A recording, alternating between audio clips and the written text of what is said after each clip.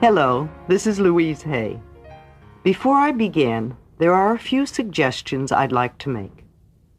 I have set up my book to take you through a session, just as I would if you came to me as a private client or attended one of my workshops.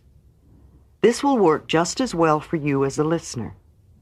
If you will do the exercises progressively as they appear in the text, by the time you have finished, you will have begun to change your life. I suggest you listen through the tape once, then listen again, only this time do each exercise in depth. Give yourself time to work with each one. Each chapter opens with an affirmation. Each one of these is good to use when you are working on that area of your life. Take 2 or 3 days to study and work with each chapter. Keep saying and writing the affirmation that opens the chapter. The chapters close with a treatment. This is a flow of positive ideas designed to change consciousness. Go through this treatment several times a day. Know that when you work with these ideas, my loving support is with you. You can heal your life. Chapter 1. What I believe. The gateways to wisdom and knowledge are always open. Life is really very simple. What we give out, we get back. What we think about ourselves becomes the truth for us. I believe that everyone, myself included, is responsible for everything in our lives, the best and the worst. Every thought we think is creating our future. Each one of us creates our experiences by our thoughts and our feelings.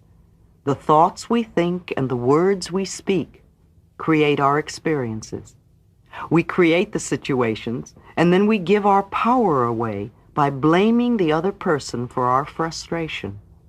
No person, no place, and no thing has any power over us, for we are the only thinkers in our mind. When we create peace and harmony and balance in our minds, we will find it in our lives. Which of these statements sound like you? People are out to get me, or everyone is always helpful? Each one of these beliefs will create quite different experiences. What we believe about ourselves and about life becomes true for us. The universe totally supports us in every thought we choose to think and believe.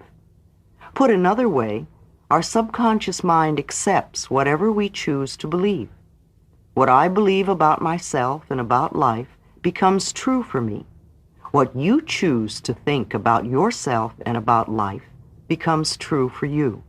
And we have unlimited choices about what we can think. When we know this, then it makes sense to choose everyone is always helpful, rather than people are out to get me. The universal power never judges or criticizes us. It only accepts us at our own value. Then it reflects our beliefs in our lives. If I want to believe that life is lonely and that nobody loves me, then that is what I will find in my world. However, if I am willing to release that belief and to affirm for myself that love is everywhere and I am loving and lovable, and to hold on to that new affirmation and to repeat it often, then it will become true for me. Now loving people will come into my life. The people already in my life will be more loving to me, and I will find myself easily expressing love to others. Most of us have foolish ideas about who we are and many, many rigid rules about how life should be lived. This is not to condemn us, for each of us is doing the very best we can at this very moment. If we knew better, if we had more understanding and awareness, then we would do it differently. Please don't put yourself down for being where you are. The very fact that you have found this tape and have discovered me means that you are ready to make a new and positive change in your life. Acknowledge this for yourself. Men don't cry. Women can't handle money. What limiting ideas to live with. When we are very little, we learn how to feel about ourselves and about life by the reactions of the adults around us. It is the way we learn what to think about ourselves and about our world. Now, if you lived with people who were very unhappy or frightened or guilty or angry, then you learned a lot of negative things about yourself and about your world. I never do anything right. It's all my fault. If I get angry, I'm a bad person. Beliefs like this create a frustrating life. When we grow up, we have a tendency to recreate the emotional environment of our early home life. This is not good or bad, right or wrong. It is just what we know inside as home. We also tend to recreate in our personal relationships the relationships we had with our mothers or with our fathers, or that they had between them. How often have you had a lover or a boss who was just like your mother or father? We also treat ourselves the way our parents treated us. We scold and punish ourselves in the same way. You can almost hear the words when you listen. We also love and encourage ourselves in the same way, if we were loved and encouraged as children. You never do anything right. It's all your fault. How often have you said this to yourself? You are wonderful. I love you. How often do you tell yourself this? However, I would not blame our parents. We are all victims of victims, and they could not possibly have taught us anything they did not know. If your mother did not know how to love herself, or your father did not know how to love himself, then it would be impossible for them to teach you to love yourself. They were doing the best they could with what they had been taught as children. If you want to understand your parents more, get them to talk about their own childhood. And if you listen with compassion, you will learn where their fears and rigid patterns came from. Those people who did all that stuff to you were just as frightened and scared as you are. I believe we choose our parents. Each one of us decides to incarnate upon this planet at particular points in time and space. We have chosen to come here to learn a particular lesson that will advance us upon our spiritual, evolutionary pathway. We choose our sex, our color, our country, and then we look around for the particular set of parents who will mirror the pattern we are bringing in to work on in this lifetime. Then when we grow up, we usually point our fingers accusingly at our parents and whimper, "You did it to me."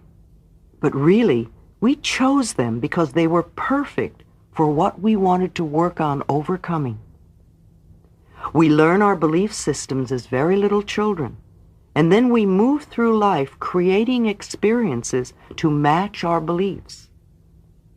Look back in your own life and notice how often you have gone through the same experience. Well, I believe you created those experiences over and over because they mirrored something you believed about yourself.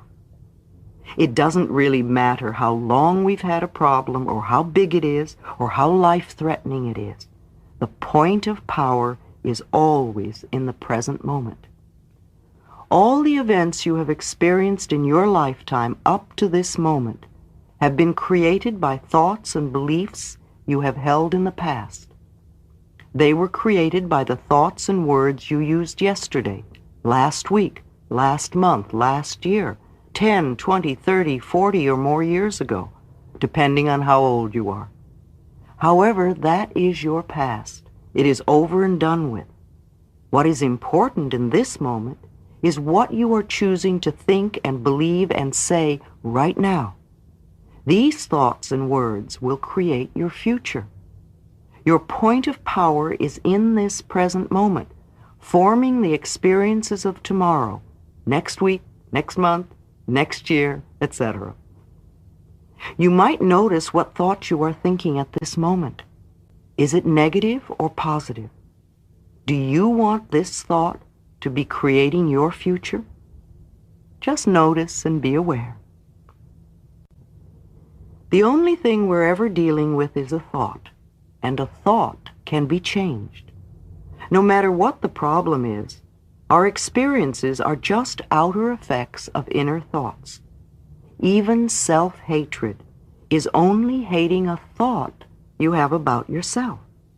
You have a thought that says, I'm a bad person, and this thought produces a feeling, and you buy into the feeling. However, if you don't have the thought, you won't have the feeling. And thoughts can be changed. Change the thought and the feeling must go. This is only to show us where we get many of our beliefs. But let us not use this information as an excuse to stay stuck in our pain. The past has no power over us. It doesn't matter how long we've had a negative pattern. The point of power is in the present moment. What a wonderful thing to realize. We can begin to be free in this moment. Believe it or not, we do choose our thoughts. We may habitually think the same thought over and over so that it does not seem like we are choosing the thought. But we did make the original choice. We can refuse to think certain thoughts. Look how often you have refused to think a positive thought about yourself. You can also refuse to think a negative thought about yourself. It seems to me that everyone on this planet who I know or have worked with is suffering from self-hatred and guilt to one degree or another. The more self-hatred and guilt we have, the less our life works. And the less self-hatred and guilt we have, the better our lives work on all levels. The innermost belief for everyone I have worked with is always, I'm not good enough. And we often add to that, and I don't do enough, or I don't deserve. Does this sound like you, often saying or implying or feeling that you are not good enough? But for whom, and according to whose standards? If this belief is very strong in you, then how can you possibly have created a loving, joyous, prosperous, healthy life?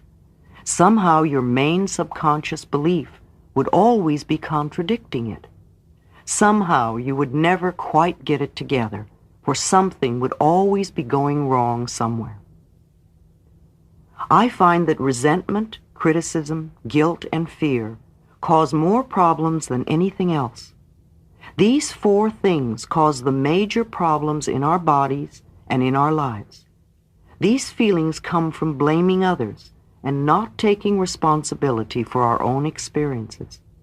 You see, if we are all responsible for everything in our lives, then there is no one to blame. Whatever is happening out there is only a mirror of our own inner thinking. I'm not condoning other people's poor behavior, but it is our beliefs that attract people who will treat us that way. If you find yourself saying, everyone always does such and such to me, criticizes me, is never there for me, uses me like a doormat, abuses me, then this is your pattern. There is some thought in you that attracts people who exhibit this behavior. When you no longer think that way, they will go elsewhere. You will no longer attract them. On the physical level, resentment long held can eat away at the body and become the disease we call cancer. Criticism, as a permanent habit, can often lead to arthritis in the body. Guilt always looks for punishment, and punishment creates pain. Fear and the tension it produces can create things like baldness, ulcers, and even sore feet. I have found that forgiving and releasing resentment will dissolve even cancer. While this may sound simplistic, I have seen and experienced it working. We can change our attitude toward the past. The past is over and done. We cannot change that now, yet we can change our thoughts about the past. How foolish for us to punish ourselves in the present moment because someone hurt us in the long ago past. I often say to people who have deep resentment patterns, please begin to dissolve the resentment now when it is relatively easy. Don't wait until you're under the threat of a surgeon's knife or on your deathbed when you may have to deal with panic too. When we are in a state of panic, it is very difficult to focus our minds on the healing work. We have to take time out to dissolve the fears first. If we choose to believe we are helpless victims, then the universe will support us in that belief, and we will just go down the drain. It is vital that we release these foolish, outmoded, negative ideas and beliefs that do not support us and nourish us. Even our concept of God needs to be one that is for us, not against us. To release the past, we must be willing to forgive. We need to choose to release the past and forgive everyone, ourselves included. We may not know how to forgive, and we may not want to forgive. But the very fact that we say we are willing to forgive begins the healing process. It is imperative for our own healing that we release the past and forgive everyone. I forgive you for not being the way I wanted you to be. I forgive you and I set you free. This affirmation sets us free. All disease comes from a state of unforgiveness. Whenever we are ill, we need to search our hearts to see who it is we need to forgive. The very person you find it hardest to forgive is the one you need to let go of the most. Forgiveness means giving up, letting go. It has nothing to do with condoning poor behavior. It's just letting the whole thing go. We do not have to know how to forgive. All we need to do is to be willing to forgive. The universe will take care of the hows.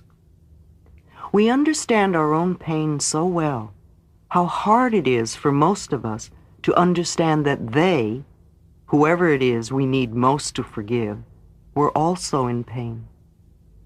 We need to understand that they were doing the best they could with the understanding, awareness, and knowledge that they had at that time.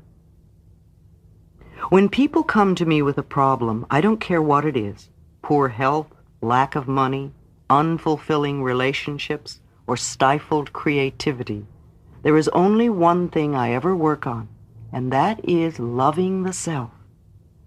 I find that when we really love and accept and approve of ourselves exactly as we are, then everything in life works. It's as if little miracles are everywhere. Our health improves, we attract more money, our relationships become more fulfilling, and we begin to express ourselves in creatively fulfilling ways. All this seems to happen without our even trying. Loving and approving of yourself, creating a space of safety, trusting and deserving and accepting, will create organization in your mind, create more loving relationships in your life, attract a new job and a new and better place to live, and even enable your body weight to normalize. People who love themselves and their bodies neither abuse themselves nor others. Self-approval and self-acceptance in the now are the main keys to positive changes in every area of our life. Loving the self, to me, begins with never, ever criticizing ourselves for anything.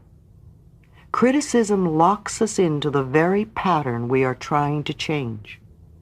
Understanding and being gentle with ourselves helps us to move out of it. Remember, you have been criticizing yourself for years, and it hasn't worked. Approve of yourself and see what happens. In the infinity of life where I am, all is perfect, whole, and complete. I believe in a power far greater than I am, that flows through me every moment of every day. I open myself to the wisdom within, knowing that there is only one intelligence in this universe. Out of this one intelligence comes all the answers, all the solutions, all the healings, all the new creations. I trust this power and intelligence, knowing that whatever I need to know is revealed to me, and that whatever I need comes to me in the perfect time, space, and sequence. All is well in my world. Chapter 2. What is the problem? It is safe to look within. My body doesn't work. It hurts, bleeds, aches, oozes, twists, blows up, limps, burns, ages, can't see, can't hear, rots away. Plus whatever else you may have created. I think I've heard them all. My relationships don't work. They are smothering, absent, demanding, don't support me, always criticizing me, unloving, never leave me alone, pick on me all the time, don't want to be bothered with me, walk all over me, never listen to me. Plus whatever else you may have created. Yes, I've heard them all too. My finances don't work. They are non-existent, seldom there, never enough, just out of reach, go out faster than they come in, won't cover the bills, slip through my fingers. Plus whatever else you may have created. Of course, I've heard them all. My life doesn't work. I never get to do what I want to do. I can't please anyone. I don't know what I want to do. There's never any time for me. My needs and desires are always left out. I'm only doing this to please them. I'm just a doormat. Nobody cares what I want to do. I have no talent. I can't do anything right. All I do is procrastinate. Nothing ever works for me. Plus whatever else you have created for yourself. All these I have heard and more. Whenever I ask a new client what is going on in their life, I usually get several of those answers. I know these complaints are only outer effects of inner thought patterns. Beneath inner thought patterns is another deeper, more fundamental pattern that is the basis of all the outer effects. I listen to the words they use as I ask some basic questions. What is happening in your life? How is your health? What do you do for a living? Do you like your work? How are your finances? How is your love life? How did the last relationship end? And the relationship before that, how did it end? Tell me about your childhood briefly. I watch body postures and facial movements. Mostly, I really listen to the words they say. Thoughts and words create our future experiences. As I listen, I understand why clients have particular problems. The words we speak are indicative of our inner thought patterns.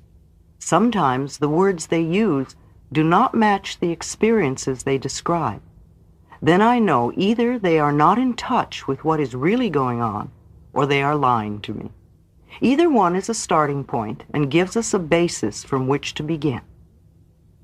Exercise. I should. The next thing I do is to give them a pad and pen and ask them to write on the top of the page, I should.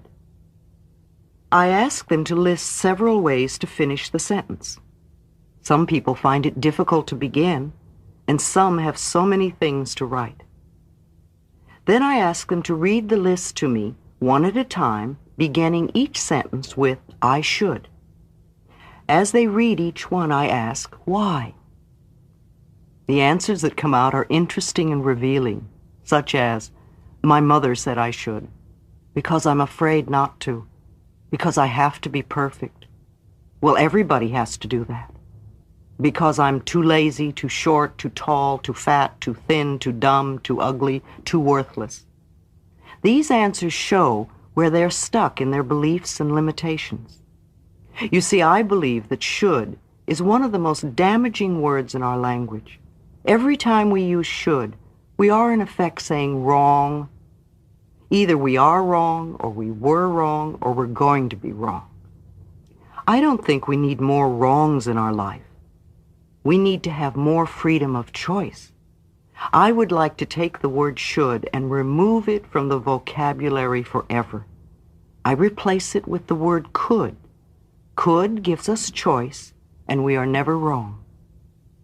Then I ask them to reread the list one at a time, except this time to begin each sentence by saying, if I really wanted to, I could. This puts a whole new light on the subject. And as they do this, I ask them gently, why haven't you? And now we hear different answers. I don't want to. I'm afraid. I don't know how. Because I'm not good enough. Too often people berate themselves for years for something they never wanted to do in the first place. Or they criticize themselves for not doing something that someone else said they should do. When they can see that, they can just drop it from the should list. What a relief that is. Look at all the people who force themselves for years into a career they don't like only because their parents said they should become a dentist or a teacher. How often have we felt inferior because we were told we should be smarter or richer or more creative? What is there on your should list that could be dropped with a sense of relief? We notice that many of the things we thought we should do are things we never wanted to do, and that we were only trying to please others. So many times it is because we are afraid or feel that we're not good enough. We start a process of releasing the feeling of being wrong because we are not fitting someone else's standards. Next, I explain to my clients my philosophy of life. Remember, I believe life is really very simple. What we give out, we get back. The universe supports every thought we choose to think and to believe. When we are little, we learn how to feel about ourselves by the reactions of the adults around us. These beliefs will be recreated as experiences as we grow up. With thought patterns, the point of power is always in the present moment. Changes can begin in this moment. In sessions with clients, I explain that no matter what their problem seems to be, there is only one thing I ever work on with anyone. This is loving the self. Love is the miracle cure. Loving ourselves works miracles. I'm not talking about vanity or arrogance or being stuck up, for that is not love. That is only fear. I am talking about having a great respect for ourselves and a gratitude for the miracle of our body and of our mind. Love to me is appreciation to such a degree that it fills my heart to overflowing. Love goes in any direction. I can feel love for the very process of life itself, the joy of being alive, the beauty I see, another person, knowledge, the process of the mind, our bodies and the way they work, animals, birds, fishes, vegetation in all its forms, the universe and the way it works. What can you add to this list? Let's look at some of the ways we don't love ourselves. We scold and criticize ourselves endlessly. We mistreat our bodies with food or alcohol or drugs. We choose to believe we are unlovable. We are afraid to charge a decent price for our services. We create illnesses and pain in our bodies. We procrastinate on things that would benefit us. We live in chaos and disorder. We create debt and burdens. We attract lovers and mates that belittle us. What are some of your ways? If we deny our good in any way, it is an act of not loving ourselves. I remember I worked with a client who wore glasses, and one day we released an old fear from childhood, and the next day she awakened to find that her contact lenses were bothering her too much to wear. And she looked around and found her eyesight was perfectly clear. Yet she spent the whole day saying, "I don't believe it, I don't believe it." And the next day, she was back to wearing contacts. Our subconscious mind has no sense of humor. She couldn't believe that she had created perfect eyesight. Lack of self-worth is another expression of not loving ourselves. Tom was a very good artist, and he had several wealthy clients who loved to have him decorate a wall or two in their homes. Yet somehow he was always behind in his own bill paying. His original quote was never enough to cover the time involved to complete the work. Anyone who gives a service or creates a one-of-a-kind product can charge any price. People with wealth love to pay for what they get. It gives the item more value. More examples of lack of self-worth. Our partner is tired and grouchy, and we wonder what we have done wrong to cause it. He takes us out once or twice and never calls again. We think something is wrong with us. Our marriage ends, and we are sure we're a failure. We're afraid to ask for a raise. Our bodies do not match those in Gentleman's Quarterly or Vogue magazine, and we feel inferior. We don't make the sale or get the part, and we're sure we're not good enough. We're afraid of intimacy and allowing anyone to get too close, so we have anonymous sex. We can't make decisions because we're sure they'll be wrong. How do you express your lack of self-worth? How perfect you were when you were a tiny baby.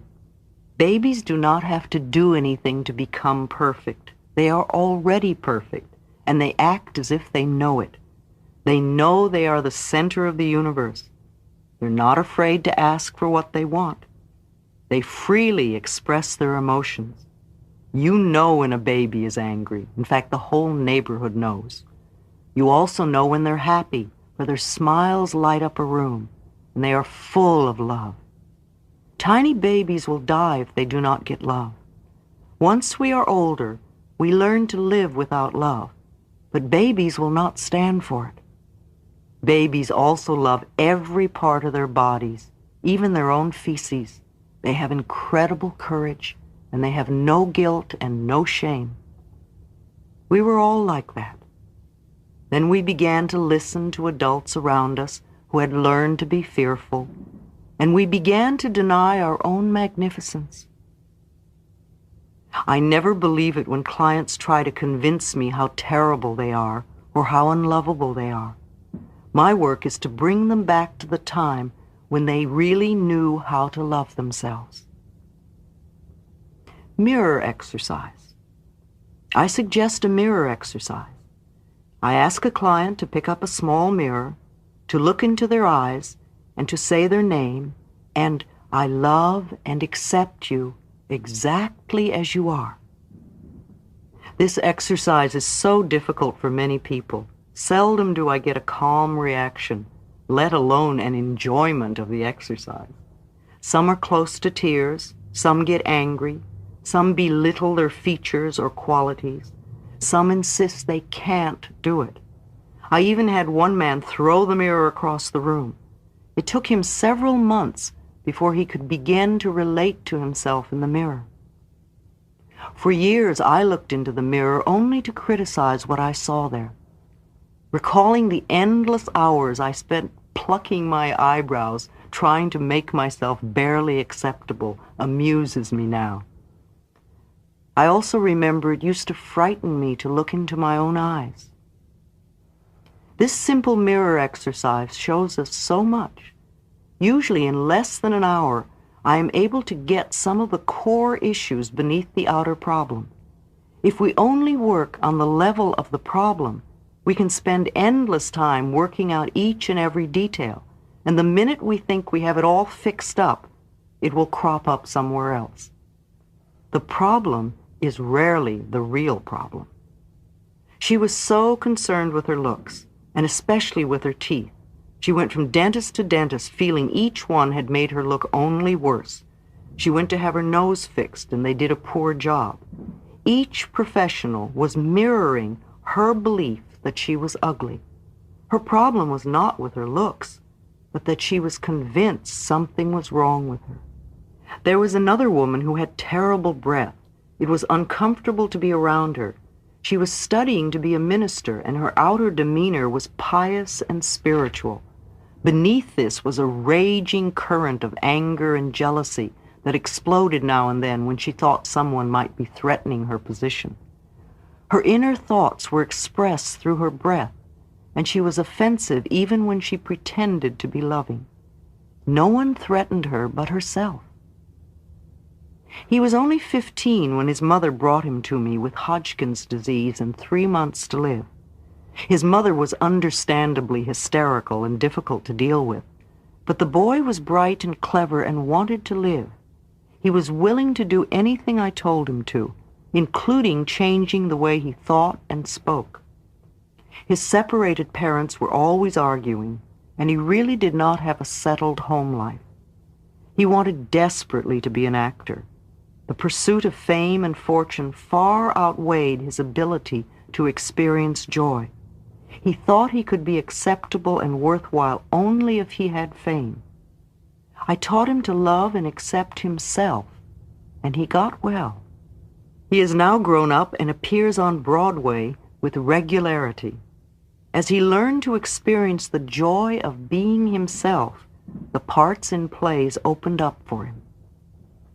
Being overweight is another example of how we waste a lot of energy trying to correct a problem that is not the real problem. People often spend years and years fighting fat and are still overweight. They blame all their problems on being overweight. The excess weight is only an outer effect of a deep inner problem. When we feel frightened or insecure or not good enough, many of us will put on extra weight for protection. To spend our time berating ourselves for being too heavy, to feel guilty about every bite of food we eat, to do all the numbers we do on ourselves when we gain weight, are just a waste of time. 20 years later, we can still be in the same situation because we have not even begun to deal with the real problem. All we have done is to make ourselves more frightened and insecure, and then we need more weight for protection. So I refuse to focus on excess weight or on diets. The only diet that does work is a mental diet, dieting from negative thoughts. I say to clients, let's just put that issue to one side for the time being while we work on a few other things first. They will often tell me that they can't love themselves because they are so fat, or as one girl put it, too round at the edges. I explain that when we begin to love and approve of ourselves, it's amazing how weight just disappears from our bodies. Sometimes clients even get angry with me as I explain how simple it is to change their lives. They may feel I do not understand their problems. One woman became very upset and said, I came here to get help with my dissertation, not learn to love myself. To me, it was so obvious that her main problem was a lot of self-hatred, and that this permeated every part of her life, including writing her dissertation. She could not succeed at anything as long as she felt so worthless. She couldn't hear me and left in tears, coming back 1 year later with the same problem, plus a lot of other problems. Some people are not ready, and there is no judgment. We all begin to make our changes in the right time-space sequence for us. The real problem. So here is a client who has just looked into the harmless little mirror, and they are all upset. I smile with delight and say, "Good, now we are looking at the real problem. Now we can begin to clear out what is really standing in your way." I talk more about loving the self, about how, for me, loving the self begins with never ever criticizing ourselves for anything. I watch their faces as I ask them if they criticize themselves, and their reactions tell me so much. Well, of course I do. All the time. Not as much as I used to. Well, how am I going to change if I don't criticize myself? Doesn't everyone? To the latter I answer, we are not talking about everyone. We are talking about you. Why do you criticize yourself? What is wrong with you? And as they talk, I make a list. What they often say coincides with their should list. They may feel they are too tall, too short, too fat, too thin, too dumb, too old, too young, too ugly, or that they're too late, too early, too lazy, and on and on and on. It's almost always too something. Finally, we get down to the bottom line, and they say, "I am not good enough." Hurrah, hurrah, we finally found the central issue. They criticize themselves because they have learned to believe they are not good enough. Clients are always amazed at how fast we've gotten to this point. Now we do not have to bother with any of the side effects like body problems, relationship problems, money problems, or the lack of creative expression. We can put all our energy into dissolving the cause of the whole thing, not loving the self. In the infinity of life where I am, all is perfect, whole, and complete. I am always divinely protected and guided. It is safe for me to look within myself. It is safe for me to look into the past. It is safe for me to enlarge my viewpoint of life. I am far more than my personality, past, present, or future. I now choose to rise above my personality problems, to recognize the magnificence of my being. I am totally willing to learn to love myself. All is well in my world. Chapter 3. Where does it come from? The past has no power over me. All right, we've gone through a lot of stuff, and we've sifted through what we thought the problem was. Now we come up with what I believe is the real problem. We feel we are not good enough, and there is a lack of self-love. From the way I look at life, if there is any problem, then this has to be true.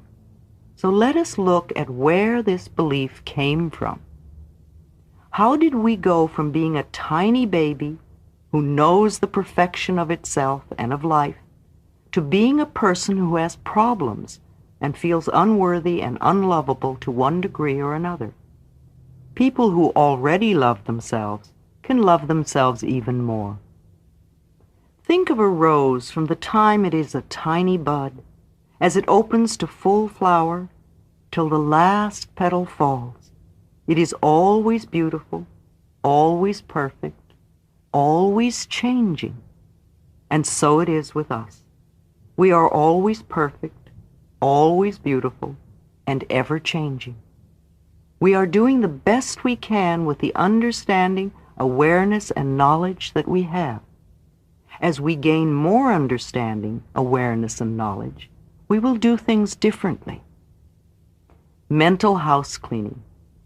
Now is the time to take a look at some of the beliefs that have been running us. Some people find this part of the cleansing process very painful, but it need not be. We must look at what is there before we can clean it out. If you want to clean a room thoroughly, you will pick up and examine everything in it. Some things you will look at with love, and you will dust them or polish them to give them new beauty. Some things you will see need refinishing or repair, and you will make a note to do that.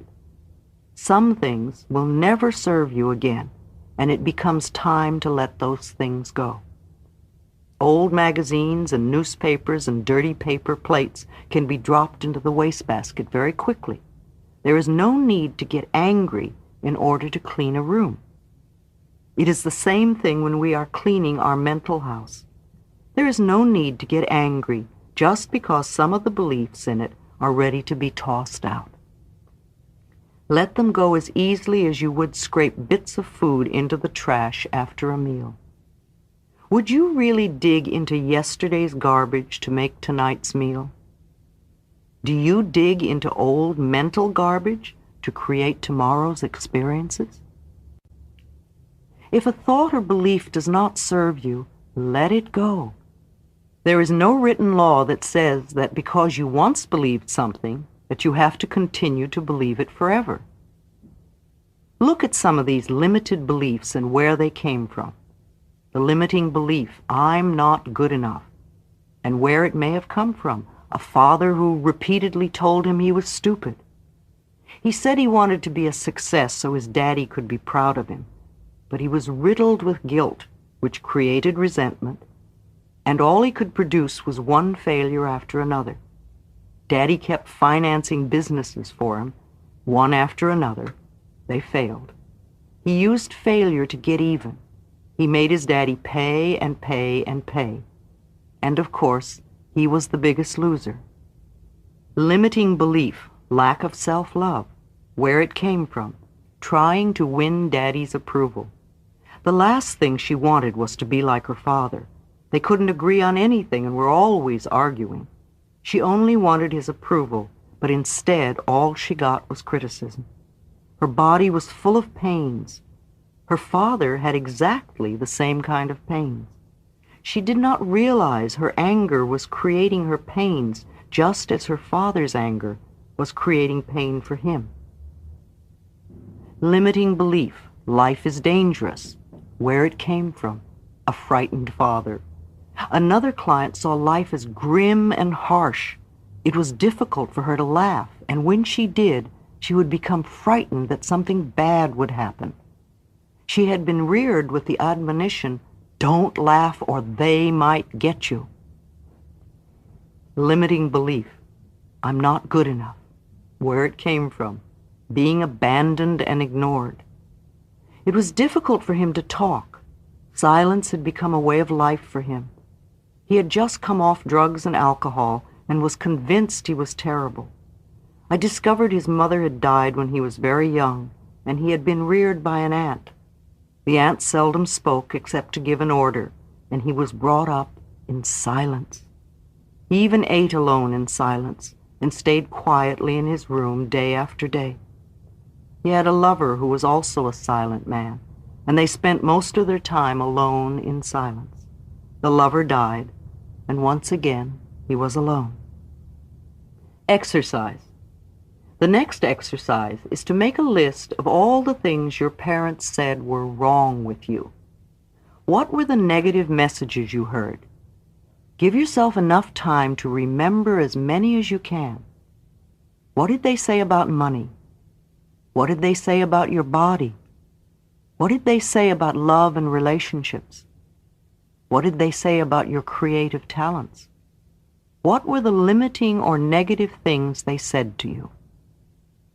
If you can, just look objectively at these items and say to yourself, so that's where that belief came from. Now let's dig a little deeper. What other negative messages did you hear as a child? From relatives? From teachers? From friends? From authority figures? From your church? Write them all down. Take your time and be aware of what feelings are going on in your body. What you have are the thoughts that need to be removed from your consciousness. These are the very beliefs you have that are making you feel not good enough. Seeing yourself as a child. If we were to take a 3-year-old child and put it in the middle of the room, and you and I were to start yelling at the child, telling it how stupid it was, how it could never do anything right, how it should do this and shouldn't do that, and look at the mess it made, and maybe we hit it a few times. We will end up with a frightened little child who sits in the corner, or one who tears up the place. The child will go one of these two ways, but we will never know the potential of that child. If we take the same little child and tell it how much we love it, how much we care, that we love the way it looks, and love how bright and clever it is, that we love the way it does things, and that it's okay for it to make mistakes as it learns, and that we will always be there for it no matter what, then the potential that comes out of that child will blow your mind. Each one of us has a 3-year-old child within us, and we often spend most of our time yelling at that kid in ourselves. Then we wonder why our lives don't work. If you had a friend who was always criticizing you, would you want to be around that person? Perhaps you were treated this way as a child, and that is sad. However, that is a long time ago, and if you are now choosing to treat yourself in the same way, then it is sadder still. So now, here in front of us, we have a list of the negative messages we heard as a child. How does this list correspond with what you believe to be wrong with you? Are they almost the same? Probably yes. We base our life script on our early messages. We are all good little children and obediently accept what they tell us as truth. It would be very easy just to blame our parents and be victims for the rest of our lives. But that wouldn't be very much fun, and it certainly wouldn't get us out of our stuck position. Blaming your family. Blame is one of the surest ways to stay in a problem. In blaming another, we give our power away. Understanding enables us to rise above the issue and take control of our future. The past cannot be changed. The future is shaped by our current thinking. It is imperative for our freedom to understand that our parents were doing the best they could with the understanding, awareness, and knowledge that they had. Whenever we blame someone else, we are not taking responsibility for ourselves. Those people who did all those terrible things to you were just as frightened as you are. They felt just the same helplessness as you. The only things they could possibly teach you are what they had been taught. How much do you know about your parents' childhood, especially before the age of 10? If it is still possible for you to find out, ask them. If you're able to find out about your parents' childhoods, you will more easily understand why they did what they did. Understanding will bring you compassion. If you can't find out, try to imagine what it must have been like for them. What kind of childhood would create an adult like that? You need this knowledge for your own freedom. You can't free yourself until you free them. You can't forgive yourself until you forgive them. If you demand perfection from them, you will demand perfection from yourself, and you will be miserable all your life. Choosing our parents. I agree with the theory that we choose our parents. The lessons we learn seem perfectly matched to the weaknesses of the parents we have. I believe that we are all on an endless journey through eternity. We come to this planet to learn particular lessons that are necessary for our spiritual evolution. We choose our sex, our color, our country, and then we look around for the perfect set of parents who will mirror our patterns. Our visits to this planet are like going to school. If you want to become a beautician, you go to beauty school. If you want to become a mechanic, you go to mechanic school. If you want to become a lawyer, you go to law school. The parents you pick this time around are the perfect couple who are experts in what you have chosen to learn. When we grow up, we have a tendency to point our fingers accusingly at our parents and say, "You did it to me." But I believe we chose them. Listening to others. Our older brothers and sisters are like gods to us when we are little. If they were unhappy, they probably took it out on us physically or verbally. They might have said things like, "I'll tell on you for," instilling guilt. "You're just a baby, you can't do that. You're too stupid to play with us." Teachers at school often influence us greatly. In the 5th grade, a teacher told me emphatically that I was too tall to be a dancer. I believed her and put away my dancing ambitions till I was too old to make dancing a career.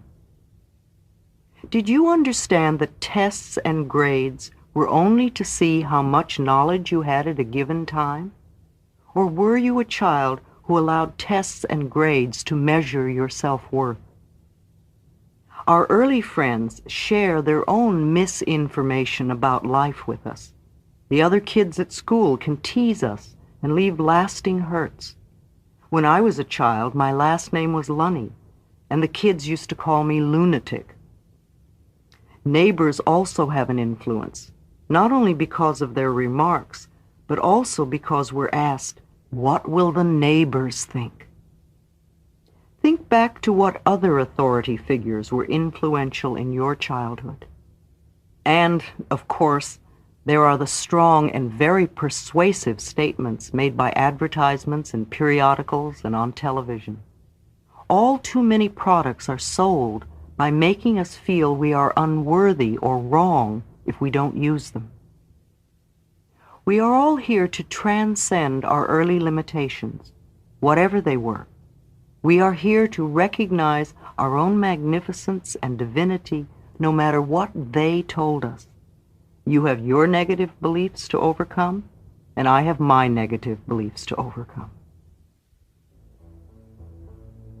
In the infinity of life where I am, all is perfect, whole, and complete. The past has no power over me, because I am willing to learn and to change. I see the past as necessary to bring me where I am today. I am willing to begin where I am right now to clean the rooms of my mental house. I know it does not matter where I start, so I now begin with the smallest and the easiest rooms, and in that way I will see results quickly.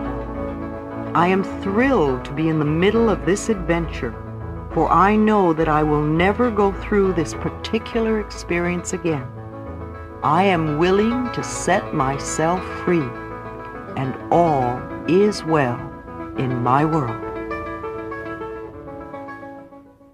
Chapter 4. Is it true? Truth is the unchangeable part of me. The question, is it true or real, has two answers, yes and no. It is true if you believe it to be true. It is not true if you believe it isn't true. The glass is both half full and half empty, depending on how you look at it. There are literally billions of thoughts we can choose. Most of us choose to think the same kinds of thoughts our parents used to think. But we don't have to continue to do this. There is no law written that says we can only think in one way.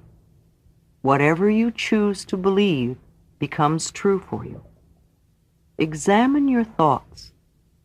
Whatever we believe becomes true for us. If you have a sudden financial disaster, then on some level you may believe you are unworthy of being comfortable with money, or you believe in burdens and debt, or you believe that nothing good ever lasts. Do you believe that life is out to get you? Or, as I hear so often, I just can't win? If you seem unable to attract a relationship, you may believe nobody loves me, or I am unlovable. Perhaps you fear being dominated as your mother was, or maybe you think people are just out to hurt me. If you have poor health, you may believe illness runs in our family, or that you are a victim of the weather. Or perhaps it's I was born to suffer, or it's just one thing after another. Or you may have a different belief. Perhaps you're not even aware of your belief. Most people really aren't. They just see the outer circumstances as being the way the cookie crumbles. Until someone can show you the connection between the outer experience and the inner thought, you remain a victim of life. The problem could be a financial disaster, and the belief may be, I'm not worthy of having money. Or the problem could be no friends, with the belief nobody loves me.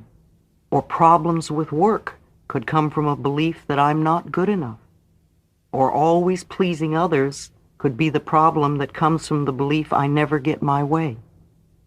The problem comes from a thought pattern, and thought patterns can be changed.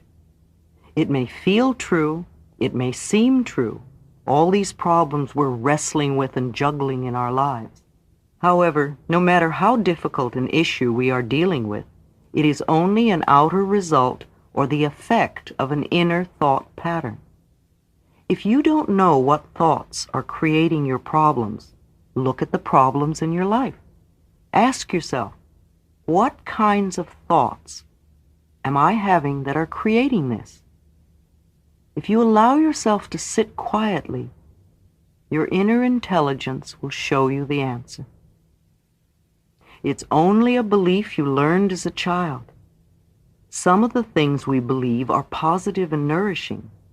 These thoughts serve us well all of our lives, such as look both ways before you cross the street. Other thoughts are very useful at the beginning, but as we grow older, they are no longer appropriate.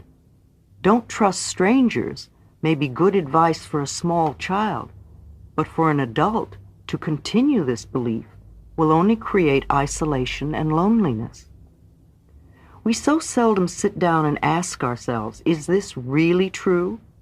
For instance, why do I believe things like, it's difficult for me to learn? Is that true for me now? Where did that belief come from? Do I still believe it because a first-grade teacher told me that over and over? Would I be better off if I dropped that belief? Beliefs that boys don't cry and girls don't climb trees create men who hide their feelings and women who are afraid to be physical. If we were taught as a child that the world is a frightening place, then everything we hear that fits that belief we will accept as true for us. The same is true for don't trust strangers, don't go out at night, or people cheat you. On the other hand, if we could be taught early in life that the world is a safe place, then we would hold other beliefs. We could easily accept that love is everywhere, and people are so friendly, and I always have whatever I need. If you were taught as a child that it's all my fault, then you will walk through your life feeling guilty no matter what happens. Your belief will turn you into someone who's constantly saying, I'm sorry, I'm sorry. If you learn to believe as a child, I don't count, then this belief will always keep you at the end of the line wherever you are. Sometimes you will feel you're invisible when others fail to notice you. Did your childhood circumstances teach you to believe nobody loves me? Then surely you will be lonely. Even when you bring a friend or a relationship into your life, it will be short-lived. Did your family teach you there is not enough? Then I'm sure you often feel as though the cupboard is bare, or you find you just get by, or are always in debt. I had a client who had been brought up in a household where they believed everything is wrong and can only get worse. His main joy in life was playing tennis, and then he hurt his knee. He went to every doctor he could find, and it only became worse, and finally he could not play at all. Another person had been brought up as a preacher's son, and as a child he was taught that everybody else comes first. The preacher's family always came last. Today he's wonderful at helping his clients get the best deal, yet he's usually in debt with little pocket money. His belief still makes him last in line. If you believe it, it seems true. How often have we said, "That's the way I am," or "That's the way it is"? Those words are saying that that's what we believe to be true for us. Usually what we believe is someone else's opinion we have incorporated into our belief systems. No doubt it fits right in with all the other things we believe. Are you one of the many people who will get up in the morning, see that it's raining, and say, "Oh, what a lousy day"? It is not a lousy day. It is only a wet day. If we wear the appropriate clothing and change our attitude, we can have a lot of rainy day fun. If it is really our belief that rainy days are lousy days, then we will always greet rain with a sinking heart. We will fight the day rather than flow with what is happening at the moment. There is no good or bad weather. There is just weather and our individual reactions to it. If we want a joyous life, we must think joyous thoughts. If we want a prosperous life, we must think prosperous thoughts. If we want a loving life, we must think loving thoughts. Whatever we send out mentally or verbally will come back to us in like form. Each moment is a new beginning. The point of power is always in the present moment. You are never stuck. This is where changes take place, right here and right now in our own minds. Doesn't matter how long we've had a negative pattern, or an illness, or a poor relationship, or lack of finances, or self-hatred. We can begin to make a shift today. Your problem no longer needs to be the truth for you. It can now fade back to the nothingness from whence it came. You can do it. Remember, you are the only person that thinks in your mind. You are the power and authority in your world. Your thoughts and beliefs of the past have created this moment, and all the moments up to this moment. What you are now choosing to believe and think and say will create the next moment, and the next day, and the next month, and the next year. Yes, you, darling. I could give you marvelous advice coming from my years of experience, yet you can continue to choose to think the same old thoughts. You can refuse to change and keep all your problems. You are the power in your world. You get to have whatever you choose to think. This moment begins the new process. A new beginning for you is right here and right now. Isn't that great to know? This moment, the point of power, is where the change begins. Stop for a moment and catch your thought. What are you thinking right now?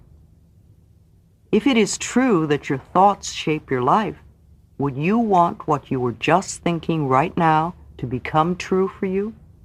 If it's a thought of worry or anger or hurt or revenge or fear, how do you think this thought will come back to you? It is not always easy to catch our thoughts because they move so swiftly. However, we can begin right now to watch and listen to what we say. If you hear yourself expressing negative words of any sort, stop in mid-sentence. Either rephrase the sentence or just drop it. You could even say to it, "Out." Imagine yourself in line at a cafeteria, or perhaps at a buffet table in a luxurious hotel. Instead of dishes of food, there are dishes of thoughts. You get to choose any and all thoughts you wish. These thoughts create your future experiences. Now, if you choose thoughts that will create problems and pain, that's rather foolish. It's like choosing food that always makes you ill. We may do this once or twice, but soon we learn which foods upset our bodies. We stay away from them. Let us stay away from thoughts that create problems and pain. One of my early teachers, Dr. Raymond Charles Barker, would repeatedly say, "When there is a problem, there is not something to do, there is something to know." Our minds create our future. When we have something in our present that is undesirable, then we must use our minds to change the situation. and we can begin to change it this very second. It is my deep desire that the topic, how your thoughts work, be the very first subject taught in school. I have never understood the importance of having children memorize battle dates. It seems such a waste of mental energy. Instead, we could teach them important subjects such as how the mind works, how to handle finances, how to invest money for financial security, how to be a parent, how to create good relationships, and how to create and maintain self-esteem and self-worth. Imagine what a whole generation of adults would be like if they had been taught these subjects along with a regular curriculum. Think how these truths would manifest. We would have happy people who feel good about themselves. We would have people who are comfortable financially and who enrich the economy by investing their money wisely. They would have good relationships. They would be comfortable in parenthood and create another generation of children who feel good about themselves. Within all this, each person would remain an individual expressing their own creativity. There's no time to waste. Let's continue with our work. In the infinity of life where I am, all is perfect, whole, and complete. I no longer choose to believe in old limitations and lacks. I now choose to begin to see myself as the universe sees me, perfect, whole, and complete. I am now perfect, whole, and complete. I will always be perfect, whole, and complete. I now choose to live my life from this understanding. I am in the right place at the right time, doing the right thing. All is well in my world. Chapter 5. What do we do now? I see my patterns and I choose to make changes. We decide to change. Throwing up our hands in horror at what we may call the mess of our lives and just giving up are the ways many people react. Others get angry at themselves or at life and also give up. By giving up, I mean deciding it's all hopeless and impossible to make any changes, so why try? The rest of it goes, just stay the way you are. At least you know how to handle that pain. You don't like it, but it's familiar, and you hope it won't get any worse. To me, habitual anger is like sitting in a corner with a dunce hat on. Does this sound familiar? Something happens and you get angry. Something else happens and you get angry again. Something else happens and once again you get angry. But you never go beyond getting angry. What good does that do? It seems foolish to waste your time getting angry. It's also a refusal to see life in a new and different way. It would be helpful to ask yourself how you are creating so many situations to become angry at. What are you believing that causes all these frustrations? What are you giving out that attracts in others the need to irritate you? Why do you believe that to get your way, you need to get angry? Whatever you give out comes back to you. The more you give out anger, the more you are creating situations for you to get angry at, like sitting in a corner wearing a dunce hat, going nowhere. Do these statements bring up feelings of anger? Good. It must be hitting home. This is something you could be willing to change. Make a decision to be willing to change. If you really want to know how stubborn you are, just approach the idea of being willing to change. We all want to change, to have situations become better and easier. However, we do not want to change. We would rather they change. In order to have this happen, we must change inside. We must change our way of thinking, change our way of speaking, change our way of expressing ourselves. Only then will the outer changes occur. This is the next step. We are now fairly clear on what the problems are and where they come from. Now it is time to be willing to change.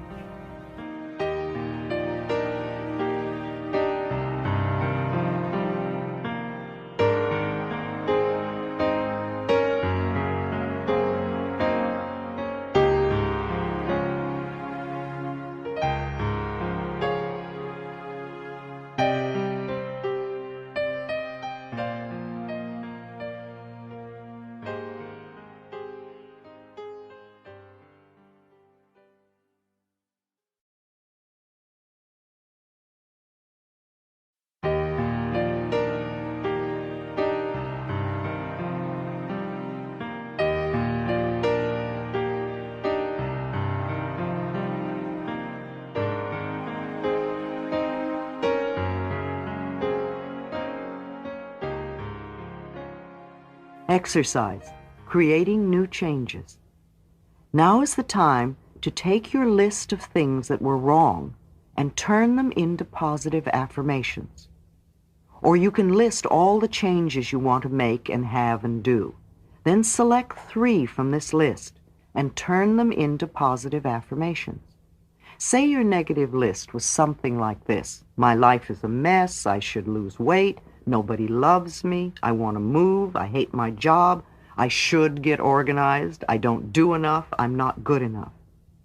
You can then turn them around to this: I am willing to release the pattern in me that created these conditions. I am in the process of positive changes. I have a happy, slender body.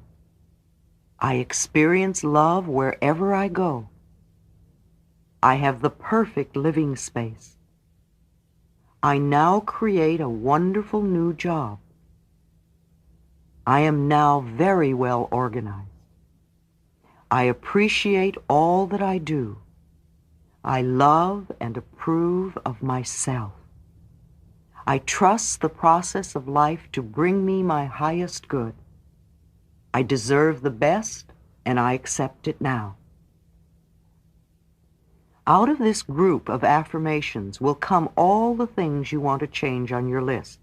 Loving and approving of yourself, creating a space of safety, trusting and deserving and accepting will enable your body weight to normalize. They will create organization in your mind, create loving relationships in your life, attract a new job and a new place to live. It is miraculous the way a tomato plant grows. It is miraculous the way we can demonstrate our desires.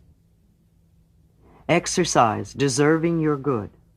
Do you believe you deserve to have what you desire?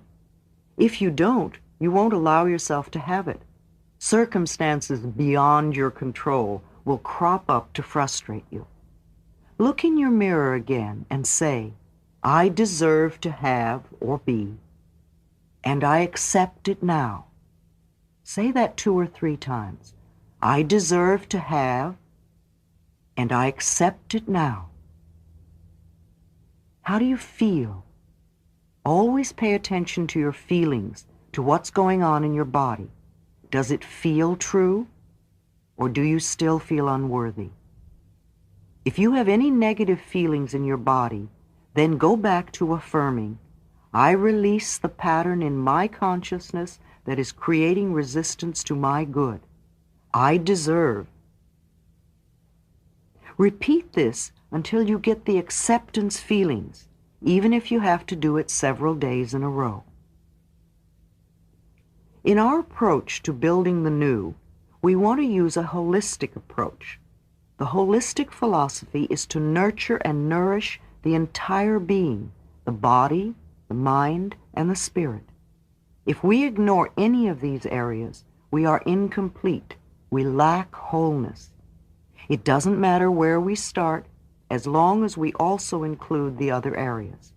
If we begin with the body, we would want to work with nutrition, to learn the relationship between our choice of food and beverages and how they affect the way we feel. We want to make the best choices for our body. There are herbs and vitamins, homeopathy, Bach flower remedies. We might even explore colonics. We would also want to find a form of exercise that appeals to us. Exercise is something that strengthens our bones and keeps our bodies young. In addition to sports and swimming, there are dancing, tai chi, martial arts, and yoga. I love my trampoline and use it daily, and my slant board enhances my periods of relaxation. We might want to explore some form of body work, such as Rolfing or Heller work or Traeger. Massage, foot reflexology, acupuncture, or chiropractic work are all beneficial. There are also the Alexander method, bioenergetics, Feldenkrais, touch for health. Now, with the mind, we could explore visualization techniques, guided imagery, and affirmations. There are lots of psychological techniques, Gestalt, hypnosis, rebirthing, psychodrama, past life regressions, art therapy, even dream work.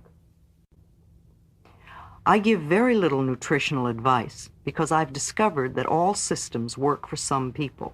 I do have a local network of good practitioners in the holistic field, and I refer clients to them when I see the necessity for nutritional knowledge. This is an area where you must find your own way or go to a specialist who can test you. Many of the books on nutrition have been written by persons who were very ill and worked out a system for their own healing. However, everyone is not alike. For instance, the macrobiotic and the natural raw food diets are two totally different approaches. The raw food people never cook anything, seldom eat bread or grains, and are very careful not to eat fruits and vegetables at the same meal, and they never use salt. The macrobiotic people cook almost all of their food, have a different system of food combining, and use a lot of salt. Both systems work. Both systems have healed bodies. My personal nutritional approach is simple. If it grows, eat it. If it doesn't grow, don't eat it. Be conscious of your eating. It's like paying attention to our thoughts. We can also learn to pay attention to our bodies and the signals we get when we eat different things. Cleaning the mental house after a lifetime of indulging in negative mental thoughts is like going on a good nutritional program after a lifetime of indulging in junk foods. They both can often create healing crises. As you begin to change your physical diet, the body begins to throw off the accumulation of toxic residue, and as this happens, you can feel rather rotten for a few days. So it is when you make a decision to change mental thought patterns. Your circumstances can begin to seem worse for a while. Recall for a moment the end of a Thanksgiving dinner. The food is all eaten and it's time to clean the turkey pan. The pan is all burnt and crusty, so you put in hot water and soap and let it soak for a while. Then you begin to scrape the pan. Now you really have a mess, and it looks worse than ever. But just keep scrubbing away, and soon you'll have a pan as good as new. It's the same thing with cleaning up a dried-on, crusty mental pattern. When we soak it with new ideas, all the gook comes to the surface to look at. Keep doing the new affirmations, and soon you will have totally cleared an old limitation. So we have decided we are willing to change, and we will use any method that works for us. Let me describe one of the methods I have used with myself and with others. First, go look in a mirror and say to yourself, I am willing to change. Notice how you feel. If you are hesitant or resistant or just don't want to change, ask yourself why. What old belief are you holding on to? Please don't scold yourself. Just notice what it is. I'll bet that belief has been causing you a lot of trouble. I wonder where it came from. Do you know? Whether we know where it came from or not, let's do something to dissolve it now. Again, go to the mirror and looking deep into your own eyes, touch your throat and say out loud 10 times, I am willing to release all resistance. I am willing to release all resistance. Mirror work is very powerful. As children, we received most of our negative messages from others looking us straight in the eye and perhaps shaking a finger at us. Whenever we look into the mirror today, most of us will say something negative to ourselves. We either criticize our looks or berate ourselves for something. To look yourself straight in the eye and make a positive declaration about yourself is, in my opinion, the quickest way to get results with affirmations. In the infinity of life where I am, all is perfect, whole, and complete. I now choose calmly and objectively to see my old patterns, and I am willing to make changes. I am teachable. I can learn. I am willing to change. I choose to have fun doing this. I choose to react as though I have found a treasure when I discover something else to release. I see and feel myself changing moment by moment. Thoughts no longer have any power over me. I am the power in my world. I choose to be free. All is well in my world. Chapter 6, Resistance to Change. I am in the rhythm and flow of ever-changing life. Awareness is the first step in healing or changing. When we have some pattern buried deeply within us, we must become aware of it in order to heal the condition. Perhaps we begin to mention the condition, to complain about it, or to see it in other people. It rises to the surface of our attention in some way, and we begin to relate to it. We often attract a teacher, a friend, a class, or workshop, or a book to ourselves that begins to awaken new ways to approach the dissolving of the problem. My awakening began with a chance remark of a friend who had been told about a meeting. My friend did not go, but something within me responded, and I went. That little meeting was the first step on my pathway of unfoldment. I didn't recognize the significance of it until some time later. Often our reaction to this first step is to think the approach is silly or that it doesn't make sense. Perhaps it seems too easy or unacceptable to our thinking. We don't want to do it. Our resistance comes up very strong. We may even feel angry about the thought of doing it. Such a reaction is very good if we can understand that it is the first step in our healing process. I tell people that any reaction they may feel is there to show them they are already in the process of healing or changing. Many people think nothing is happening until the total healing takes place, but that is not true. The process begins the moment we begin to think about making a change. Impatience is only another form of resistance. It is resistance to learning and to changing. When we demand that it be done right now, completed at once, then we don't give ourselves time to learn the lessons involved with the problems we have created. If you want to move to another room, you have to get up and move step by step in that direction. Just sitting in your chair and demanding that you be in the other room will not work. It's the same thing. We all want our problems to be over with, but we don't want to do the small things that will add up to the solution. Now is the time to acknowledge our responsibility in having created the situation or condition. I'm not talking about having guilt, nor about being a bad person for being where you are. I am saying to acknowledge the power within you that transforms your every thought into experience. In the past, we unknowingly used this power to create things we did not want to experience. We were not aware of what we were doing. Now, by acknowledging our responsibility, We become aware and learn to use this power consciously in positive ways for our benefit. Often when I suggest a solution to the client, a new way to approach a matter of forgiving the person involved, I will see the jaw begin to clench and jut out and the arms cross tightly over the chest. Maybe even fists will form. Resistance is coming to the fore, and I know we have hit upon exactly what needs to be done. We all have lessons to learn. The things that are so difficult for us are only the lessons we have chosen for ourselves. If things are easy for us, then they are not lessons, but are things we already know. Lessons can be learned through awareness.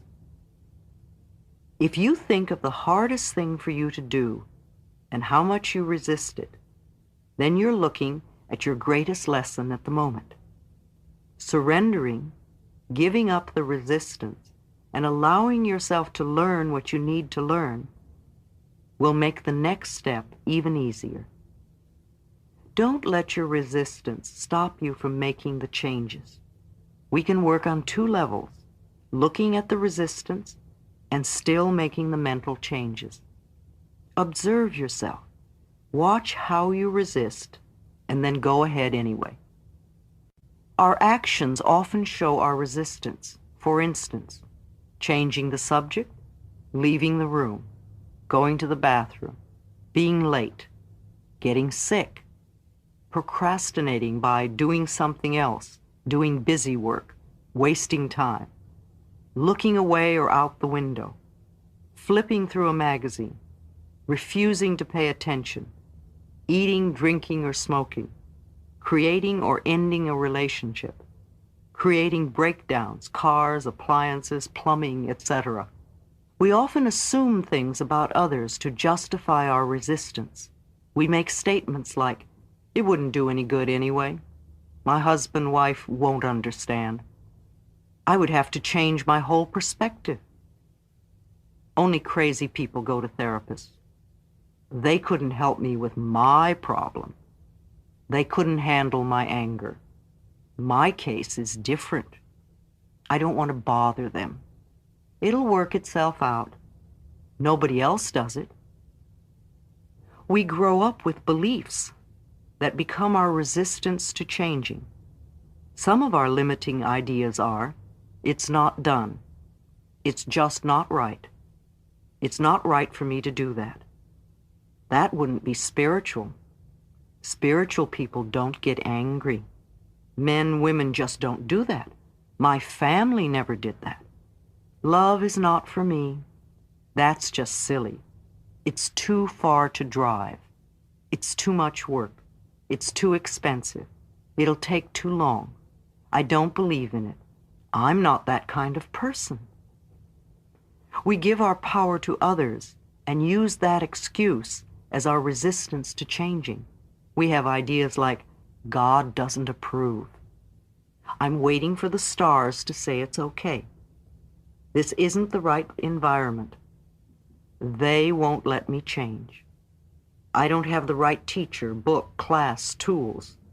My doctor doesn't want me to. I can't get time off from work. I don't want to be under their spell. It's all their fault. They have to change first. As soon as I get, then I'll do it. They don't understand. I don't want to hurt them. It's against my upbringing, religion, philosophy." We have ideas about ourselves that we use as limitations or resistance to changing. They are too old, too young, too fat, too thin, too short, too tall, too lazy, too strong, too weak, too dumb, too smart, too poor, too worthless, too frivolous, too serious, too stuck. Maybe it's all just too much. Our resistance often expresses itself as delaying tactics. We use excuses like, "I'll do it later. I can't think right now. I don't have the time right now. It would take too much time from my work. Yes, that's a good idea. I'll do it later. I have too many other things to do. I'll think about it tomorrow. I'll do it as soon as I get through with, or as soon as I get back from this trip. The time isn't right. It's too late or too soon. Denial. This form of resistance shows up in denial of the need to do any changing. Things like, there's nothing wrong with me. I can't do anything about this problem. I was all right the last time. What good would it do to change? If I ignore it, maybe the problem will go away. By far, the biggest category of resistance is fear. Fear of the unknown. Listen to these. I'm not ready yet. I might fail. They might reject me. What would the neighbors think? I don't want to open that can of worms. I'm afraid to tell my husband or wife. I don't know enough. I might get hurt. I may have to change. It might cost me money. I would rather die first or get a divorce first. I don't want anyone to know I have a problem. I'm afraid to express my feelings. I don't want to talk about it. I don't have the energy. Who knows where I might end up? I may lose my freedom. It's too hard to do. I don't have enough money now. It might hurt my back. I wouldn't be perfect. I might lose my friends. I don't trust anyone. It might hurt my image. I'm not good enough. And on and on and on the list goes. Do you recognize some of these as the way you resist? Look for the resistance in these examples. A client came to me because she was in a lot of pain. She had broken her back, her neck, and her knee in 3 separate auto accidents. Yet she was late, got lost, and then was stuck in traffic. It was easy for her to tell me all her problems, but the minute I said, "Let me talk for a moment," all sorts of turmoil began. Her contact lenses began to bother her. She wanted to sit in another chair. She had to go to the bathroom. Then her lenses had to come out. I could not keep her attention for the rest of the session. It was all resistance. She wasn't ready to let go and be healed. I discovered her sister also had broken her back twice, and so had her mother. Another client was an actor, a mime, a street performer, and quite good at it. He bragged at how clever he was at cheating others, especially institutions. He knew how to get away with almost anything, and yet he got away with nothing. He was always broke, at least a month behind in the rent, often without a telephone. His clothes were tacky, work was very sporadic, he had lots of pains in his body, and his love life was zilch. His theory was that he couldn't stop cheating until some good came into his life. Of course, with what he was giving out, no good could come into his life. He had to stop cheating first. His resistance was that he was not ready to let go of the old ways. Leave your friends alone. Too often, instead of working on our own changes, we decide which of our friends needs to change. This, too, is resistance. In the early days of my work, I had a client who would send me to all her friends in the hospital. Instead of sending them flowers, she would have me go to fix up their problems.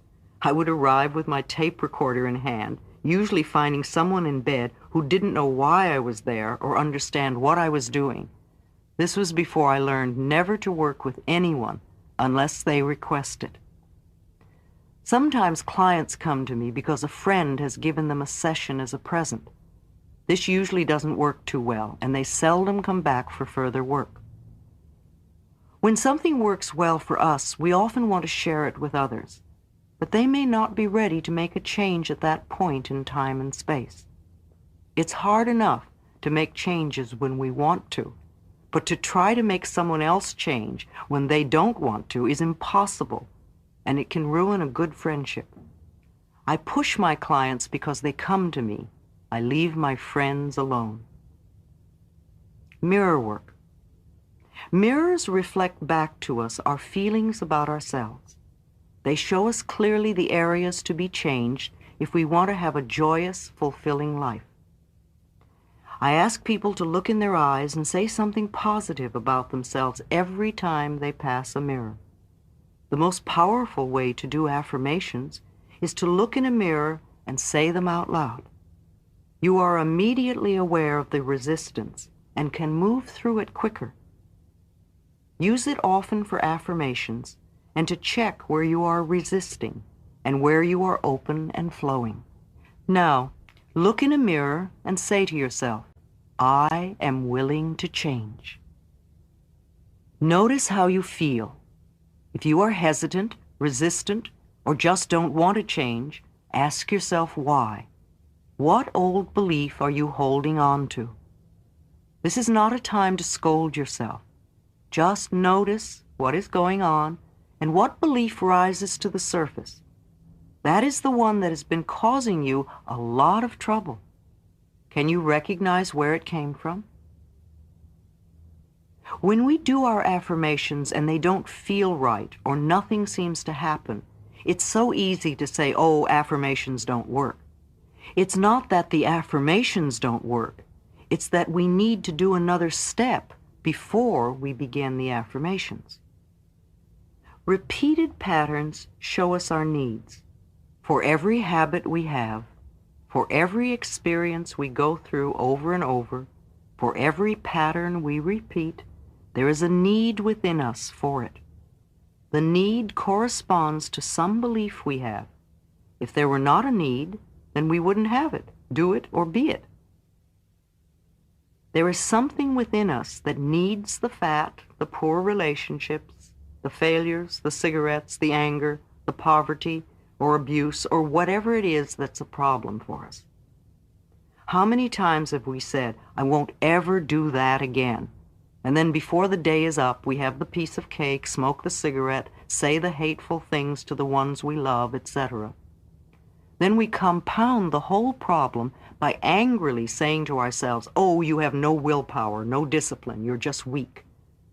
This only adds to the load of guilt we already carry. It has nothing to do with willpower or discipline.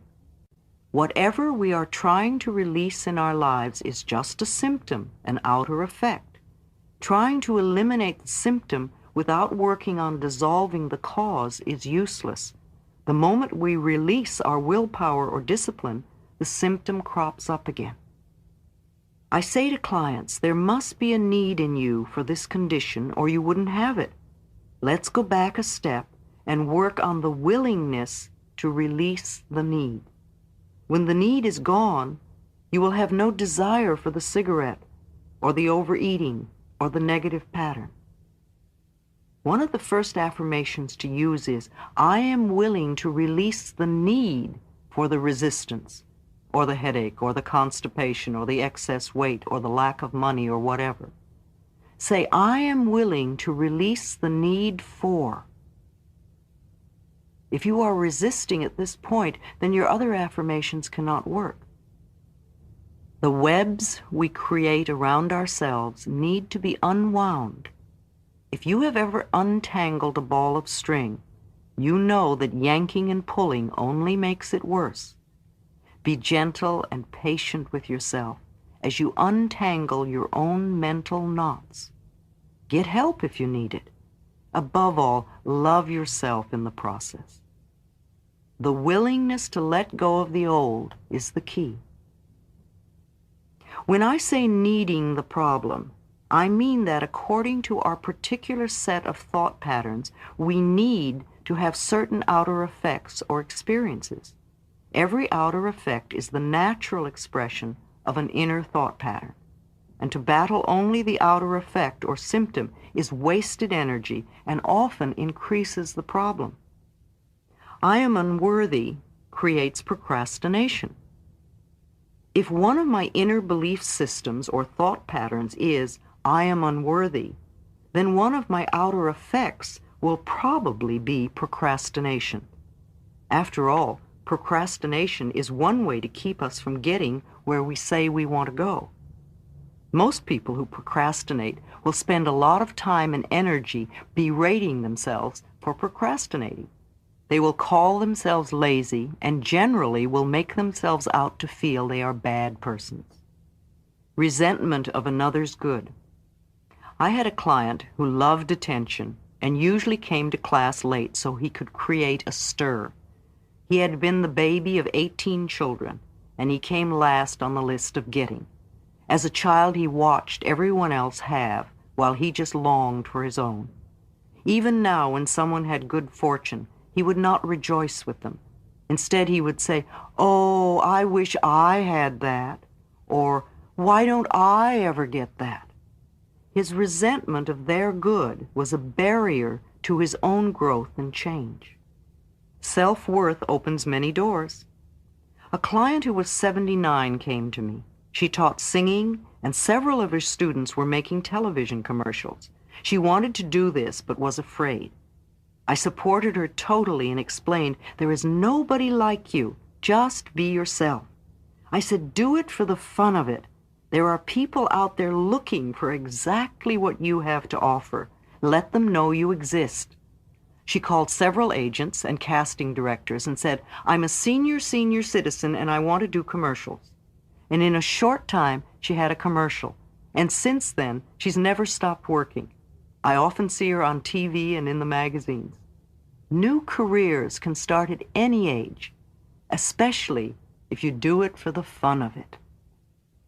Self-criticizing is totally missing the mark. It will only intensify the procrastination and laziness. The place to put the mental energy is into releasing the old and creating a new thought pattern. Say, "I am willing to release the need to be unworthy. I am worthy of the very best in life, and I now lovingly allow myself to accept it." As I spend a few days doing this affirmation over and over, my outer effect pattern of procrastination will automatically begin to fade. As I internally create a pattern of self-worth, then I no longer need to delay my own good.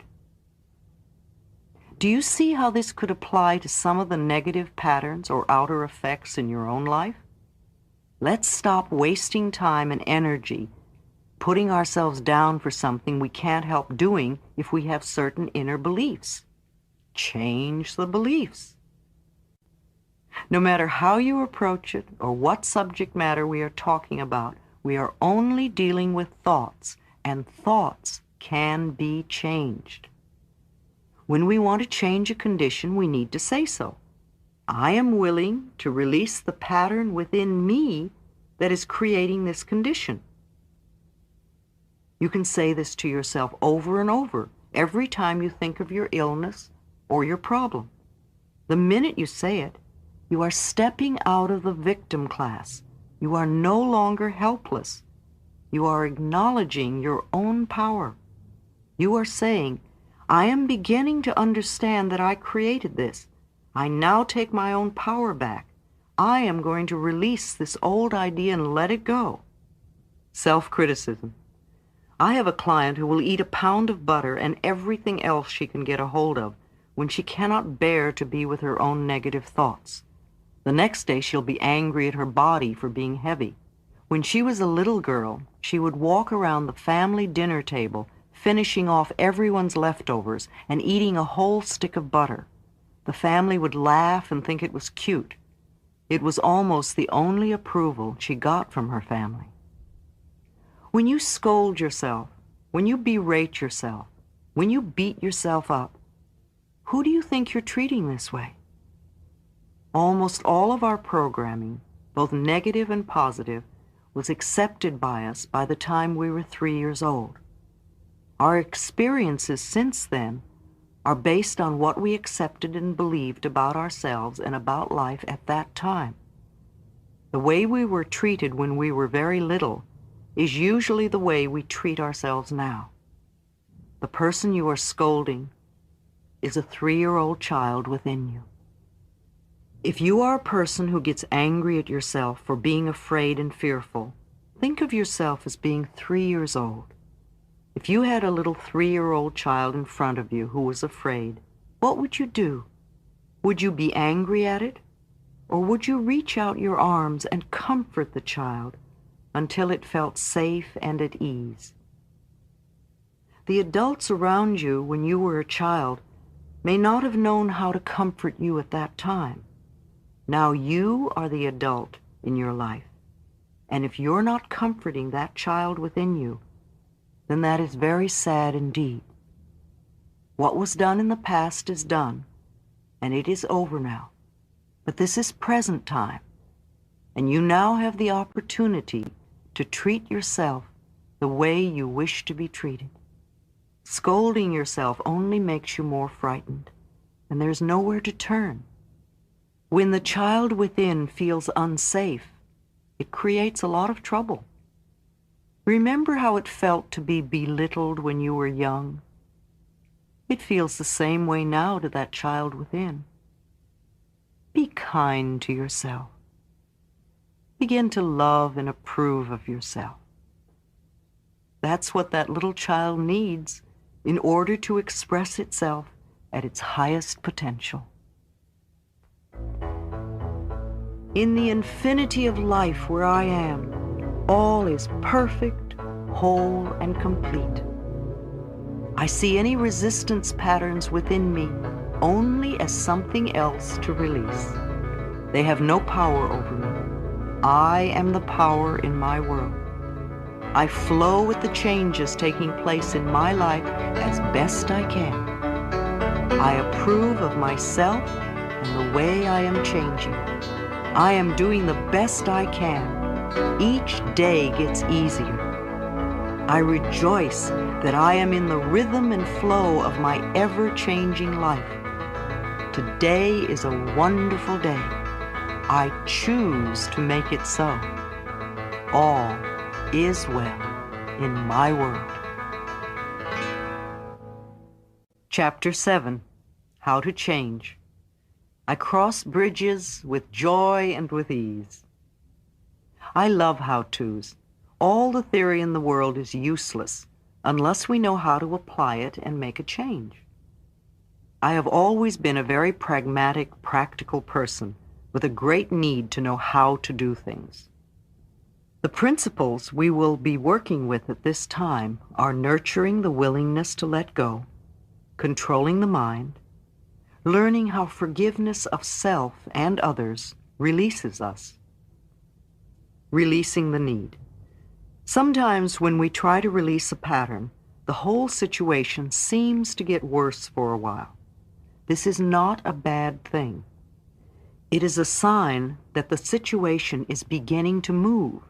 Our affirmations are working, and we need to keep going. Example, we are working on increasing prosperity, and we lose our wallet. We are working on improving our relationships, and we have a fight. We're working on becoming healthy, and we catch a cold. We're working on expressing our creative talents and abilities, and we get fired. Sometimes the problem moves in a different direction, and we begin to see and understand more. For example, let's assume you are trying to give up smoking, and you are saying, I am willing to release the need for cigarettes. And as you continue to do this, you notice your relationships are becoming more uncomfortable. Don't despair. This is a sign of the process working. You might ask yourself a series of questions like, am I willing to give up uncomfortable relationships? Were my cigarettes creating a smoke screen so I wouldn't see how uncomfortable these relationships are? Why am I creating these relationships? You notice that the cigarettes are only a symptom and not a cause. Now you are developing insight and understanding that will set you free. You begin to say, I am willing to release the need for uncomfortable relationships. Then you notice the reason you're so uncomfortable is that other people always seem to be criticizing you. Being aware that we always create all of our experiences, you now begin to say, I am willing to release the need to be criticized. You then think about criticism, and you realize that as a child, you received a lot of criticism. And that little kid inside of you only feels at home when it's being criticized. Your way of hiding from this had become creating a smokescreen. Perhaps you see the next step as affirming, I am willing to forgive.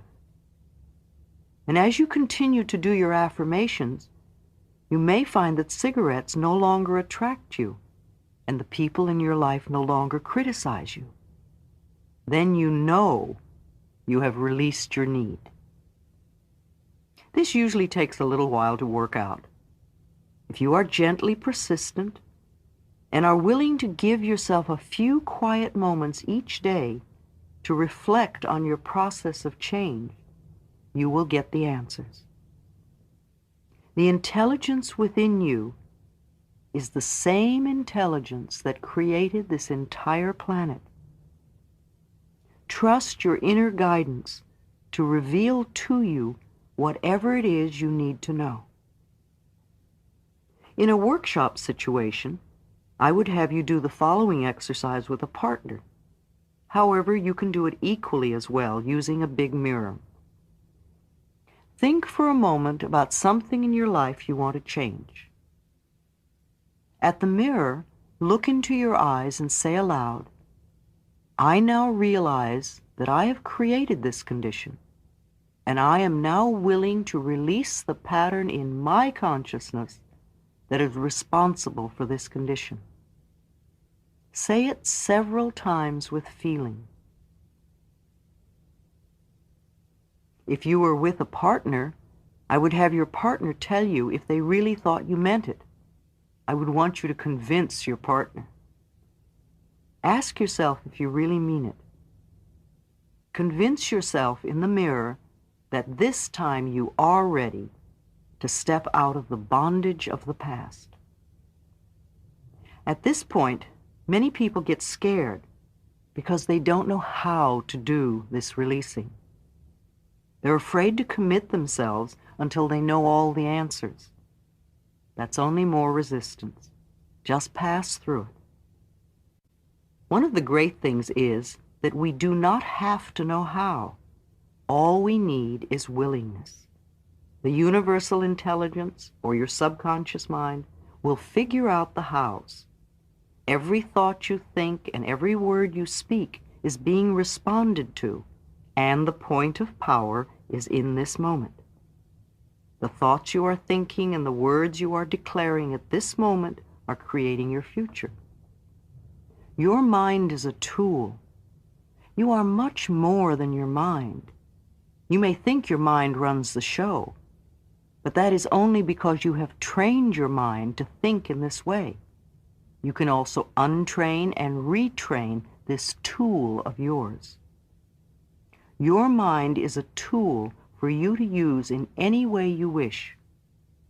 The way you now use your mind is only a habit, and any habit can be changed if we want to do so.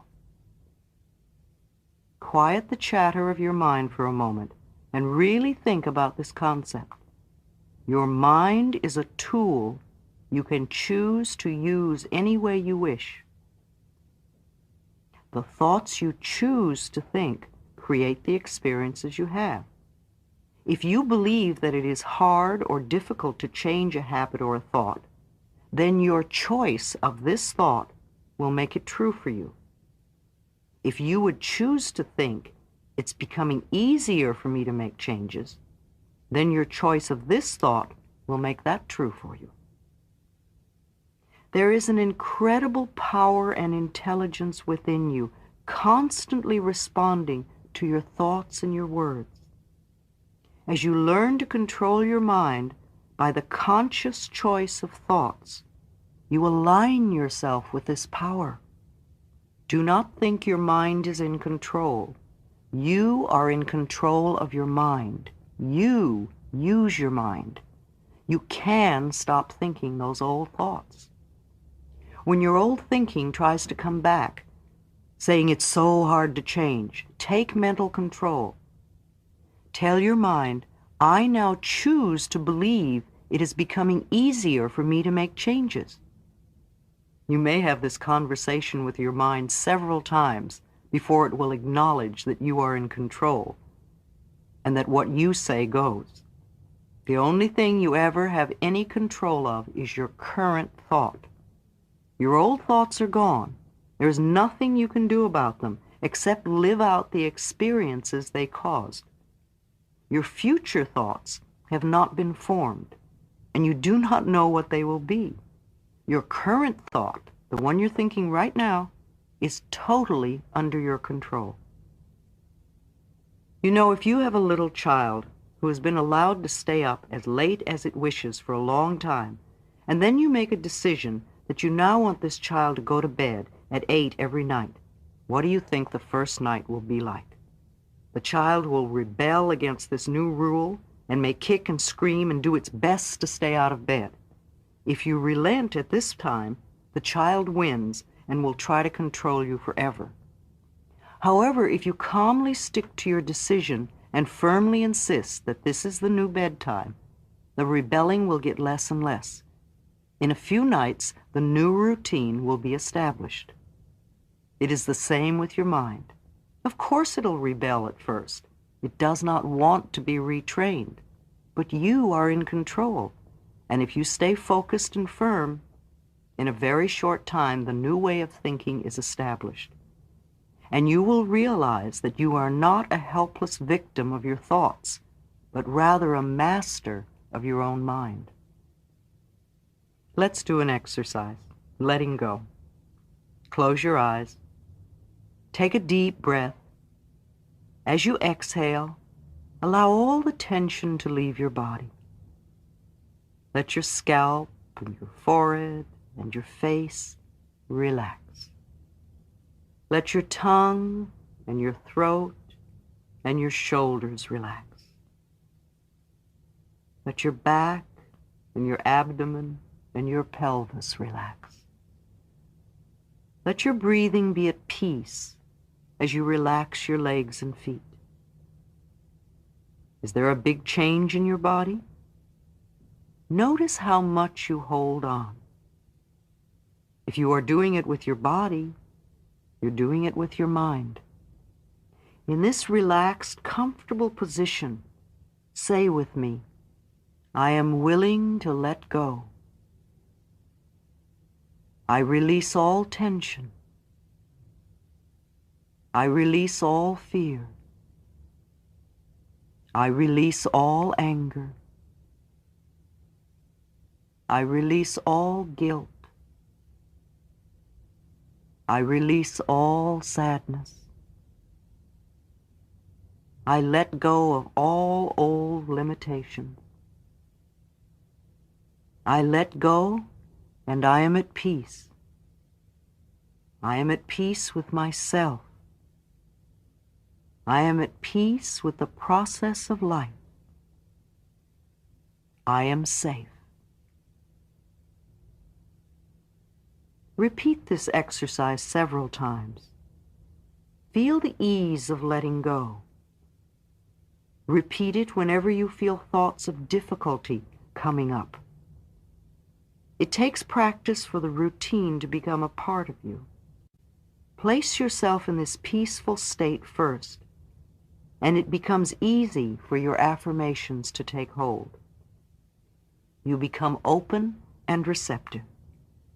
There is no need to struggle or stress or strain. Just relax and think the appropriate thoughts. I assure you, it is this easy. Physical releasing. Sometimes we need to experience a physical letting go. Experiences and emotions become locked in the body. Screaming in the car with all the windows rolled up can be very releasing if we've been stifling our verbal expression. Beating the bed or kicking pillows is a harmless way to release pent-up anger, as is playing tennis or running. A while ago I had a pain in my shoulder for a day or two, and I tried to ignore it, but it wouldn't go away. Finally I sat down and I asked myself, what's happening here? What am I feeling? It feels like burning, burning, burning. That means anger. What are you angry about? I couldn't think what I was angry about. So I said, well, let's see if we can find out. And I put 2 large pillows on the bed, and I began to hit them with a lot of energy. And after about 12 hits, I realized exactly what I was angry about. It was so clear. So I beat the pillows even harder and made some noise and released the emotions from my body. And when I got through, I felt much better. And the next day, my shoulder was fine. Letting the past hold you back. Some people tell me they cannot enjoy today because of something that happened in the past. Because they did not do something or do it in a certain way, they cannot live a full life today. Because they no longer have something they had in the past, they cannot enjoy today. Because they were hurt in the past, they will not accept love now. Because something unpleasant happened when they did something once, they are sure it will happen again today. Because they once did something that they're sorry for, they are sure they are bad people forever. Because once someone did something to them, it is now all the other person's fault that their life is not where they want it to be. Because they became angry over a situation in the past, they will hold on to that self-righteousness. Because of some very old experience where they were treated badly, they will never forgive and forget. Because I did not get invited to the high school prom, I cannot enjoy life today. Because I did poorly at my first audition, I will be terrified of auditions forever. Because I am no longer married, I cannot live a full life today. Because my first relationship ended, I can no longer be open to love. Because I was hurt by a remark once, I will never trust anyone again. Because I stole something once, I must punish myself forever. Because I was poor as a child, I will never get anywhere. What we often refuse to realize is that holding on to the past, no matter what it was or how awful it was, is only hurting us. They really don't care. Usually they are not even aware. We are only hurting ourselves by refusing to live this moment to the fullest. The past is over and done and cannot be changed. Even when we grunge about the past, we experience our memory of it in this moment, and we lose the real experience of this moment in the process. Exercise, releasing. Let us now clean up the past in our minds. Release the emotional attachment to it. Allow the memories to be just memories. If you think back to what you used to wear in the 3rd grade, usually there is no emotional attachment. It's just a memory. And it can be the same for all the past events in our lives. As we let go, we become free to use all of our mental power to enjoy this moment and to create a grand future. Make a list of all the things you are willing to let go. How willing are you to do this? Notice your reactions. What will you have to do to let these things go? How willing are you to do so? What is your resistance level? All right, let's move to forgiveness. Forgiveness of ourselves and of others releases us from the past. The Course in Miracles says over and over that forgiveness is the answer to almost everything. I know that when we are stuck, it usually means there is some more forgiving to be done. When we do not flow freely with life in the present moment, it usually means we are holding on to a past moment. It can be regret, sadness, hurt, fear, or guilt, blame, anger, resentment, and sometimes even the desire for revenge. Each one of these states comes from a space of non-forgiveness, a refusal to let go and come into the present moment. Love is always the answer to healing of any sort, and the pathway to love is forgiveness. Forgiveness dissolves resentment. There is an old Emmett Fox exercise for dissolving resentment that always works. He recommends that you sit quietly, close your eyes, and allow your mind and body to relax. Then imagine yourself sitting in a darkened theater, and in front of you is a small stage. And on that stage, place the person you resent the most. It could be past or present, living or dead. When you see this person clearly, visualize good things happening to this person, things that would be meaningful to them. See them smiling and happy. Hold this image for a few minutes and then let it fade away. And I like to add another step. As they leave the stage, put yourself up there and see good things happening to you, and see yourself smiling and happy. And be aware that the abundance of the universe is available for all of us. This exercise dissolves the dark clouds of resentment most of us carry. For some, it will be very difficult to do. Each time you do it, you may get a different person. Do it once a day for a month, and notice how much lighter you feel. Here's an exercise for revenge. Those on the spiritual pathway know the importance of forgiveness.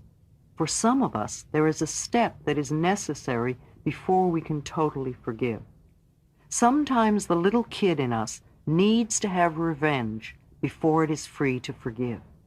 For that, this exercise is very helpful. Close your eyes, sit quietly and peacefully, and think of the person who is hardest to forgive. And what would you really like to do to them? What do they need to do to get your forgiveness? And imagine that happening now. And really get into the details. How long do you want them to suffer or do penance? And when you feel complete, condense time and let it be over forever. And usually at this point you feel lighter and it's easier to think about forgiveness. Now, to indulge in this every day would not be good for you, but to do it once as a closing exercise can be very freeing. Forgiveness. Now we're ready to forgive.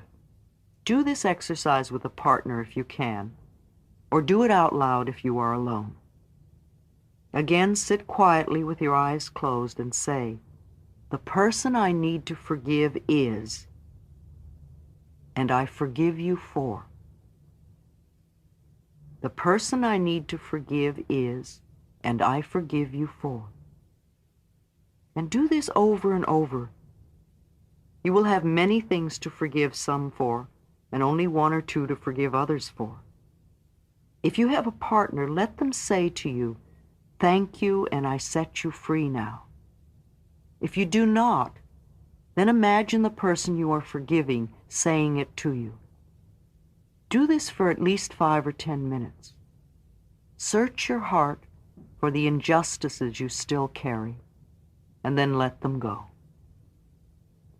When you have cleared as much as you can for now, turn your attention to yourself and say out loud to yourself, "I forgive myself for." And do this for another 5 minutes or so. These are powerful exercises and good to do at least once a week to clear out any remaining rubbish. Some experiences are easy to let go, and some we have to chip away at until suddenly one day they just let go and dissolve. Here's another good exercise. Begin to visualize yourself as a little child of 5 or 6, and look deeply into this little child's eyes. See the longing that is there, and realize that there is only one thing this little child wants from you, and that is love. So reach out your arms and embrace this child. Hold it with love and tenderness. Tell it how much you love it. how much you care. Admire everything about this child and say that it's okay to make mistakes while learning.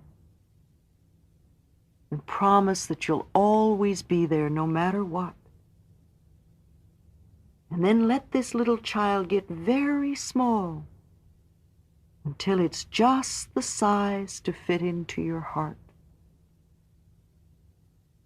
And put it there so whenever you look down, you can see this little face looking up at you, and you can give it lots of love.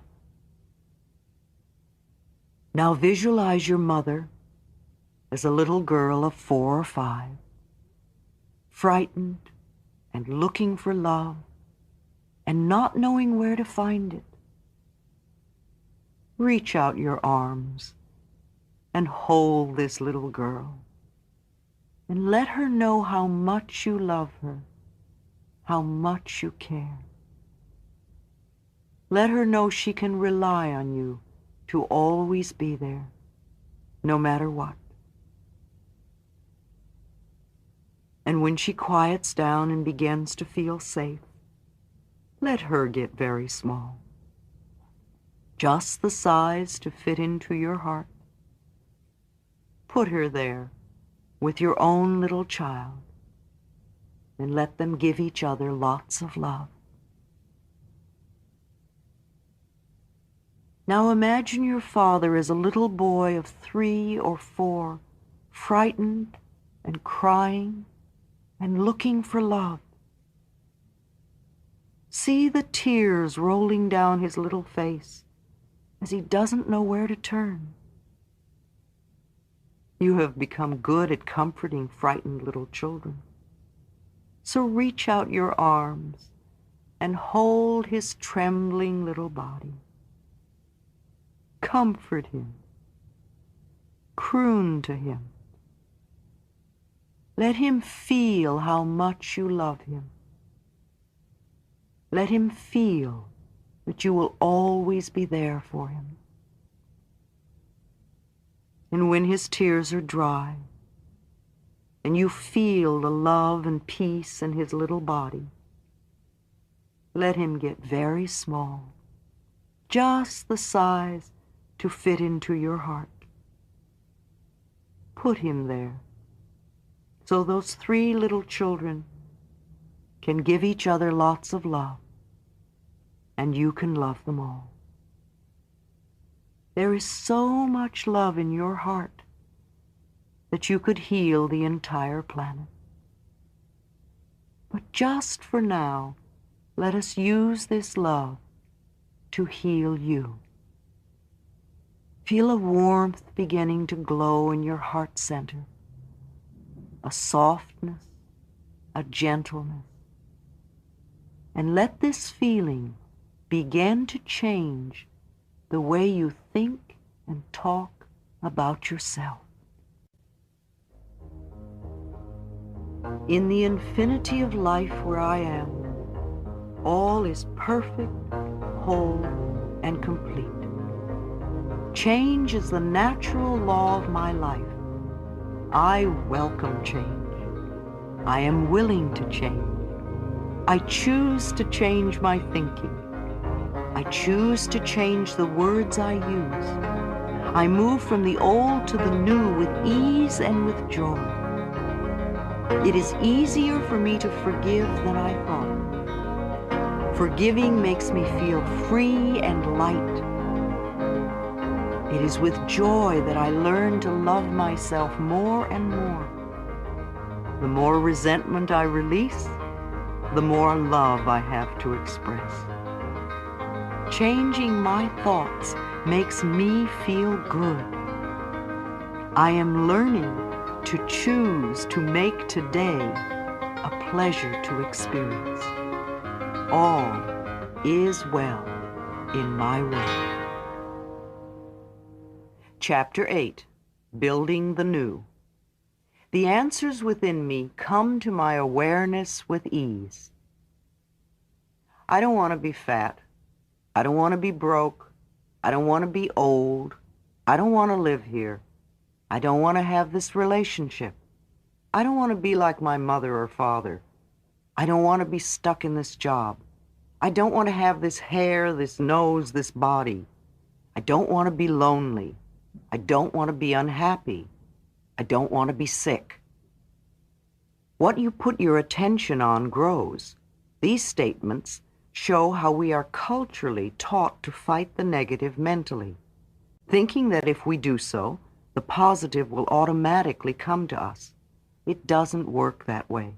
How often have you lamented about what you didn't want? Did it ever bring you what you really wanted? Fighting the negative is a total waste of time if you really want to make changes in your life. The more you dwell on what you don't want, the more of it you create. The things about yourself or your life that you've always disliked are probably still with you. What you put your attention on grows and becomes permanent in your life. Move away from the negative and put your attention on what it is you really do want to have or be. Let's turn those negative affirmations into positive affirmations. I am slender. I am prosperous. I am eternally young. I now move to a better place. I have a wonderful new relationship. I am my own person. I am filled with love and affection. I am joyous and happy and free. I am totally healthy. Learn to think in positive affirmations. Affirmations are any statements you make. Too often we think in negative affirmations. Negative affirmations only create more of what you say you don't want. Saying, I hate my job, will get you nowhere. Declaring, I now accept a wonderful new job, will open the channels in your consciousness to create that. Continuously make positive statements about how you want your life to be. However, there is one point that is very important. Always make your statements in present tense, such as I am or I have. Your subconscious mind is such an obedient servant that if you declare in future tense, I want or I will have, then that is where it will always stay, just out of your reach in the future. The process of loving the self. As I have said before, no matter what the problem, the main issue to work on is loving the self. This is the magic wand that dissolves problems. Remember the times when you have felt good about yourself and how well your life was going? Remember the times when you were in love and for those periods you seemed to have no problems? Well, loving yourself is going to bring such a surge of good feelings and good fortune to you that you will be dancing on air. Loving yourself makes you feel good. It's impossible to really love yourself unless you have self-approval and self-acceptance. This means no criticism whatsoever. Oh, I can hear all the objections right now, but I've always criticized myself. How can I possibly like that about myself? My teachers, parents, lovers always criticized me. How will I be motivated? But it is wrong for me to do these things. How am I going to change if I don't criticize myself? Training the mind. Self-criticisms like these are just the mind going on with old chatter. See how you've trained your mind to berate you and be resistant to change? Ignore those thoughts and get on with the important work at hand. Let's go back to an exercise we did earlier. Look into the mirror again and say, I love and approve of myself exactly as I am. How does that feel now?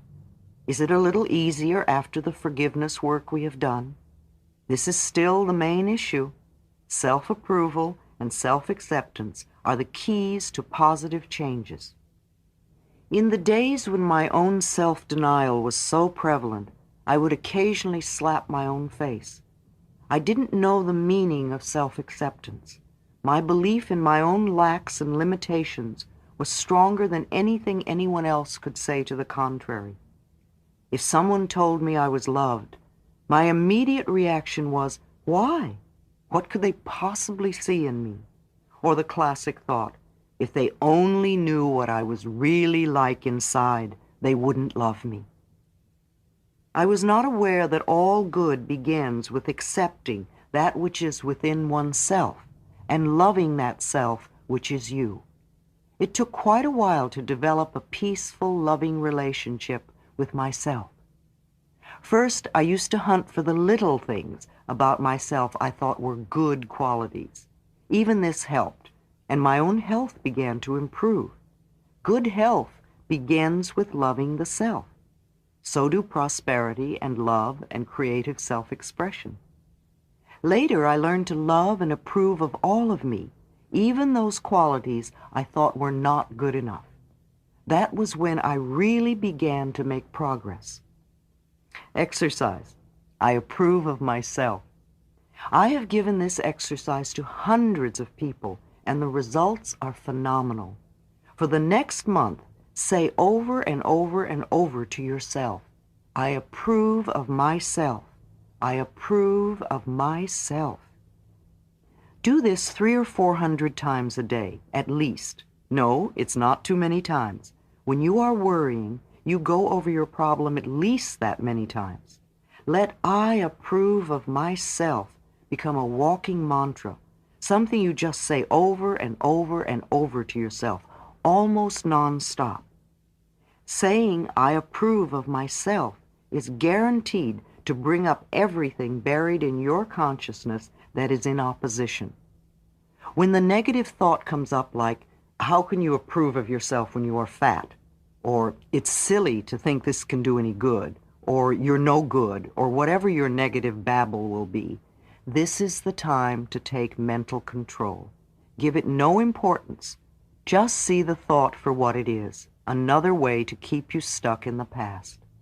Gently say to this thought, I let you go. I approve of myself. Even considering doing this exercise can bring up a lot of stuff, like it feels silly, or it doesn't feel true, or it's a lie, it sounds stuck up, or how can I approve of myself when I do that? Just let them all pass through. These are only resistance thoughts. They have no power over you unless you choose to believe them. I approve of myself. I approve of myself. I approve of myself. No matter what happens, no matter who says what to you, no matter who does what to you, just keep it going. In fact, when you can say that to yourself, when someone is doing something you don't approve of, you will know you are growing and changing. Thoughts have no power over us unless we give it to them. Thoughts are only words strung together. They have no meaning whatsoever. Only we give meaning to them, and we choose what sort of meaning we give to them.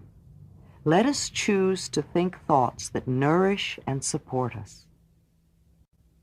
Part of self-acceptance is releasing other people's opinions. If I were with you and kept telling you, you are a purple pig, you are a purple pig, you are a purple pig, you would either laugh at me or get annoyed with me and think I was crazy. It would be most unlikely that you would think it was true. Yet many of the things we have chosen to believe about ourselves are just as far out and untrue. To believe that your self-worth is dependent on the shape of your body is your version of believing that you are a purple pig. Often what we think of as the things wrong with us are only our expressions of our own individuality.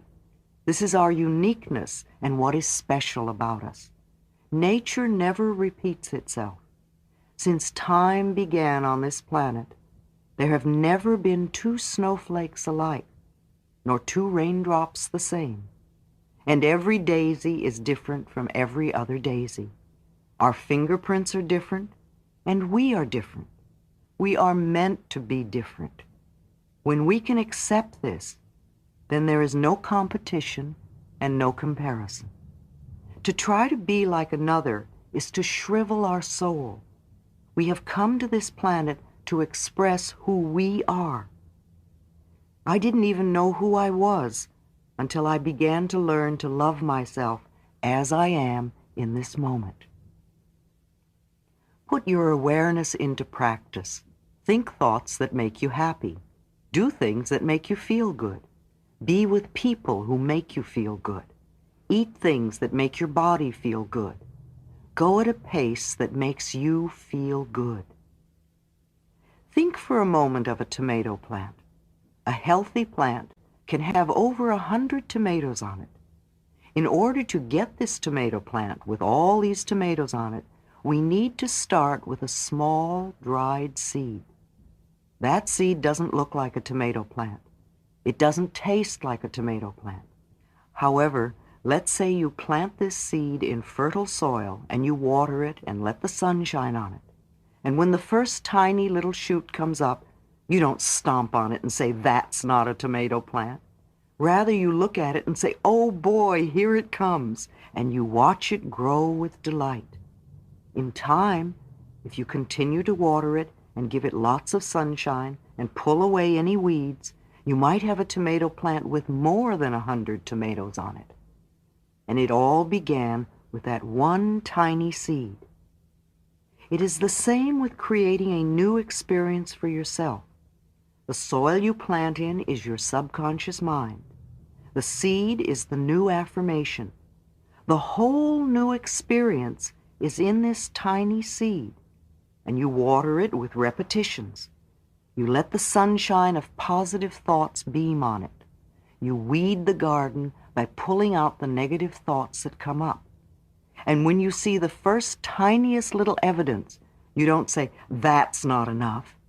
Instead, you look at this first breakthrough and you say with glee, "Oh boy, here it comes, it's working."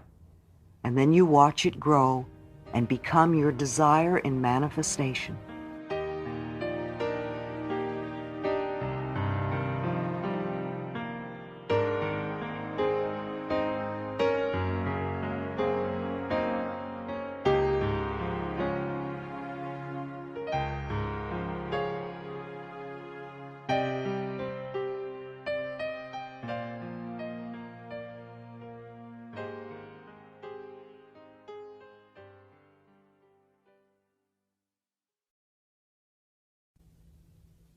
Meditation in any of its forms is a wonderful way to quiet the mind and allow your own knowingness to come to the surface. I usually sit with my eyes closed and say, "What is it I need to know?" And then wait quietly for an answer. If the answer comes, fine. If it doesn't, fine. It will come another day. There are groups that do workshops for all different tastes, such as insight training, loving relationships training, EST, advocate experience, the Ken Keys group, actualizations, and many more. Many of these groups do weekend workshops. These weekends give you a chance to see a whole new viewpoint about life, just as my own weekend workshops do. No one workshop will totally clear up all your problems forever.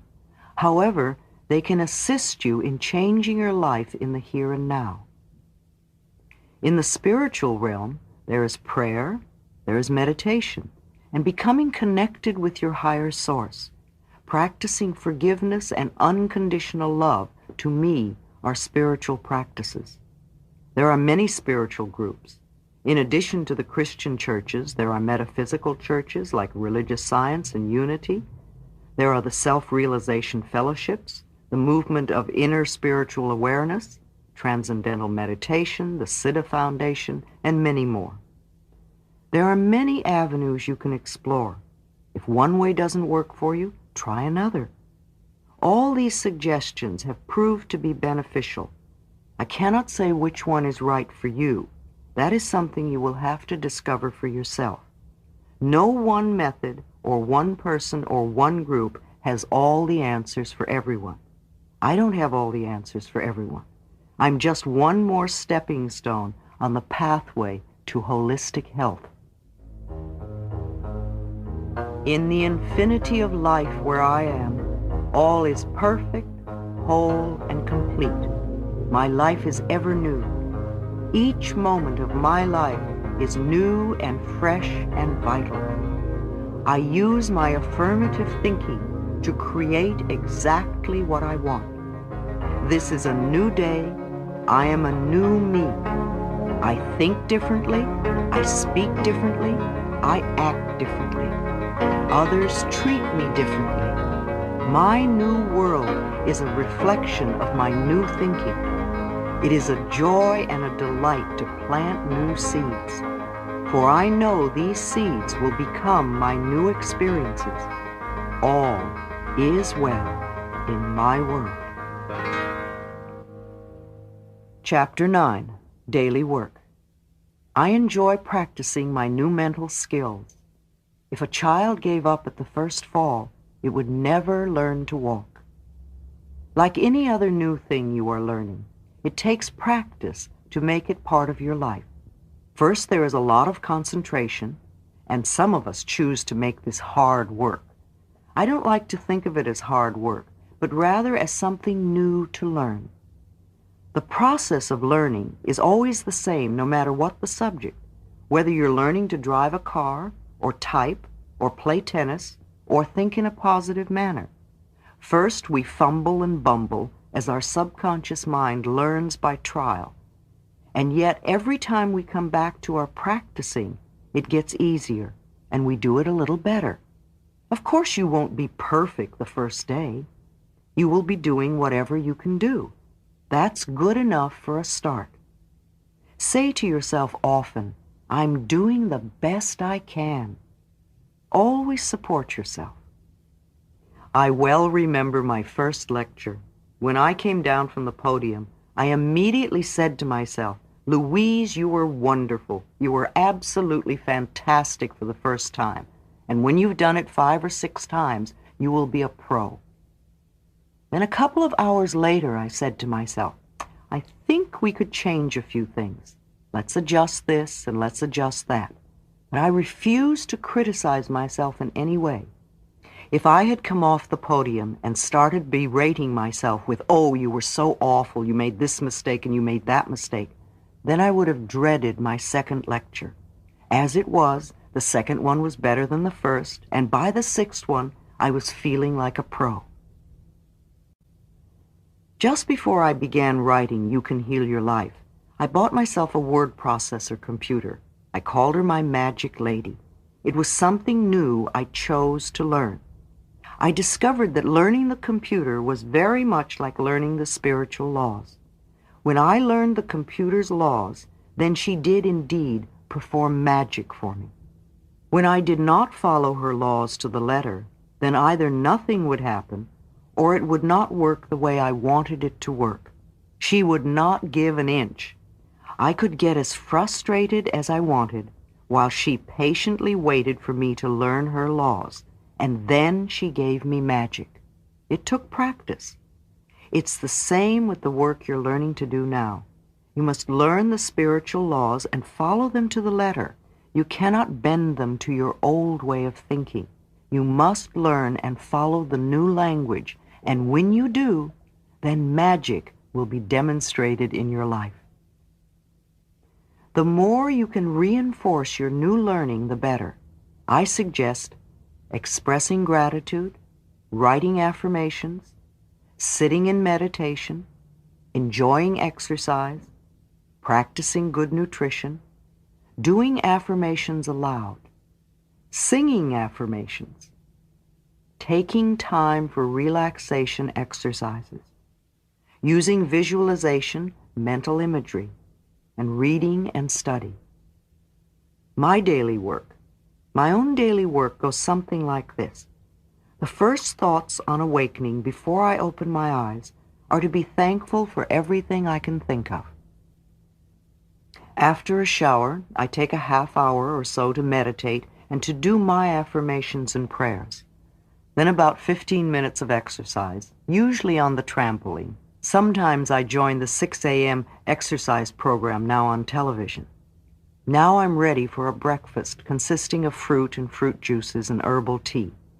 I thank the Earth Mother for providing this food for me, and I thank the food for giving its life to nourish me. Before lunch, I like to go to a mirror and do some affirmations out loud. I may even sing them, something like this. Louise, you're wonderful and I love you. This is one of the best days of your life. Everything is working out for your highest good. Whatever you need to know is revealed to you. Whatever you need comes to you. All is well. Lunch is often a large salad, and again the food is blessed and thanked. In the late afternoon, I spend a few minutes on my slant board, allowing my body to experience some deep relaxation. I may listen to a tape at this time. Dinner will often be steamed vegetables and a grain. Sometimes I'll eat fish or chicken. My body works best on simple food. I like to share dinner with others, and we bless each other in addition to the food. Sometimes in the evening, I take a few moments to read and study. There is always more to learn. At this time, I may also write out my current affirmation 10 or 20 times. As I go to bed, I collect my thoughts. I go over the day, and I bless each activity. I affirm that I will sleep deeply and soundly, awakening in the morning bright and refreshed, and looking forward to the new day. Sounds overwhelming, doesn't it? To begin with, it seems like a lot to cope with, but after a short period of time, your new way of thinking will become as much a part of your life as bathing or brushing your teeth. You will do it automatically and easily. It would be wonderful for a family in the morning to do some of these things together. Meditating together in the morning to start the day or just before dinner brings peace and harmony to everyone.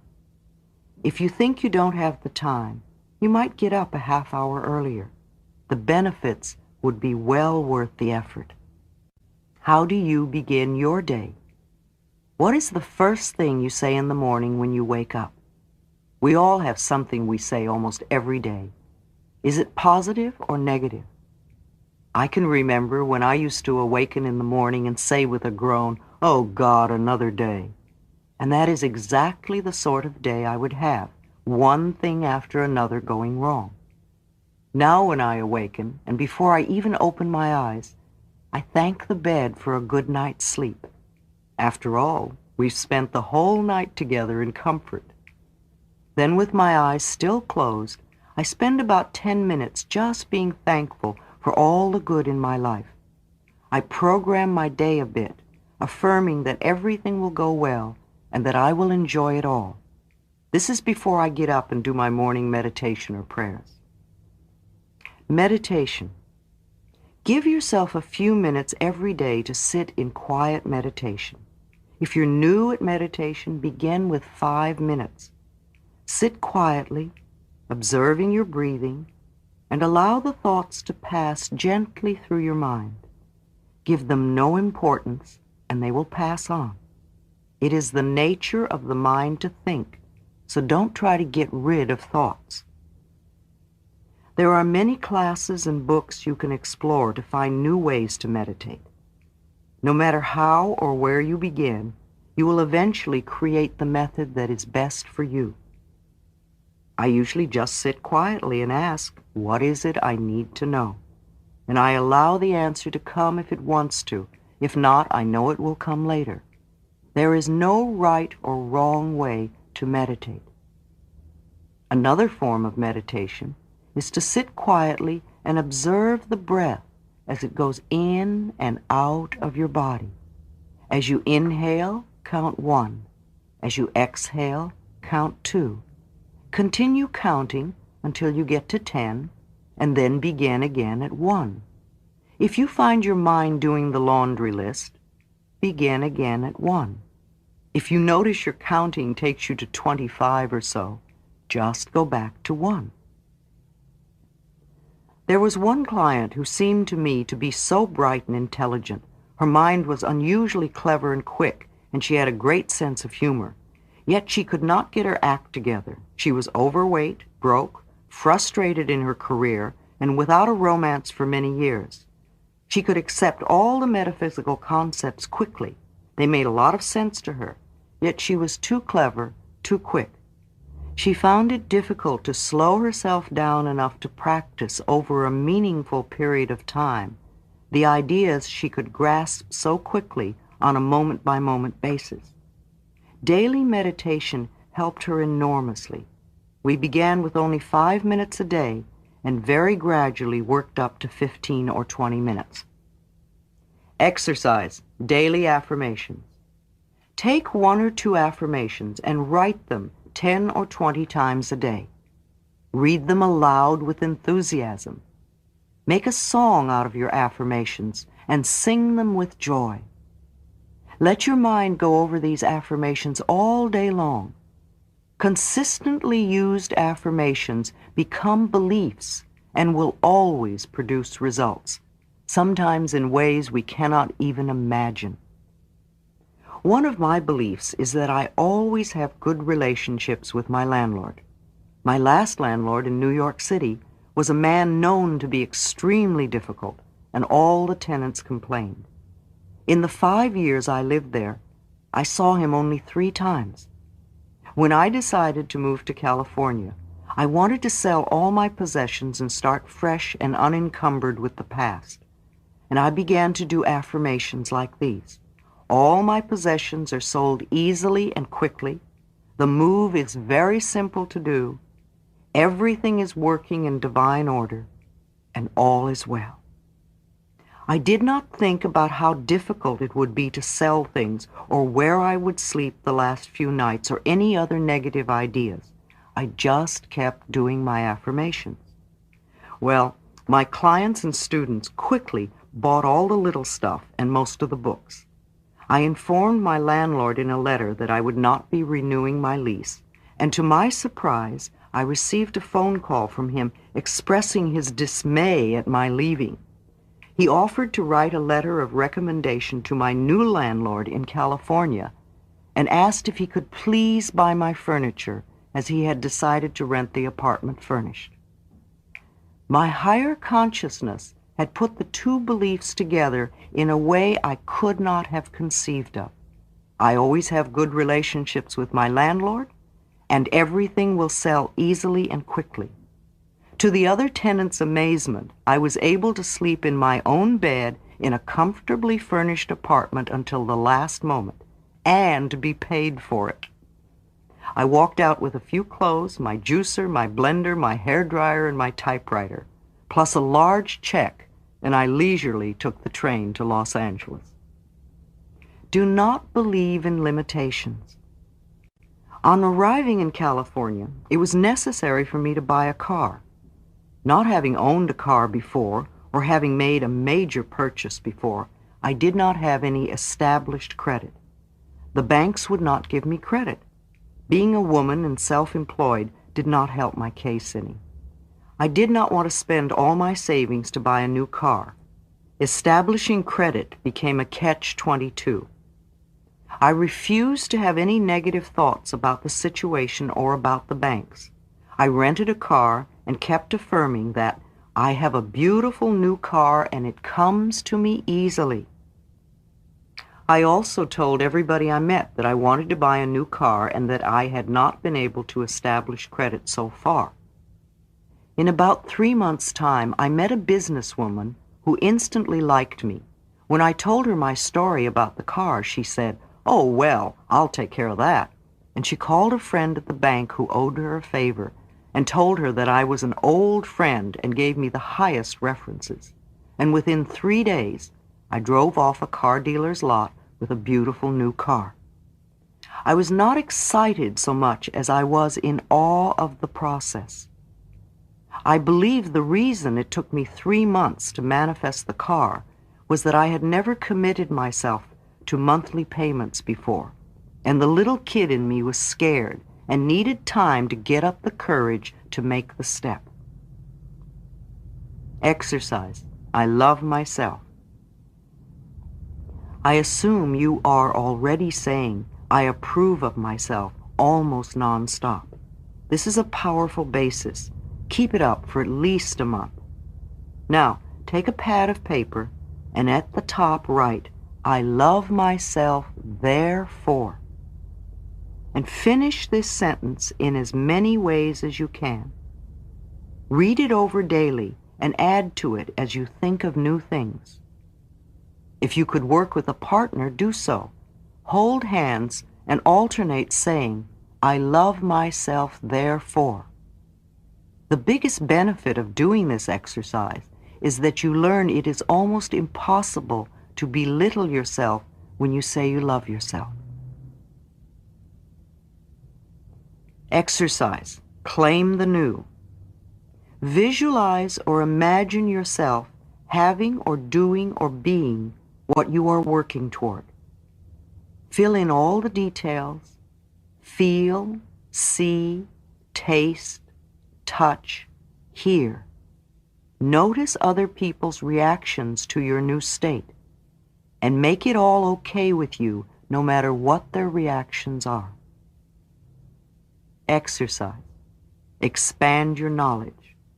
Read everything you can to expand your awareness and understanding of how the mind works. There is so much knowledge out there for you. This is only one step on your pathway. Get other viewpoints. Hear other people say it in a different way. Study with a group for a while until you go beyond them. This is a life work. The more you learn, the more you know, the more you practice and apply, the better you get to feel, and the more wonderful your life will be. Doing this work makes you feel good. Begin to demonstrate results. Practicing as many of these methods as you can, you will begin to demonstrate results. You will see the little miracles occur in your life. The things you are ready to eliminate will go of their own accord. The things and events you want will pop up in your life seemingly out of the blue. You will get bonuses you never imagined.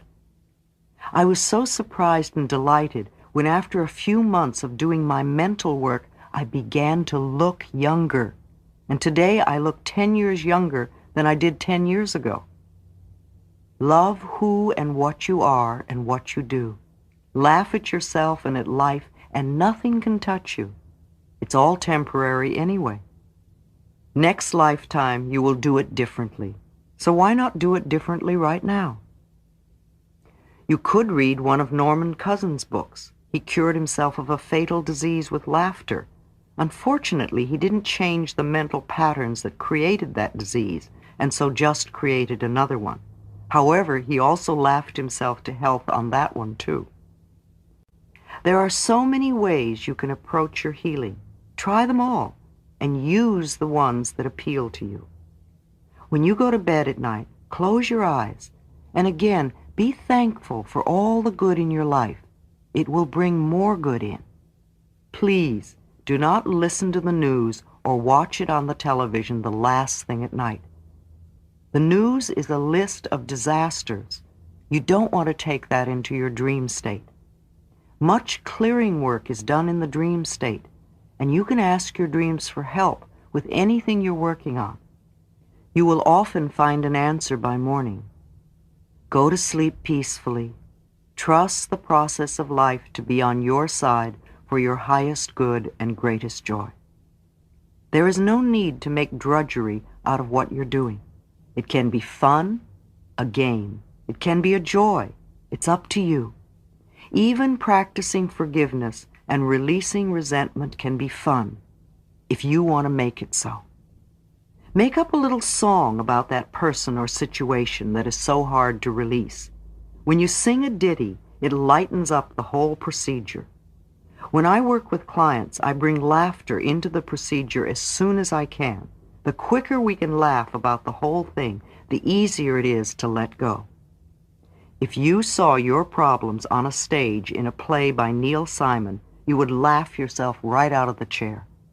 Tragedy and comedy are the same things. It just depends on your viewpoint. Oh, what fools we mortals be. Do whatever you can to make your transformational change a joy and a pleasure. Have fun. In the infinity of life where I am, all is perfect, whole, and complete. I support myself, and life supports me.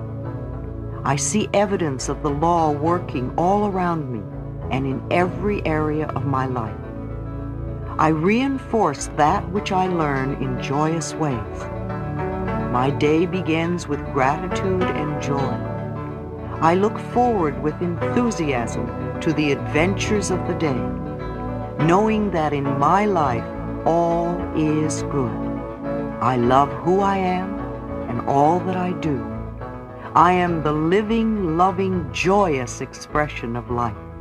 All is well in my world. Chapter 10, Relationships. All my relationships are harmonious. All of life is relationships. We have relationships with everything. You are even having a relationship now with me and my concepts. The relationships you have with objects and food and weather and transportation and with people all reflect the relationship you have with yourself. The relationship you have with yourself is highly influenced by the relationships you had with the adults around you as a child. The way the adults reacted to us then is often the way we react towards ourselves now, both positively and negatively. Think for a moment of the words you use when you are scolding yourself. Aren't they the same words your parents used when they were scolding you? What words did they use when they praised you? I'm sure you use the same words to praise yourself. Perhaps they never praised you. So then you have no idea how to praise yourself and probably think you have nothing to praise. I'm not blaming our parents because we're all victims of victims and they couldn't teach you anything they did not know. Sandra Ray, the great rebirther, who has done so much work with relationships, claims that every major relationship we have is a reflection of the relationship we had with one of our parents. She claims that until we clean up that first one, we will never be free to create exactly what we want in relationships. Relationships are mirrors of ourselves. What we attract always mirrors either the qualities we have or beliefs we have about relationships. This is true whether it is a boss, a coworker, an employee, a friend, a lover, or a spouse, or a child. The things you don't like about these people are either what you yourself do, or would like to do, or what you believe. You could not attract them or have them in your life if the way they are didn't somehow complement your life. Exercise, us versus them. Look for a moment at someone in your life who bothers you, and describe 3 things about this person that you don't like, things that you want them to change. Now look deeply inside of you and ask yourself, where am I like that? And when do I do the same things? Close your eyes and give yourself the time to do this. Then ask yourself if you are willing to change. When you remove those patterns, habits, and beliefs from your thinking and behavior, either these people will change or leave your life. If you have a boss who is critical and impossible to please, look within. Either you do that on some level, or you have a belief that bosses are always critical and impossible to please. If you have an employee who won't obey or who doesn't follow through, look to see where you do that and clean it up. Firing someone is too easy. It doesn't clear your pattern. If there is a coworker who won't cooperate and be part of the team, look to see how you could have attracted this. Where are you being non-cooperative? If you have a friend that is undependable and lets you down, turn within. Where in your life are you undependable, and when do you let others down? Is that your belief? If you have a lover who is cold and seems unloving, look to see if there is a belief within you that came from watching your parents in your childhood that says love is cold and undemonstrative. If you have a spouse who is nagging and non-supportive, Again, look to your childhood beliefs. Did you have a parent who was nagging and non-supportive? Are you that way? If you have a child who has habits that irritate you, I will guarantee that they are your habits. Children learn only by imitating the adults around them. Clear it within you, and you'll find that they change automatically. This is the only way to change others. Change ourselves first. Change your patterns, and you will find they are different too. Blame is useless. Blaming only gives away our power. Keep your power. Without power, we cannot make changes. Attracting love. Love comes when we least expect it, when we're not looking for it. Hunting for love never brings the right partner. It only creates longing and unhappiness. Love is never outside ourselves. Love is within us. Don't insist that love come immediately. Perhaps you're not ready for it, or you're not developed enough to attract the love you really want. Don't settle for anybody just to have someone. Set your standards. What kind of love do you want to attract? List the qualities you really want in the relationship. Develop those qualities in yourself, and you will attract a person who has them. You might examine what may be keeping love away. Could it be criticism, feelings of unworthiness, unreasonable standards, movie star images, fear of intimacy, a belief that you are unlovable? Be ready for love. Prepare the field and be ready to nourish love. Be loving and you will be lovable. Be receptive to love.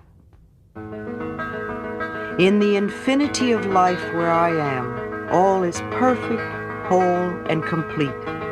I live in harmony and balance with everyone I know. Deep at the center of my being, there is an infinite well of love. I now allow this love to flow to the surface. It fills my heart, my body, my mind, my consciousness, my very being, and radiates out from me in all directions and returns to me multiplied. The more love I use and give, the more I have to give. The supply is endless. The use of love makes me feel good. It is an expression of my inner joy. I love myself. Therefore, I take loving care of my body. I lovingly groom it and dress it, and my body lovingly responds to me with vibrant health and energy. I love myself. Therefore, I provide for myself a comfortable home, one that fills all my needs and is a pleasure to be in. I fill the rooms with the vibration of love so that all who enter, myself included, will feel this love and be nourished by it. I love myself. Therefore, I work at a job I truly enjoy doing, one that uses my creative talents and abilities, working with and for people I love and who love me, and earning a good income. I love myself. Therefore, I behave and think in a loving way to all people, for I know that that which I give out returns to me multiplied. I only attract loving people in my world, for they are a mirror of what I am. I love myself. Therefore, I forgive and totally release the past and all past experiences, and I am free. I love myself. Therefore, I live totally in the now, experiencing each moment as good and knowing that my future is bright and joyous and secure.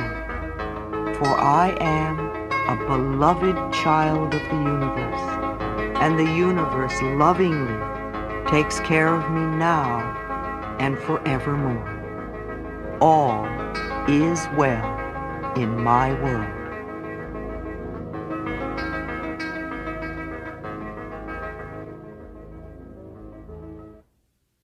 Chapter 11, Work. I am deeply fulfilled by all that I do. Wouldn't you love to have this affirmation be true for you? Perhaps you've been limiting yourself by thinking some of these thoughts. I can't stand this job. I hate my boss. I don't earn enough money. They don't appreciate me at work. I can't get along with the people at work. I don't know what I want to do. This is negative defensive thinking. What kind of good position do you think this will get you? It is approaching the subject from the wrong end. If you are in a job you don't care for, if you want to change your position, if you're having problems at work, or if you're out of work, the best way to handle it is this. Begin by blessing your current position with love. Realize that this is only a stepping stone on your pathway. You are where you are because of your own thinking patterns. If they are not treating you the way you would like to be treated, then there is a pattern in your consciousness that is attracting such behavior. So, in your mind, look around your current job or the job you had last and begin to bless everything with love. The building, the elevators or stairs, the rooms, the furniture and equipment, the people you work for and the people you work with, and each and every customer. Begin to affirm for yourself that I always work for the most wonderful bosses, that my boss always treats me with respect and courtesy. My boss is generous and easy to work for.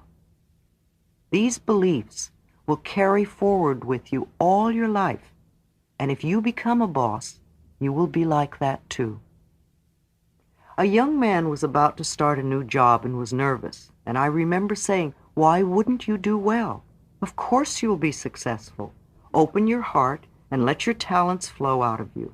Bless the establishment, the people you work with and the people you work for, and each and every customer with love, and all will go well." He did just that and had a great success. If you want to leave your job, then begin to affirm that you release your current job with love to the next person who will be delighted to have it. Know that there are people out there looking for exactly what you have to offer, and that you are being brought together on the checkerboard of life even now. A good affirmation for work. I am totally open and receptive to a wonderful new position, one that uses all my talents and abilities and allows me to express myself creatively in ways that are fulfilling to me.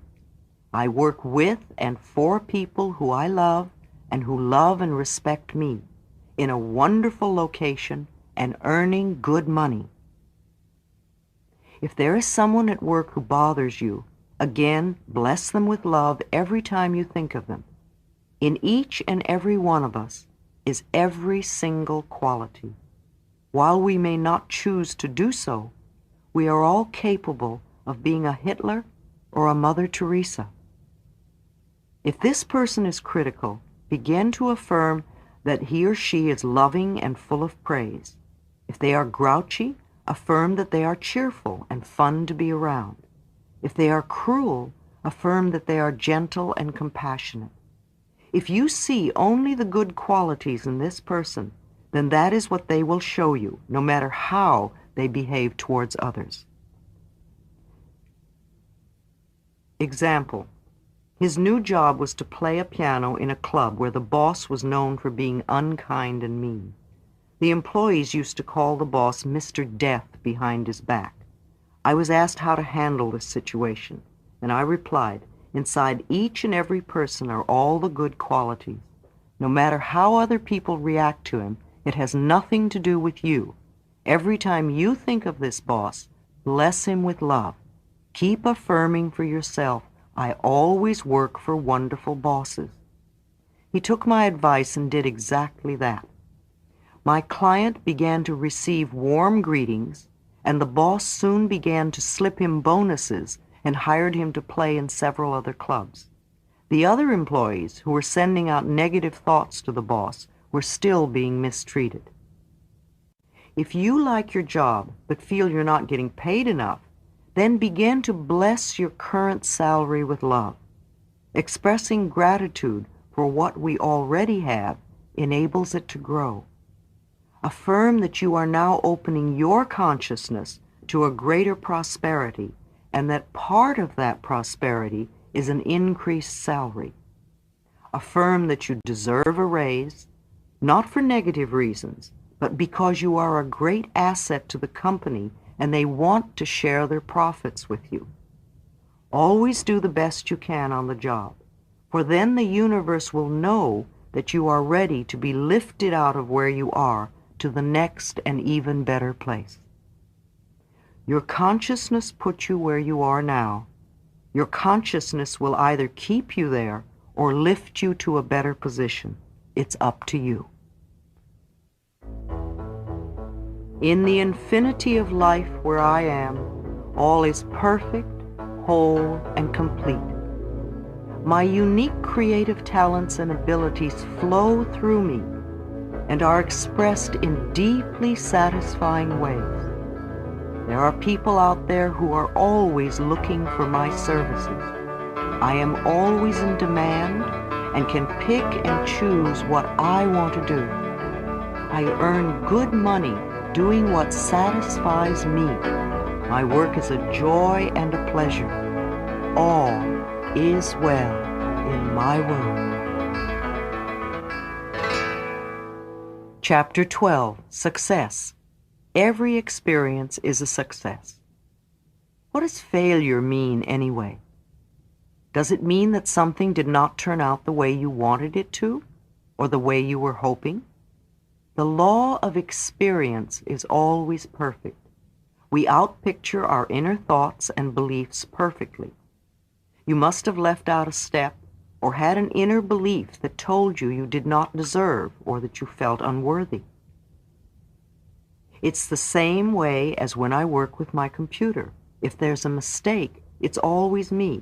It is something I have not done to comply with the laws of the computer. It only means that there is something else for me to learn. The old saying, if at first you don't succeed, try again, is so true. It doesn't mean beat yourself up and try the same old way again. It means recognize your error and try another way until you learn to do it correctly. I think it's our natural birthright to go from success to success all our life. If we are not doing that, either we are not in tune with our innate capabilities, or we do not believe it can be true for us, or we do not recognize our successes. When we set standards that are much too high for where we are at this moment, standards that we cannot possibly achieve right now, then we will always fail. When a little child is learning to walk or talk, we encourage it and praise it for every tiny improvement the child makes. The child beams and eagerly tries to do better. Is this the way you encourage yourself when you're learning something new? Or do you make it harder to learn because you tell yourself that you're stupid or clumsy or a failure? Only by practicing over and over do we learn the new and make it a natural part of us. When you watch an accomplished professional in any field, you are looking at innumerable hours of practice.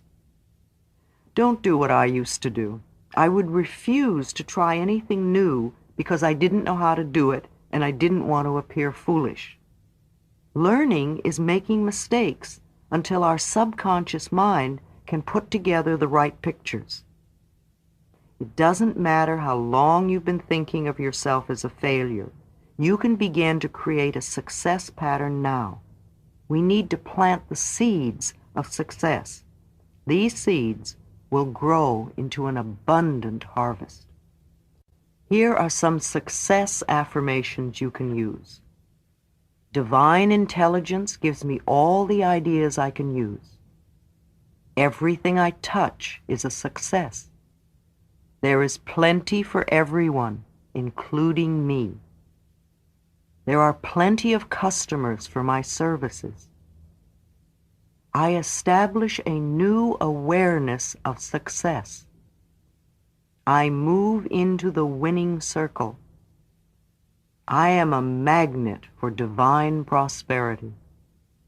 I am blessed beyond my fondest dreams. Riches of every sort are drawn to me. Golden opportunities are everywhere for me, and I accept them.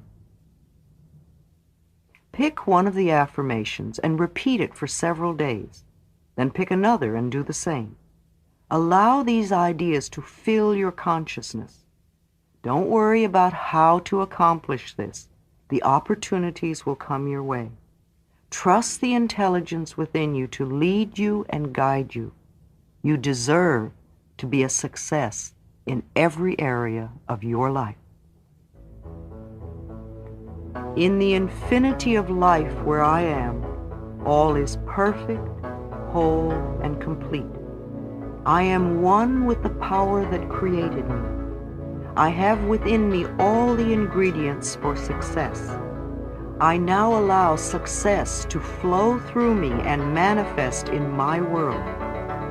Whatever I am guided to do will be a success. I learn from every experience. I go from success to success and from glory to glory.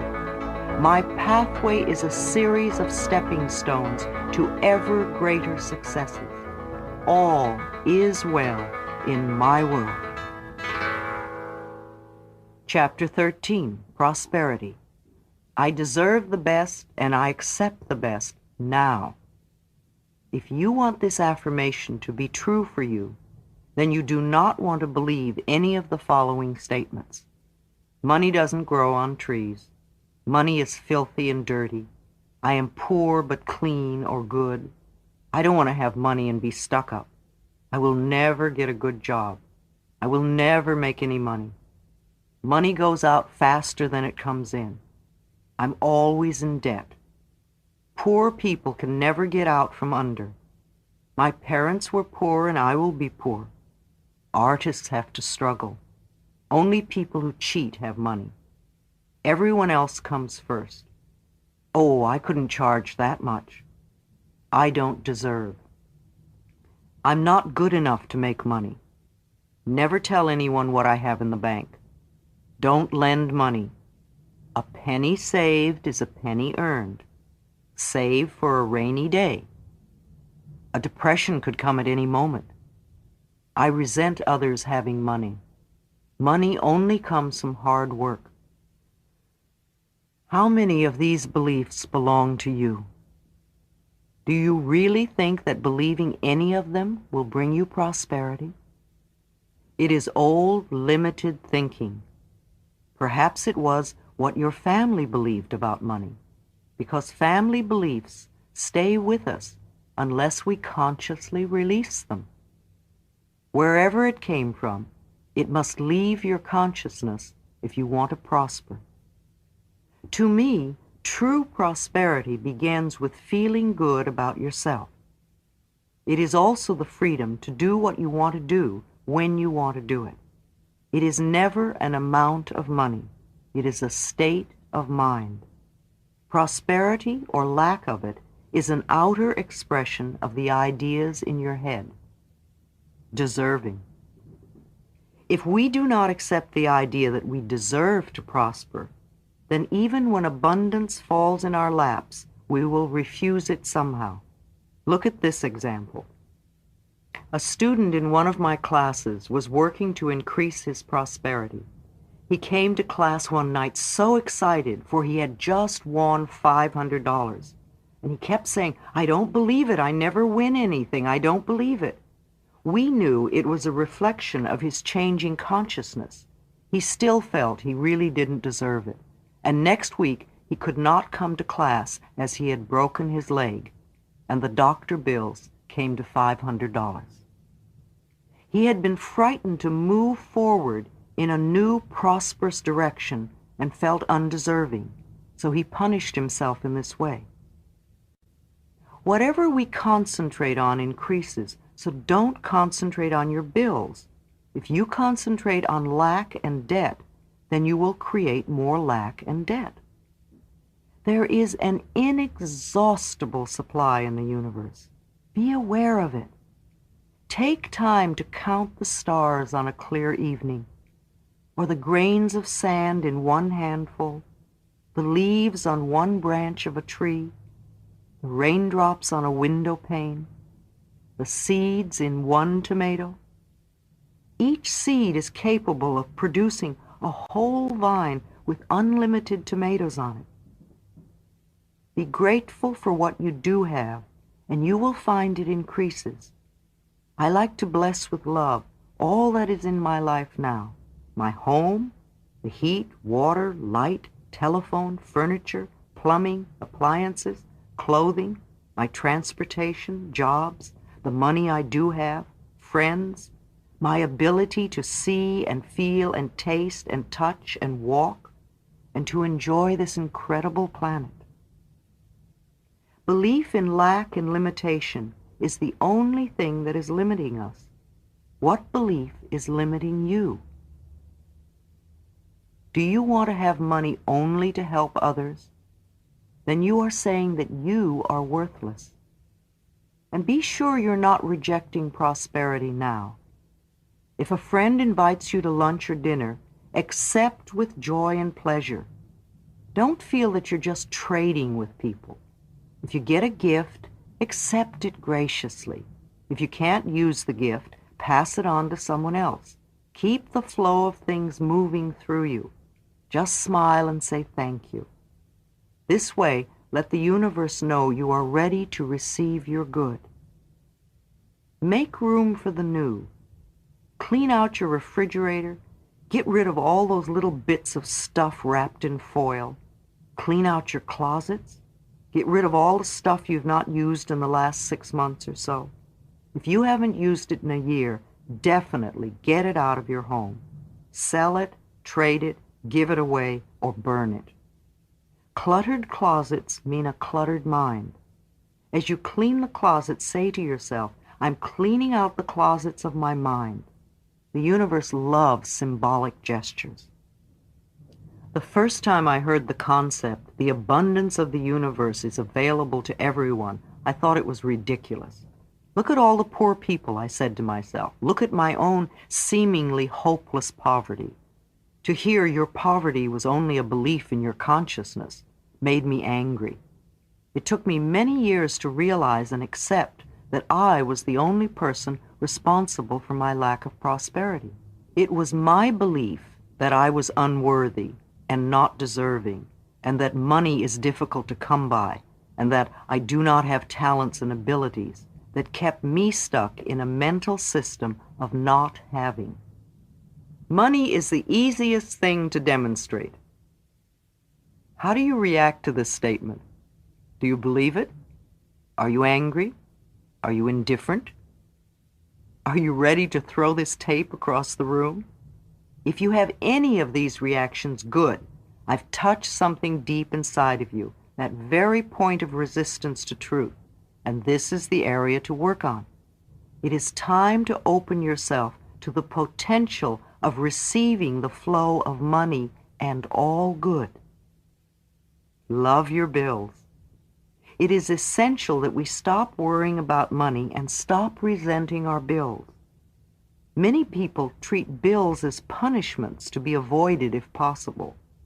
A bill is an acknowledgement of our ability to pay. The creditor assumes you are affluent enough and gives you the service or the product first. I bless with love each and every bill that comes into my home. I bless with love and stamp a small kiss on each and every check I write. If you pay with resentment, money has a hard time coming back to you. If you pay with love and joy, you open the free-flowing channel of abundance. Treat your money as a friend, not as something you wad up and crush into your pocket. Your security is not your job or your bank account or your investments, nor your spouse or parents. Your security is your ability to connect with the cosmic power that creates all things. I like to think that the power within me that breathes my body is the same power that provides all that I need, and just as easily and simply. The universe is lavish and abundant, and it is our birthright to be supplied with everything we need, unless we choose to believe to the contrary. I bless my telephone with love each time I use it, and I affirm often that it brings me only prosperity and expressions of love.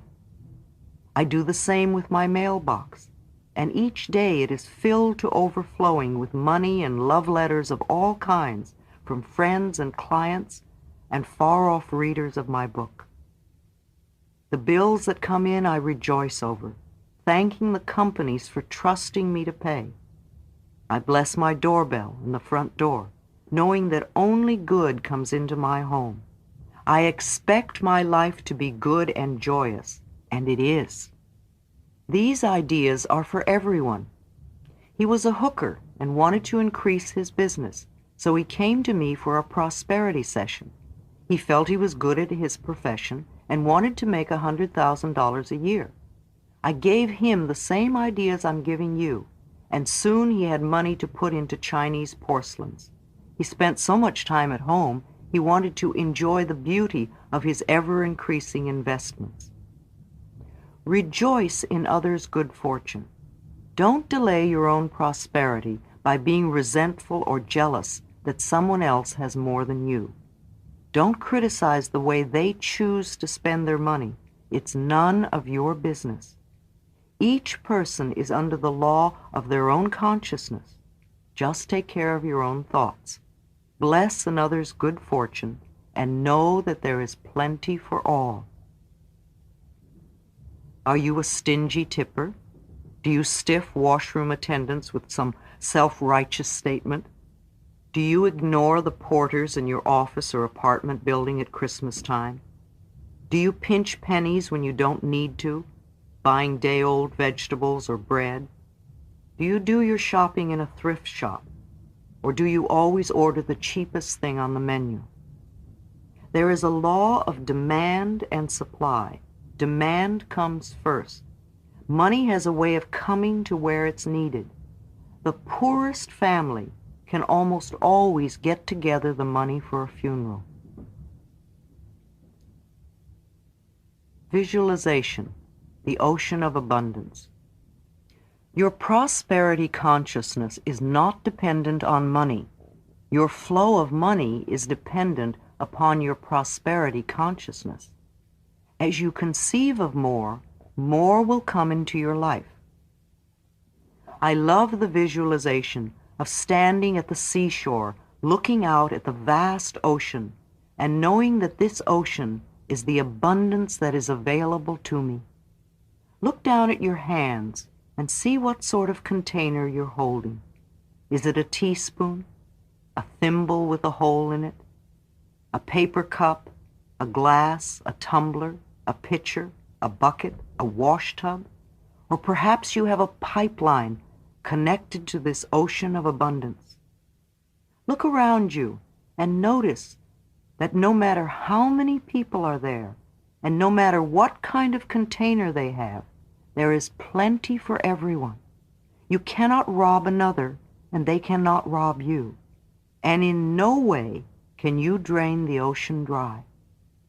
Your container is your consciousness, and it can always be exchanged for a larger container. Do this little exercise often to get the feeling of expansion and unlimited supply. Open your arms. I sit at least once a day with my arms stretched out to the side and say, I am open and receptive to all the good and abundance in the universe. It gives me a feeling of expansion. The universe can only distribute to me what I have in my consciousness, and I can always create more in my consciousness. It's like a cosmic bank. I make mental deposits by increasing my awareness of my own abilities to create. Meditation, treatments, and affirmations are mental deposits. Let's make a habit of making daily deposits. Just having more money is not enough. We want to enjoy the money. Do you allow yourself to have pleasure with money? If not, why not? A portion of everything you take in can go to pure pleasure. Did you have any fun with your money last week? Why not? What old belief is stopping you? Let it go. Money does not have to be a serious subject in your life. Put it into perspective. Money is a means of exchange, and that's all it is. What would you do and what would you have if you didn't need money?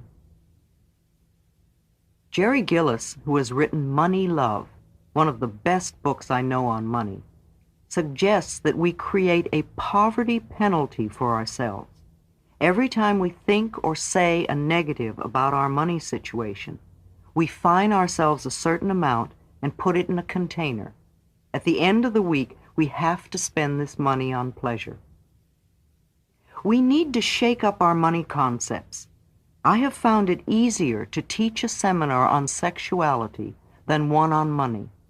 People get very angry when their money beliefs are being challenged. Even people who come to a seminar wanting desperately to create more money in their lives will go crazy when I try to change their limiting beliefs. I am willing to change.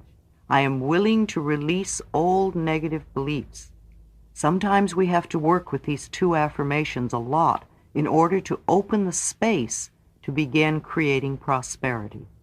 Let's release the fixed income mentality.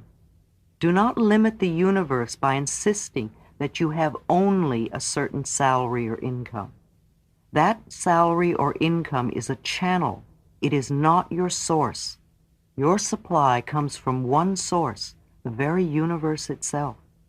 There are an infinite number of channels.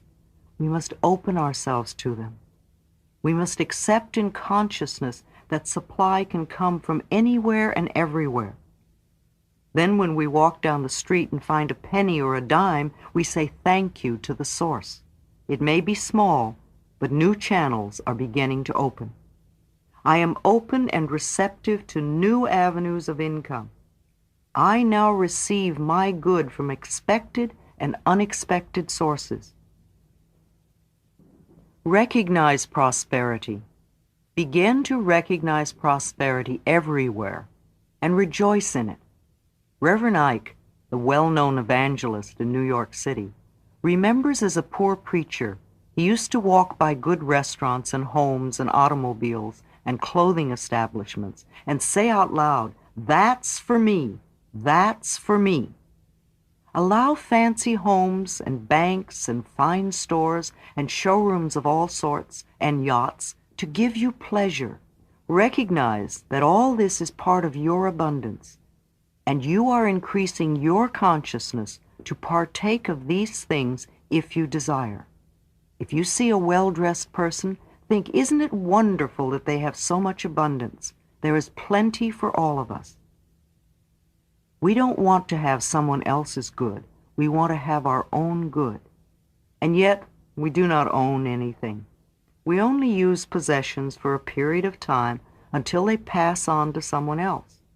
Sometimes a possession may stay in a family for a few generations, but eventually it will pass on. There is a natural rhythm and flow of life. Things come and things go. And I believe that when something goes, it is only to make room for something new and better. Accept compliments. So many people want to be rich, and yet they won't accept a compliment. I have many a budding actor and actress who want to be a star, and yet they cringe at a compliment. Compliments are gifts of prosperity. Learn to accept them graciously. My mother taught me early to smile and say thank you when I received a compliment or a gift, and it's been an asset all my life. It's even better to accept the compliment and return it so that the giver feels as though they have received a gift. It is a way of keeping the flow of good going. Rejoice in the abundance of being able to awaken each morning and experience a new day.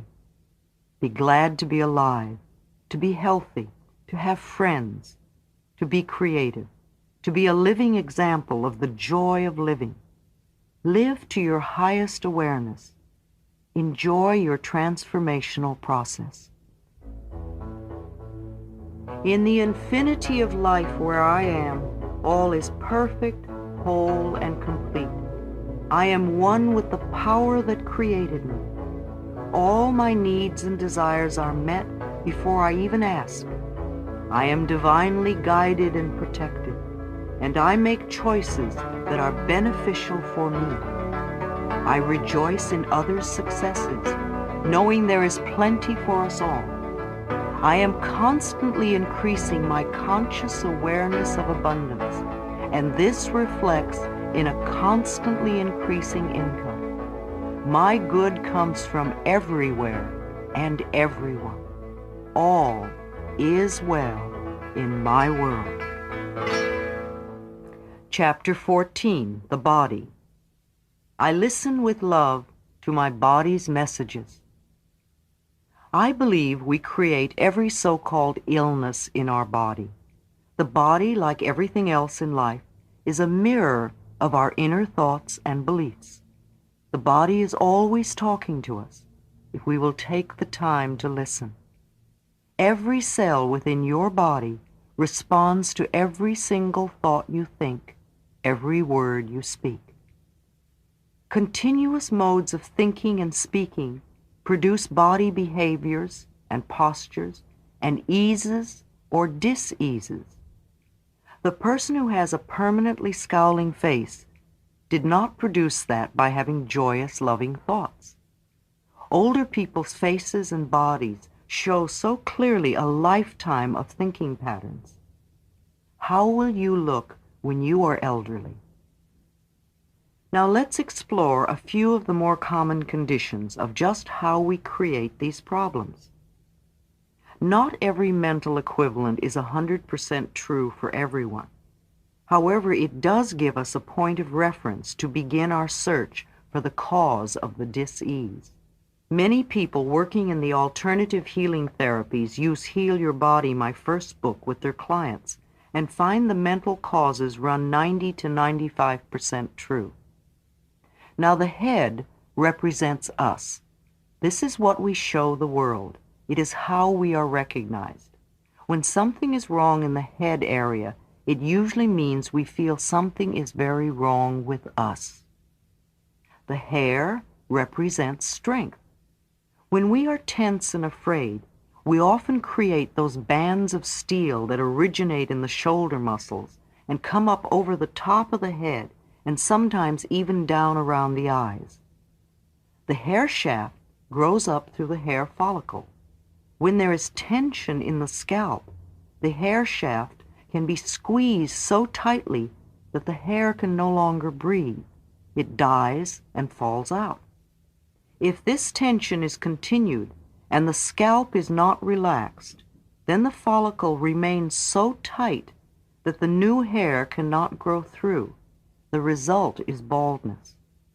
Female baldness has been on the increase ever since women have begun entering the business world with all its tensions and frustrations. We are not so aware of baldness in women because women's wigs appear natural and attractive. Unfortunately, most men's toupees are still discernible. Tension is not being strong. Tension is weakness. Being relaxed and centered and peaceful is really being strong and secure. It would be good for us to relax our bodies more, and many of us need to relax our scalps too. Try it now. Tell your scalp to relax and feel if there is a difference. If you notice that your scalp relaxes, then I would suggest you do this little exercise often. The ears represent the capacity to hear. When there are problems with the ears, it usually means something is going on you do not want to hear. An earache would indicate that there is anger about what is being heard. Earaches are common with children. They often have to listen to stuff going on in the household they really don't want to hear. Household rules often forbid a child's expression of anger, and the child's inability to change things creates an earache. Deafness represents long-standing refusal to listen to someone. Notice that when one partner has a hearing impairment, the other partner often talks and talks and talks. The eyes represent the capacity to see. When there are problems with the eyes, it usually means there is something we do not want to see, either about ourselves or about life, past, present, or future. Whenever I see small children wearing glasses, I know there is stuff going on in their household they do not want to look at. If they can't change the experience, they will diffuse the sight so they don't have to see it so clearly. Many people have had dramatic healing experiences when they have been willing to go back into the past and clean up what it was they did not want to look at a year or two before they began wearing glasses. Are you negating what's happening right now? What don't you want to face? Are you afraid to see the present or the future? If you could see clearly, what would you see that you don't see now? Can you see what you're doing to yourself? Headaches come from invalidating the self. The next time you get a headache, stop and ask yourself where and how you have just made yourself wrong. Forgive yourself, let it go, and the headache will dissolve back to the nothingness from whence it came. Migraine headaches are created by people who want to be perfect and who create a lot of pressure on themselves. A lot of suppressed anger is involved. Interestingly, migraine headaches can almost always be alleviated by masturbation if you do it as soon as you feel a migraine coming on. The sexual release dissolves the tension and the pain. You may not feel like masturbating then, but it's certainly worth a try.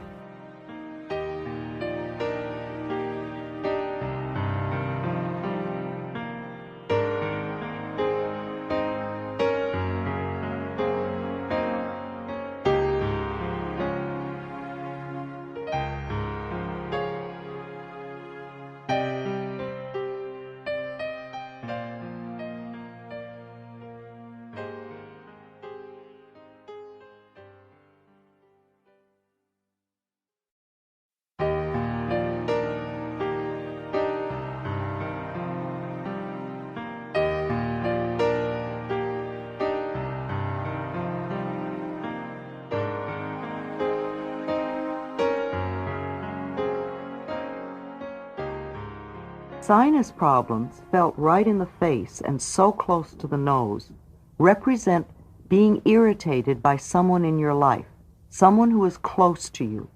You might even feel they are bearing down on you. We forget that we create the situations. Then we give our power away by blaming the other person for our frustration. No person, no place, and no thing has any power over us, for we are the only thinkers in our mind.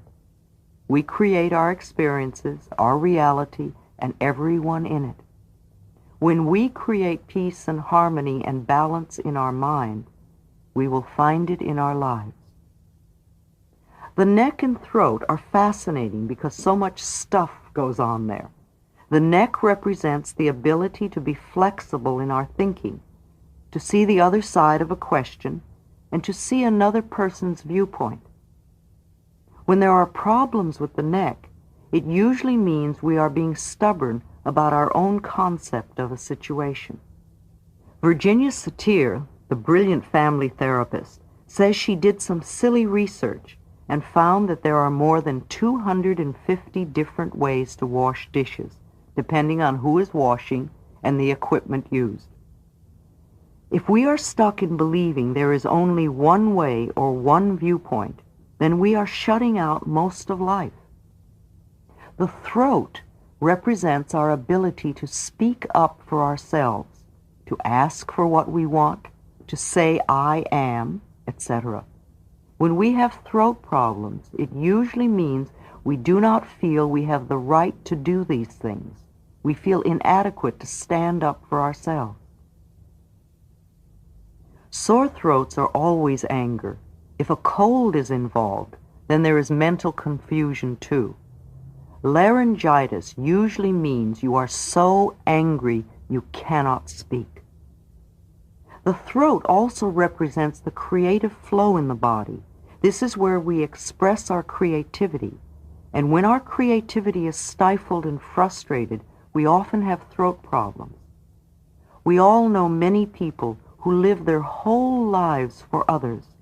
They never once get to do what they want to do. They are always pleasing mothers or fathers or spouses or lovers or bosses. Tonsillitis and thyroid problems are just frustrated creativity, not being able to do what you want to do. The energy center in the throat, the fifth chakra, is the place in the body where change takes place. When we are resisting change, or are in the middle of change, or are trying to change, we often have a lot of activity in our throats. Notice when you cough or when someone else coughs. What has just been said? What are we reacting to? Is it resistance and stubbornness? Or is it the process of change taking place? In a workshop, I use coughs as a tool for self-discovery. Every time someone coughs, I have that person touch their throat and say out loud, I am willing to change, or I am changing. The arms represent our ability and capacity to embrace the experiences of life. The upper arms have to do with our capacity, and the lower arms with our abilities. We store old emotions in our joints, and the elbows represent our flexibility in changing directions. Are you flexible about a changing direction in your life, or are old emotions keeping you stuck in one spot? Hands grasp, hands hold, hands clench. We let things slip through our fingers. Sometimes we hold on too long. We are handy, tight-fisted, open-handed, penny pinchers, butterfingers. We give handouts. We can handle ourselves, or we can't seem to handle anything. We put a handle on something. It's hands down, hands off, hanky-panky. We give someone a hand, our hand in hand. It's on hand or out of hand, underhanded or overhanded. We have helping hands.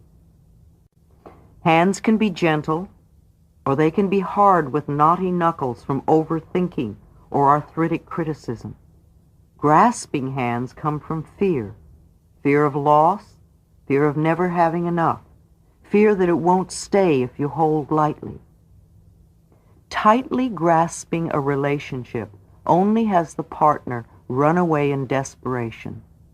Tightly clenched hands cannot take in anything new. Shaking the hands freely from the wrists gives a feeling of looseness and openness. That which belongs to you cannot be taken from you, so relax. The fingers each have meaning. Problems in the fingers show where you need to relax and let go. If you cut your index finger, there is probably anger and fear that has to do with your ego in some current situation. The thumb is mental and represents worry. The index finger is the ego and fear. The middle finger has to do with sex and with anger. When angry, hold your middle finger and watch the anger dissolve. Hold the right finger if your anger is at a man, and the left finger if it is at a woman. The ring finger is both unions and grief. The little finger has to do with the family and pretending. The back represents our support system. Problems with the back often mean we feel we are not being supported. Too often we think we are only supported by our job or by our family or spouses. In reality, we are totally supported by the universe, by life itself. The upper back has to do with feeling the lack of emotional support. My husband, wife, lover, friend, boss doesn't understand me or support me. The middle back has to do with guilt. All that stuff that is in back of us. Are you afraid to see what is back there? Or are you hiding what is back there? Do you feel stabbed in the back? Do you really feel burnt out? Are your finances in a mess? Or do you worry about them excessively? Then your lower back may be bothering you. The lack of money or the fear of money will do it. The amount you have has nothing to do with it. So many of us feel that money is the most important thing in our lives and that we could not live without it. This is not true. There is something far more important and precious to us without which we could not live. What is that? It is our breath. Our breath is the most precious substance in our lives, and yet we totally take for granted when we exhale that our next breath will be there. If we did not take another breath, we would not last 3 minutes. Now, if the power that created us has given us enough breath to last for as long as we shall live, can we not trust that everything else we need will be supplied? The lungs represent our capacity to take in and give out life. Problems with the lungs usually mean we are afraid to take in life, or perhaps we feel we do not have the right to live fully.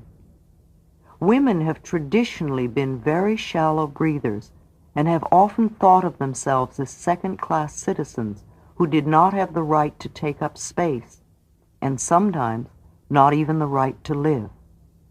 Today this is changing. Women are taking their place as full members of society and breathing deeply and fully. It pleases me to see women in sports. Women have always worked in the fields, but this is the first time in history, as far as I know, that women have gone into sports, and it's wonderful to see the magnificent bodies that are emerging. Emphysema and heavy smoking are ways of denying life. It covers a deep feeling of being totally unworthy of existing. Scolding will not change the habit of smoking. It is the basic belief that must change first. The breasts represent the mothering principle.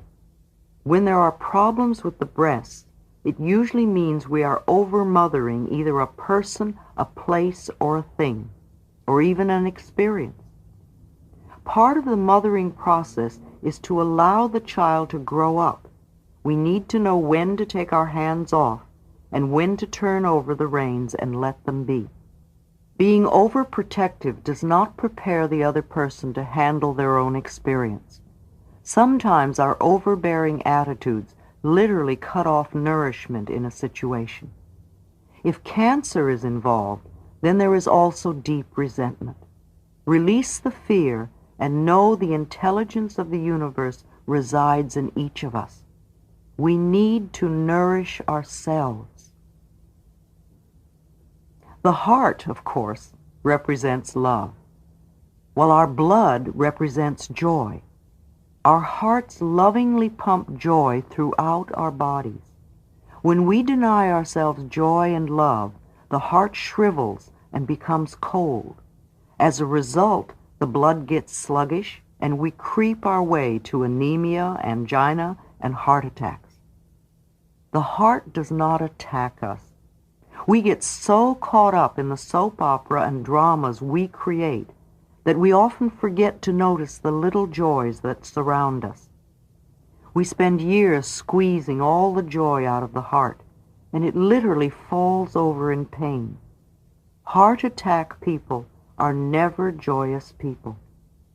If they do not take the time to appreciate the joys of life, they will just recreate another heart attack in time. Heart of gold, cold-hearted, open heart, black heart, loving heart, warm-hearted. Where is your heart?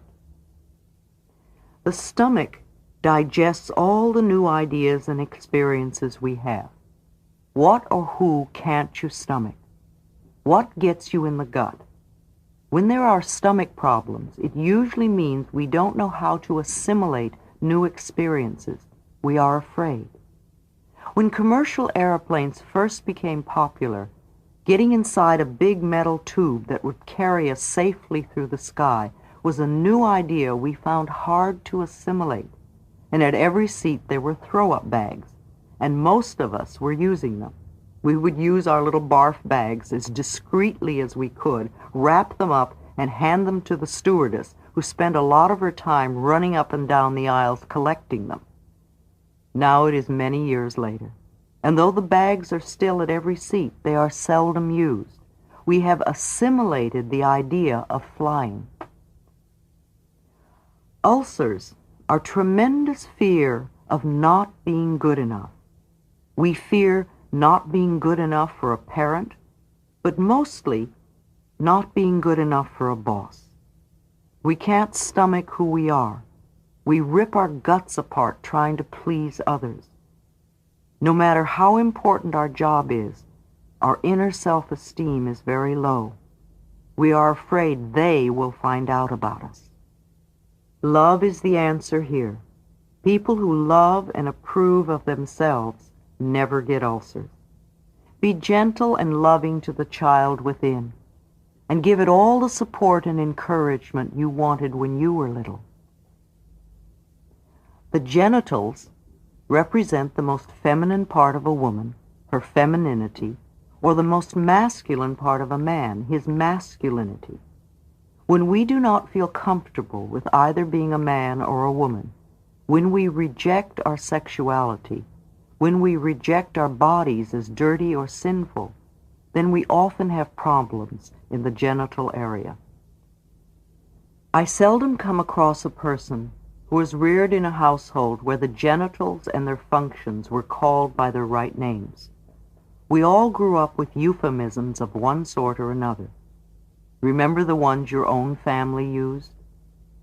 It could have been as mild as down there to names that made you feel your genitals were dirty and disgusting. Yes, we all grew up believing that something was not quite right between our legs. I feel the sexual revolution that exploded a few years ago was in one way a good thing. We were moving away from Victorian hypocrisy. Many of us began to enjoy the pleasure and freedom of our bodies in a new and open way. However, few of us thought to deal with what Rosa Lamont, the founder of the Self-Communication Institute, calls Mama's God. Whatever your mother taught you about God when you were 3 years old is still there in your subconscious mind unless you have done some conscious work to release it. Was that God an angry, avenging God? What did that God feel about sex? If we are still carrying those early guilt feelings about our sexuality and our bodies, then we are surely going to create punishments for ourselves. Bladder problems, anal problems, vaginitis, and prostate and penis problems all come under the same area. They stem from distorted beliefs about our bodies and the correctness of their functions. Every organ in our body is a magnificent expression of life with its own special functions.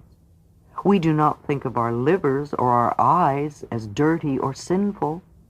Why do we choose to believe our genitals are?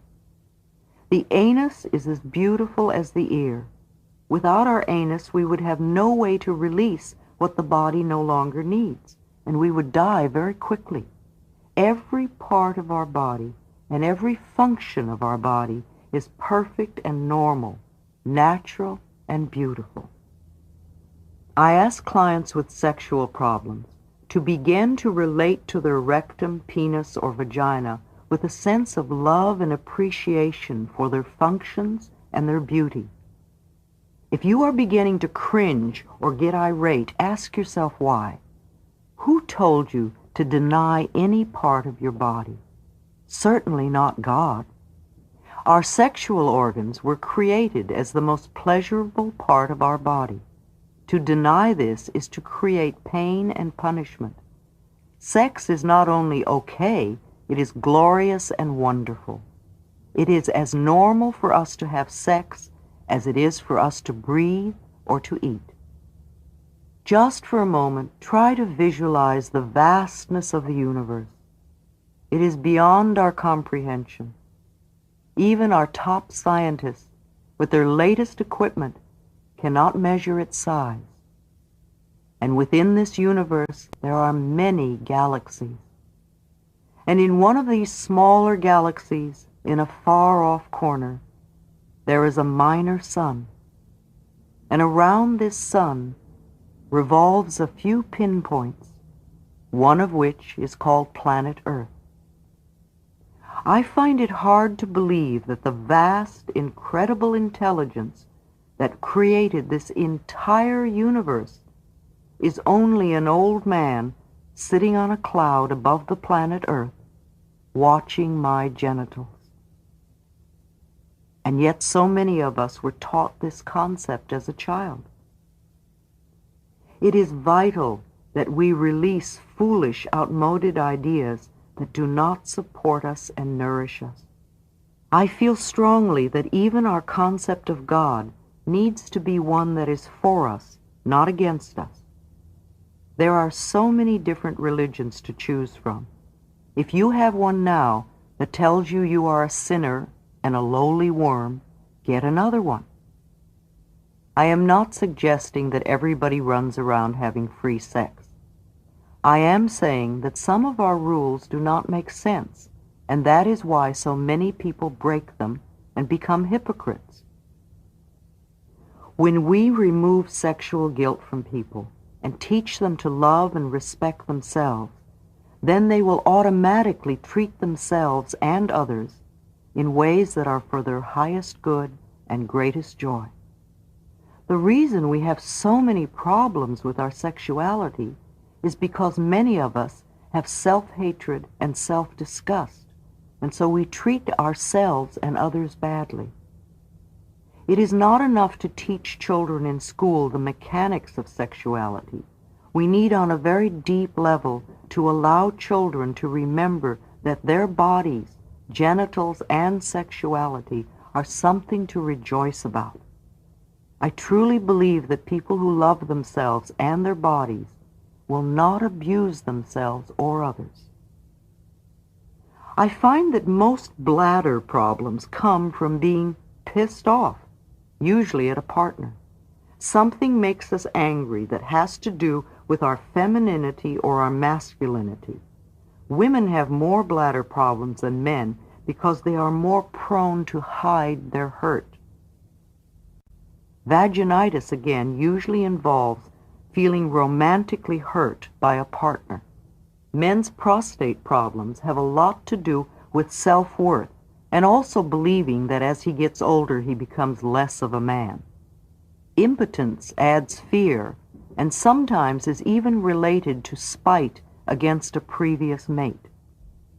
Frigidity comes from fear or a belief that it is wrong to enjoy the body.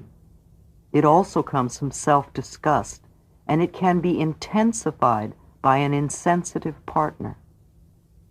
PMS, premenstrual syndrome, which has reached epidemic proportions, is concurrent with the increase of media advertising.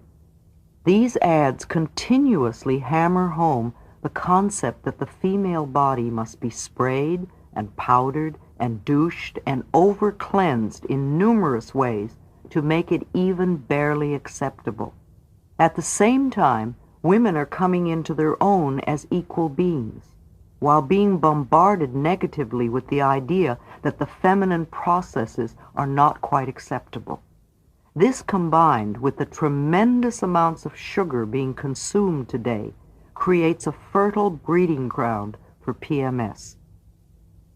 The feminine processes, all of them, including menstruation and menopause, are normal, natural processes. We must accept them as that. Our bodies are beautiful, magnificent, and wondrous. It is my belief that venereal disease is almost always sexual guilt. It comes from a feeling, often subconscious, that it is not right to express ourselves sexually. A carrier with a venereal disease can have many partners, but only those whose mental and physical immune systems are weak will be susceptible to it. In addition to the old standard diseases, in recent years we have created an increase of herpes. This is a disease that comes back again and again to punish us for our belief that we are bad. Herpes has a tendency to flare up when we're emotionally upset, and that tells us a lot right there. Now, let's take that same theory over into the gay community, where they have all the same problems everybody else has, plus much of society pointing their fingers at them and saying bad. Usually their own mothers and fathers are also saying you're bad. This is a very heavy load to carry. So now we have a disease called AIDS, which is a much more frightening disease than herpes and can even be fatal. In the heterosexual society, many women dread growing old because of the belief system we have created around the glory of youth. It is not so difficult for the men because they become distinguished with a bit of gray hair. The older man often gets respect, and people may even look up to him. Not so for most gay men, for they have created a culture that places tremendous emphasis on youth and beauty. While everyone is young to start with, only a few fit the standard of beauty. So much emphasis has been placed on the physical appearance of the body that the feelings inside have been totally disregarded. If you are not young and beautiful, it's almost as though you don't count, only the body. This way of thinking is another way of saying gay is not good enough. Because of the ways gay people often treat other gays, the experience of getting old can be something to dread. It is almost better to die than to get old. And AIDS is a disease that often kills. Too often gay men feel that when they get older, they will be useless and unwanted. It is almost better to destroy themselves first, and many have created a destructive lifestyle. Some of the concepts and attitudes that are so much a part of the gay lifestyle, the meat rack, the constant judging, the refusal to get close to another, etc., are monstrous, and AIDS is a monstrous disease. These sorts of attitudes and behavior patterns can only create guilt on a very deep level, no matter how much we may camp. Camping, which can be such fun, can also be extremely destructive, both to the givers and the recipients. It's another way of avoiding closeness and intimacy. In no way am I trying to create guilt for anyone. However, we need to look at the things that need to be changed in order for all of our lives to function with love and joy and respect. 50 years ago, almost all gay men were closeted, and now they have been able to create pockets in society where they can at least be relatively open. I feel it is unfortunate that much of what they have created gives so much pain to their gay brothers. While it is often deplorable the way straights treat gays, it is tragic the way many gays treat other gays. Men traditionally have always had more sexual partners than women, and when men get together, of course there will be a great deal more sex. That's all fine and good. However, some men like having lots of partners to satisfy their deep need for self-esteem rather than for the joy of it. I do not believe there is anything wrong with having several partners when safe sex is practiced. However, if we need several partners in a day just to prove our self-worth, then we are not coming from a nourishing space, and we need to make some mental changes. This is a time for healing, for making whole, not for condemnation. We must rise out of the limitations of the past. We are all divine, magnificent expressions of life, and let us claim that now. The colon represents our ability to let go, to release that which we no longer need. The body, being in the perfect rhythm and flow of life, needs a balance of intake, assimilation, and elimination. It is only our fears that block the releasing of the old. Even if constipated people are not actually stingy, they usually do not trust that there will ever be enough. They hold on to an old relationship that gives them pain. They are afraid to throw out clothes that have been in the closet for years because they might need them someday. They stay in a stifling job or never give themselves pleasure because they must save for that rainy day. We do not rummage in last night's garbage to find today's meal. Learn to trust the process of life always to bring you what you need. Our legs carry us forward in life. Leg problems often indicate a fear of moving forward or a reluctance to move forward in a certain direction. We run with our legs, we drag our legs, we pussyfoot, we are knock-kneed, pigeon-toed, and we have big, fat, angry thighs filled with childhood resentments. Not wanting to do things will often produce minor leg problems. Varicose veins represent standing in a job or a place we hate. The veins lose their ability to carry joy. Knees, like the neck, have to do with flexibility. Only they express bending and pride and ego and stubbornness. Often when moving forward, we are fearful of bending and we become inflexible. This stiffens the joints. We want to move forward, but we do not want to change our ways. This is why knees take so long to heal. Our ego is involved, and we get our pride and our self-righteousness involved. The next time you have a knee problem, ask yourself where you are being self-righteous, where you are refusing to bend. Drop the stubbornness and let it go. Life is flow, life is movement, and to be comfortable, we must be flexible and move with it. A willow tree bends and sways and flows with the wind, and is always graceful and at ease with life. Our feet have to do with our understanding of ourselves and of life, past, present, and future. Many old people have a difficult time walking. Their understanding has been warped, and they often feel there is no place to go. Little children move on happy dancing feet. Elderly people often shuffle as if they were reluctant to move. Our skin represents our individuality. Skin problems usually mean we feel our individuality is being threatened somehow. We feel that others have power over us. We are thin-skinned. Things get under our skin. We feel skinned alive. Our nerves are right under our skin. One of the quickest ways to heal skin problems is to nurture yourself by saying in your mind, I approve of myself, several hundred times a day. Take back your own power. Accidents are no accident. Like everything else in our lives, we create them. It is not that we necessarily say, I want to have an accident, but we do have the mental thought patterns that can attract an accident to us.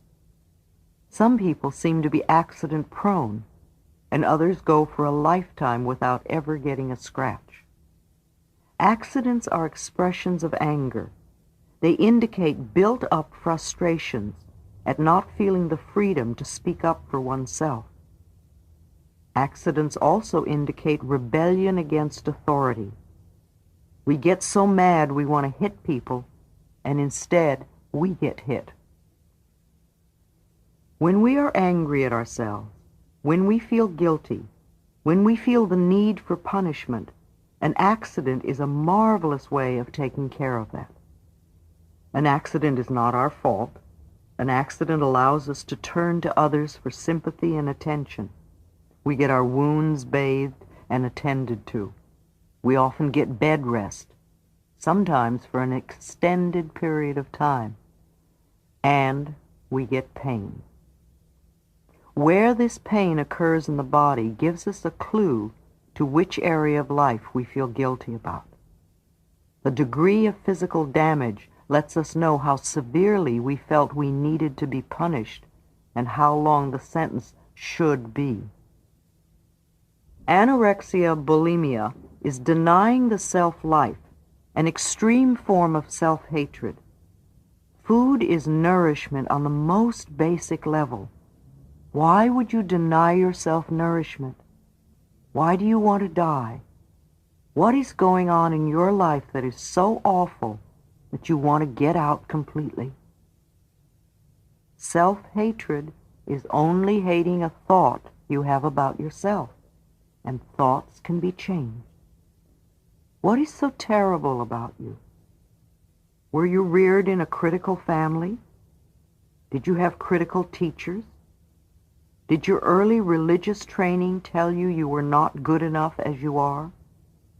So often we try to find reasons that make sense to us for why we are not loved and accepted just as we are. Because of the fashion industry's obsession with slenderness, many women who believe I'm not good enough, what's the use, will use their bodies as a focal point for self-hatred. On one level they are saying, if I were only thin enough, then they would love me. But it doesn't work. Nothing works from the outside. Self-approval and self-acceptance are the key. Arthritis is a disease that comes from a constant pattern of criticism. First of all, criticism of the self, and then criticism of other people. Arthritic people often attract a lot of criticism because it is their pattern to criticize. They are cursed with perfectionism, the need to be perfect at all times in every situation. Do you know of anyone on this planet who is perfect? I do not.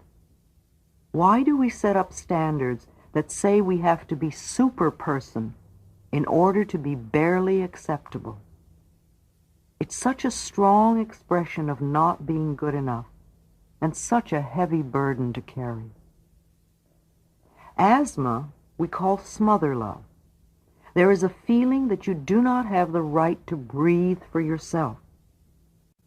Asthmatic children often have overdeveloped consciences. They take on guilt feelings for whatever seems wrong in their environment. They feel unworthy, therefore guilty, and in the need of self-punishment. Geographic cures sometimes work with asthma, especially if the family does not go along. Usually, asthmatic children will outgrow their disease. This really means they go away to school, get married, or leave home somehow, and the disease dissolves. Later in life, an experience may happen that pushes an old button within them, and they have another attack. When that happens, they are not really responding to the current circumstances, but rather to what used to go on in their childhood. Boils and burns, cuts, fevers, sores, itis, and inflammations, all are indications of anger expressing in the body. Anger will find its way to express, no matter how much we try to suppress it. Steam that is built up must be released. We fear our anger lest we destroy our world, yet anger can be released as simply as saying, I'm angry about this. True, we can't always say this to our bosses. We can, however, beat the bed or scream in the car or play tennis or run. These are harmless ways of physically releasing anger. Spiritual people often believe they shouldn't get angry. True, we are all working towards the time when we no longer blame others for our feelings. But until we arrive there, it is healthier to acknowledge what we do feel in the moment. Cancer is a disease caused by deep resentment held for a long time till it literally eats away at the body. Something happens in childhood that destroys the sense of trust. This experience is never forgotten, and the individual lives with a sense of self-pity, finding it hard to develop and maintain long-term, meaningful relationships. Because of that belief system, life seems to be a series of disappointments. A feeling of hopelessness and helplessness and loss permeates the thinking, and it becomes easy to blame others for all our problems. People with cancer are also very self-critical. To me, learning to love and accept the self is the key to healing cancers. Overweight represents a need for protection. We seek protection from hurts, slights, criticism, abuse, sexuality, and sexual advances, from a fear of life in general and also specifically. Take your choice. I am not a heavy person, yet I have learned over the years that when I am feeling insecure and not at ease, I will put on a few pounds. When the threat is gone, the excess weight goes away by itself. Fighting fat is a waste of time and energy. Diets don't work. The minute you stop, the weight goes back up. Loving and approving of yourself, trusting in the process of life, and feeling safe because you know the power of your own mind make up the best diet I know of. Go on a diet from negative thoughts, and your weight will take care of itself. Too many parents stuff food in the baby's mouth, no matter what the problem is. These babies grow up to stand in front of an open refrigerator saying, "I don't know what I want," whenever there's a problem. Pain of any sort, to me, is an indication of guilt.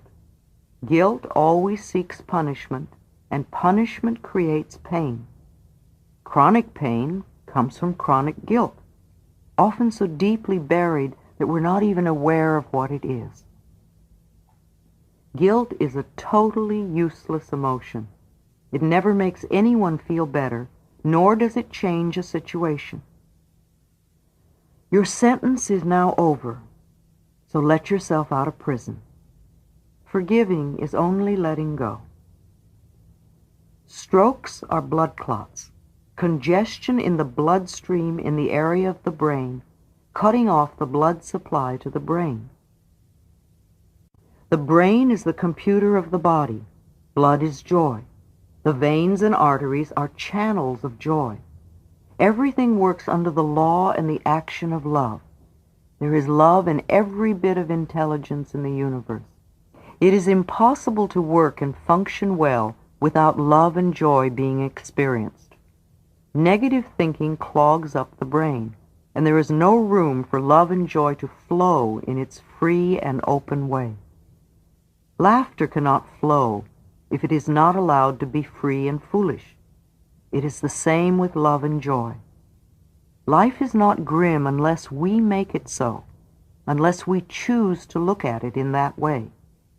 We can find total disaster in the smallest upset, and we can find some joy in the greatest tragedy. It is up to us. Sometimes we try to force our life to go in a certain way when it's not for our highest good.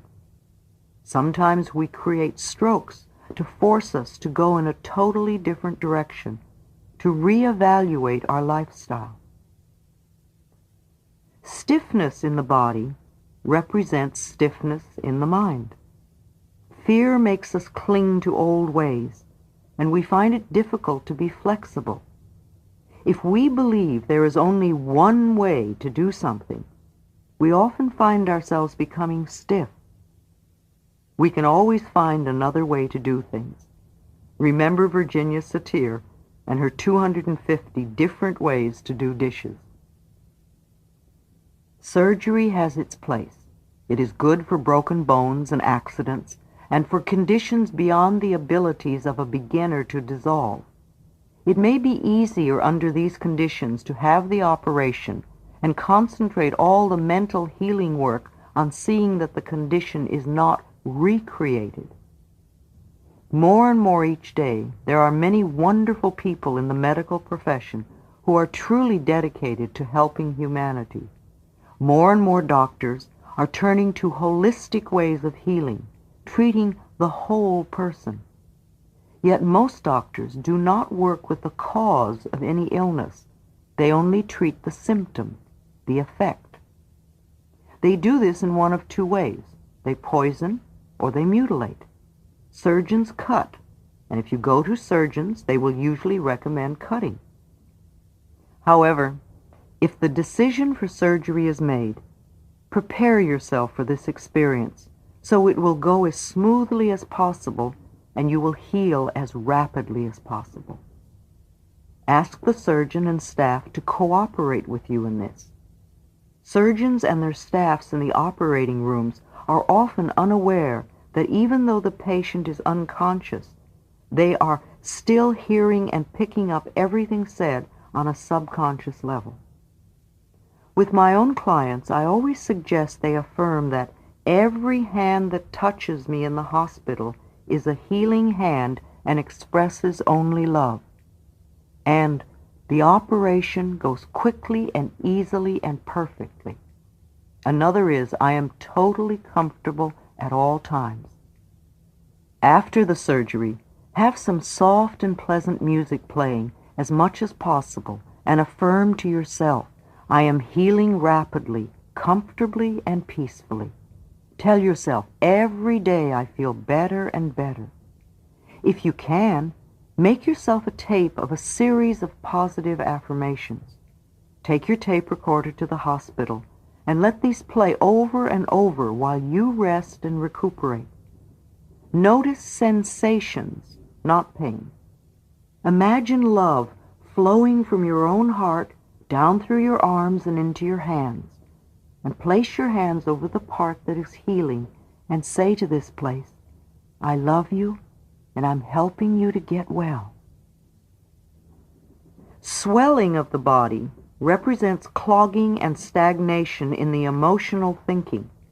We create situations where we get hurt and we cling to these memories. Swelling often represents bottled up tears, feeling stuck and trapped, or blaming others for our own limitations. Release the past. Let it wash away. Take back your own power. Stop dwelling on what you don't want. Use your mind to create what you do want. Let yourself flow with the tide of life. Tumors are false growths. An oyster takes a tiny grain of sand and to protect itself grows a hard and shiny shell around it. We call it a pearl and think it is beautiful. We can take an old hurt and nurse it and keep pulling the scab off it, and in time we have a tumor. I call this running the old movie. I believe the reason women have so many tumors in the uterus area is that they take an emotional hurt, a blow to their femininity, and nurse it. I call this the he done me wrong syndrome.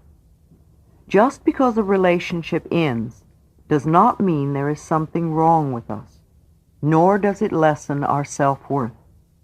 It is not what happens. It is how we react to it. We are each 100% responsible for all our experiences. What belief about yourself do you need to change in order to attract more loving kinds of behavior? In the infinity of life where I am, all is perfect, whole, and complete. I recognize my body as a good friend. Each cell in my body has divine intelligence. I listen to what it tells me and know that its advice is valid. I am always safe and divinely protected and guided. I choose to be healthy and free. All is well in my world. Chapter 15. I am healthy, whole, and complete. Chapter 15 of the book is a list which correlates diseases you may have had or are having and the probable causes. That list can be found on the tape from my book entitled Heal Your Body. Chapter 16. My Story. Will you tell me a little about your childhood, briefly? This is a question I've asked so many clients. It is not that I need to hear all the details. If they have problems now, the patterns that created them began a long time ago.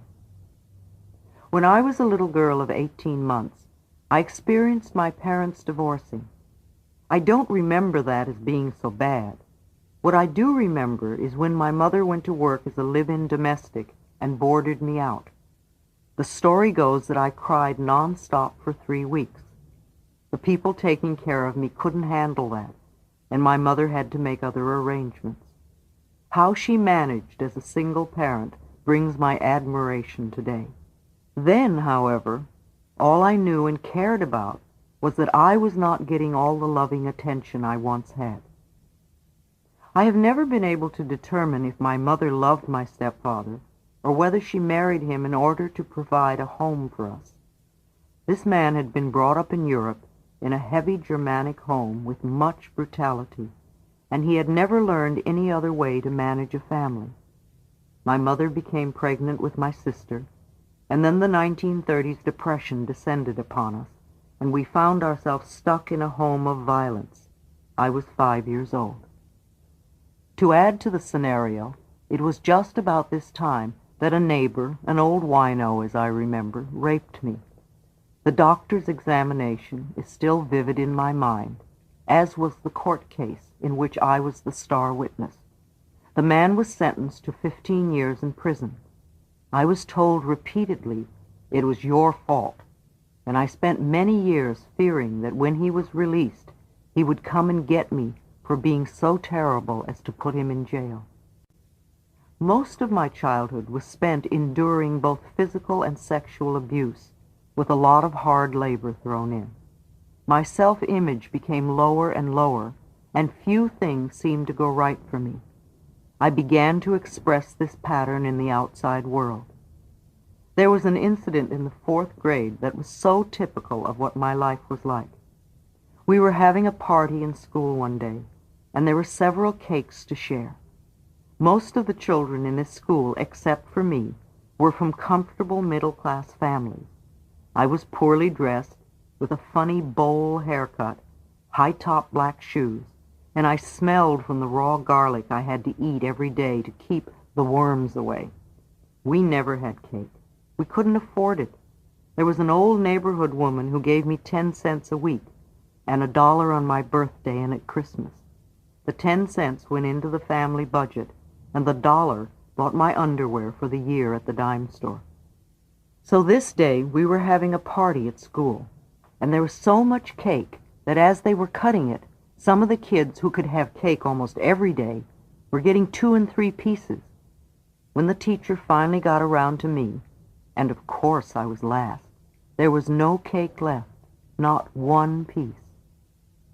I can see clearly now that it was my already confirmed belief that I was worthless and did not deserve anything that put me at the end of the line with no cake.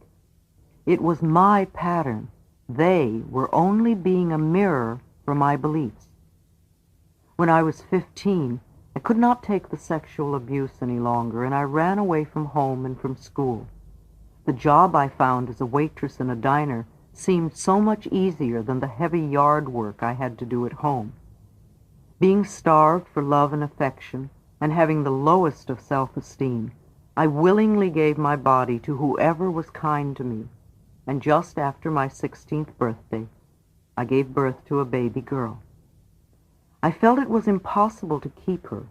However, I was able to find her a good, loving home. I found a childless couple who longed for a baby, and I lived in their home for the last 4 months, and when I went to the hospital, I had the child in their name. Under such circumstances, I never experienced the joys of motherhood, only the loss and the guilt and shame. Then it was only a shameful time to get over with as soon as possible. I only remember her big toes, which were unusual like mine.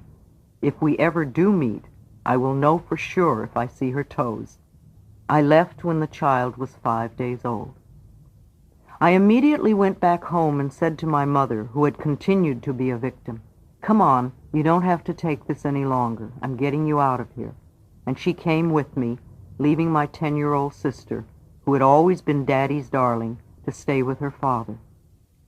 After helping my mother get a job as a domestic in a small hotel and settling her into an apartment where she was free and comfortable, I felt my obligations were through. I left for Chicago with a girlfriend to stay a month and did not return for over 30 years. The violence I experienced as a child, combined with the sense of worthlessness I had developed along the way, attracted men into my life who mistreated me and often beat me. I could have spent the rest of my life berating men, and I probably would still be having the same experiences. Gradually, however, through positive work experiences, my self-esteem grew, and those kinds of men began to leave my life. They no longer fit my old pattern of unconsciously believing I deserved abuse. I do not condone their behavior, but if it were not my pattern, they would not have been attracted to me. Now, a man who abuses women does not even know I exist. Our patterns no longer attract. After a few years in Chicago doing rather menial work, I went to New York and was lucky enough to become a high-fashion model. Yet even modeling for the big designers did not help my self-esteem very much. It only gave me more ways to find fault with myself. I refused to recognize my own beauty. I was in the fashion industry for many years. I met and married a wonderful, educated English gentleman. We traveled the world, met royalty, and even dined at the White House. Though I was a model and had a wonderful man, still my self-esteem remained low until years later when I began the inner work. One day, after 14 years of marriage, he announced his desire to marry another, just when I was beginning to believe that good things can last. Yes, I was crushed, but time passes, and I lived on. I could feel my life changing, and a numerologist one spring confirmed it by telling me that in the fall a small event would occur that would change my life. It was so small that I didn't notice it till several months later. Quite by chance, I had gone to a meeting at the Church of Religious Science in New York City. While their message was new to me, something within me said, "Pay attention," and so I did. I not only went to the Sunday services, but I began to take their weekly classes. The beauty and fashion world was losing its interest for me. How many years could I remain concerned with my waist measurement or the shape of my eyebrows? From a high school dropout who never studied anything, I now became an avaricious student, devouring everything I could lay my hands on that pertained to metaphysics and healing. The Church of Religious Science became a new home for me. Even though most of my life was going on as usual, this new course of study began to take up more and more of my time. And the next thing I knew, it was 3 years later, and I was eligible to apply to become one of the church's licensed practitioners. And that's where I began, as a church counselor many years ago. It was a small beginning. During this time, I became a transcendental meditator. My church was not giving the ministerial training program for another year, so I decided to do something special for myself. I went to college. MIU, Maharishi's International University in Fairfield, Iowa. It was the perfect place for me at that time. In the freshman year, every Monday morning we began a new subject, things I had only heard of, such as biology, chemistry, even the theory of relativity. And every Saturday morning there was a test, Sunday was free, and Monday morning we began anew. There were none of the distractions so typical of my life in New York City. After dinner, we all went to our rooms to study. I was the oldest kid on campus and loved every moment of it. No smoking, drinking, or drugs were allowed, and we meditated 4 times a day. The day I left, I thought I would collapse from the cigarette smoke in the airport. Back in New York, I resumed my life. I took the ministerial training program. I became very active in the church and in its social activities. I began speaking at their noon meetings and seeing clients, and this quickly blossomed into a full-time career. Out of the work I was doing, I was inspired to put together the little book, Heal Your Body, which began as a simple list of metaphysical causations for physical illnesses in the body. I began to lecture and travel and hold small classes. Then one day, I was diagnosed as having cancer. With my background of being raped at 5 and having been a battered child, it was no wonder I manifested cancer in the vaginal area. Like anyone else who has just been told they have cancer, I went into total panic. Yet because of all my work with clients, I knew that mental healing worked, and here I was being given a chance to prove it to myself. After all, I had written the book on mental patterns, and I knew cancer is a disease of deep resentment that has been held for a long time until it literally eats away at the body. I had been refusing to be willing to dissolve all the anger and resentment at them over my childhood. There was no time to waste. I had a lot of work to do. The word incurable, which is so frightening to so many people, means to me that this particular condition cannot be cured by any outer means, and that we must go within to find the cure.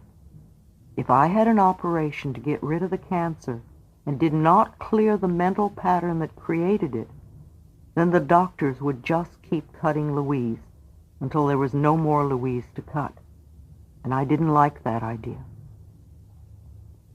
If I had the operation to remove the cancerous growth and also cleared the mental pattern that was causing the cancer, then it would not return.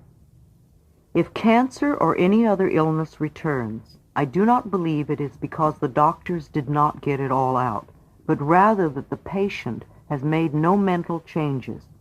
They just recreate the same illness, perhaps in a different part of the body.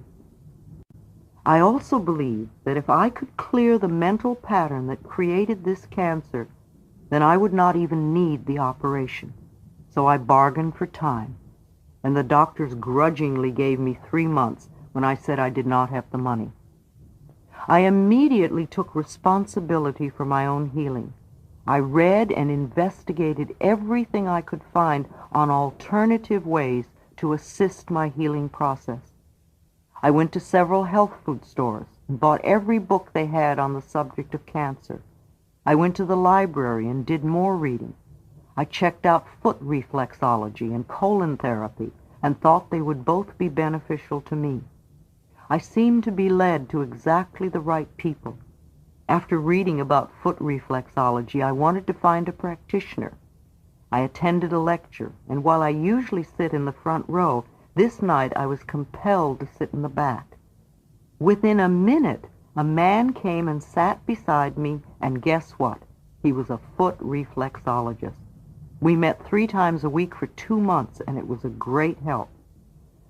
I also knew I had to love myself a great deal more. There was little love expressed in my childhood, and no one had made it okay for me to feel good about myself. I had adopted their attitudes of continually picking on and criticizing me, which became second nature. I came to the realization through my work with the church that it was okay and even essential for me to love and approve of myself. Yet I kept putting it off, rather like the diet you will always start tomorrow. But I could no longer put it off. At first, it was very difficult for me to do things like stand in front of the mirror and say, "Louise, I love you. I really love you." However, as I persisted, I found that several situations came up in my life where in the past I would have berated myself, and now, because of the mirror exercise and other work, I was not doing so. I was making some progress. I knew I had to clear the patterns of resentment I'd been holding since childhood. It was imperative for me to let go of the blame. Yes, I had had a very difficult childhood with lots of abuse, mental, physical, and sexual. But that was many years ago, and it was no excuse for the way I was treating myself now. I was literally eating my body with cancerous growth because I had not forgiven. It was time for me to go beyond the incidents themselves and to begin to understand what types of experiences could have created people who would treat a child that way. With the help of a good therapist, I expressed all the old bottled-up anger by beating pillows and howling with rage. This made me feel cleaner. Then I began to piece together the scraps of stories my parents had told me of their own childhood. I started to see a larger picture of their lives. With my growing understanding, and from an adult viewpoint, I began to have compassion for their pain, and the blame slowly began to dissolve. In addition, I hunted for a good nutritionist to help me cleanse and detoxify my body from all the junky foods I had eaten over the years. I learned that junky foods accumulate and create a toxic body. Junky thoughts accumulate and create toxic conditions in the mind. I was given a very strict diet with lots of green vegetables and not much else. I even had colonics 3 times a week for the first month. I did not have an operation, nor did I have radiation or chemotherapy. However, as a result of all the thorough mental and physical cleansing, 6 months after my diagnosis, I was able to get the medical profession to agree with what I already knew, that I no longer had even a trace of cancer. Now, I knew from personal experience that disease can be healed if we are willing to change the way we think and believe and act. Sometimes, what seems to be a big tragedy turns out to become the greatest good in our lives. I learned so much from that experience, and I came to value life in a new way. I began to look at what was really important to me, and I made a decision finally to leave the treeless city of New York and its extreme weather.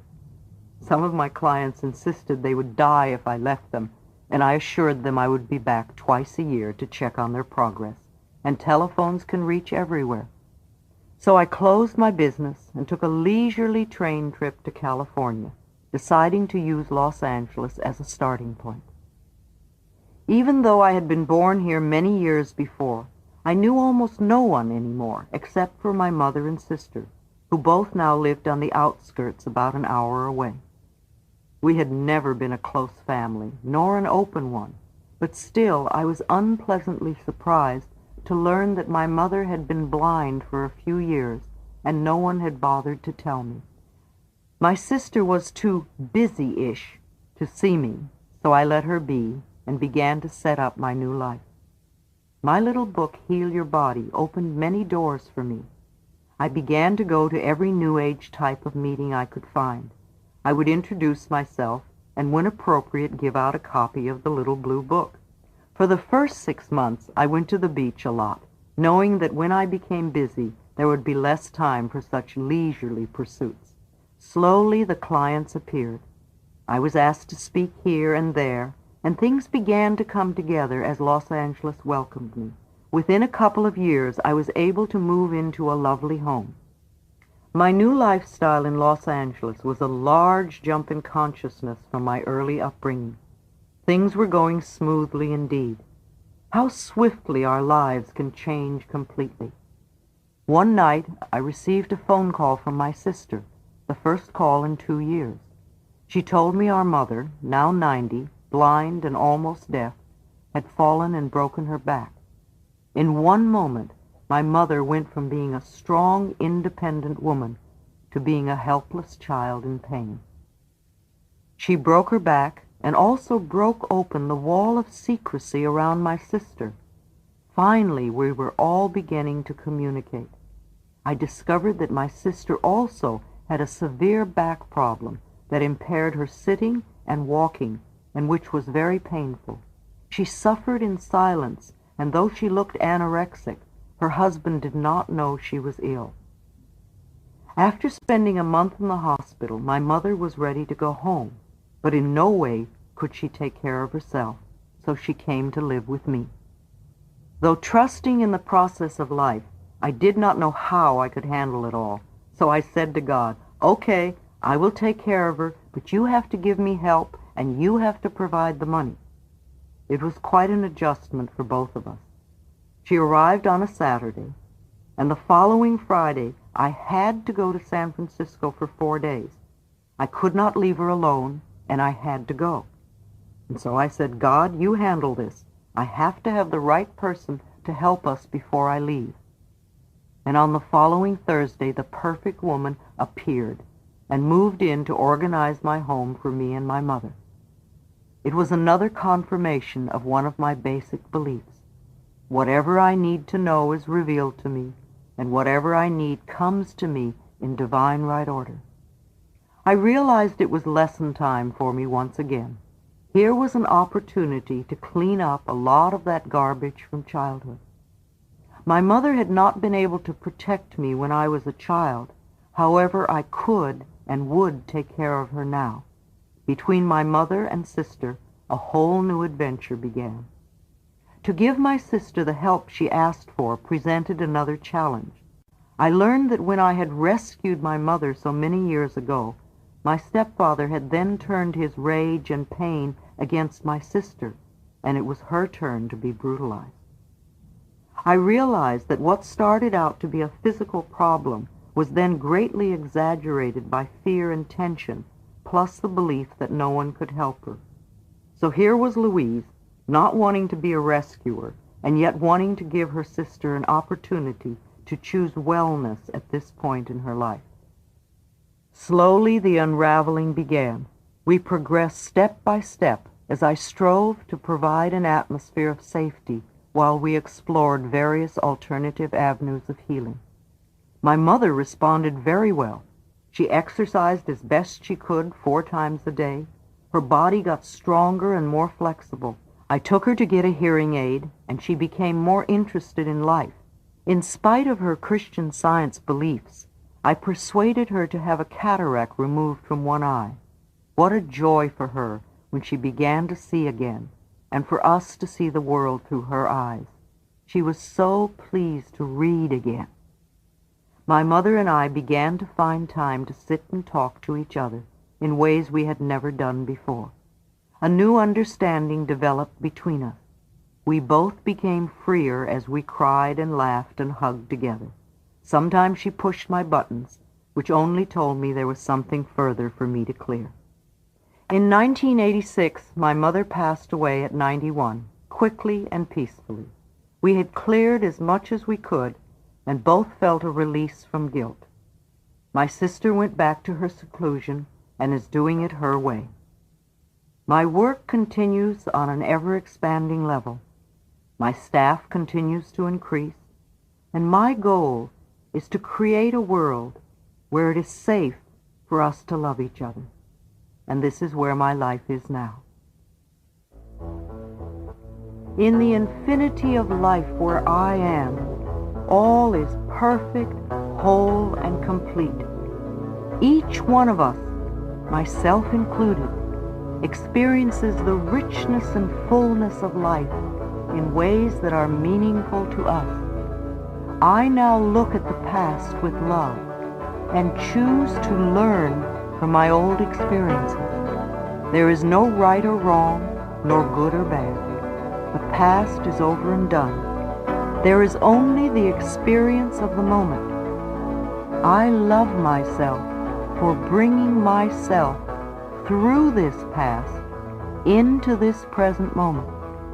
I share what and who I am, for I know we are all one in spirit. All is well in my world.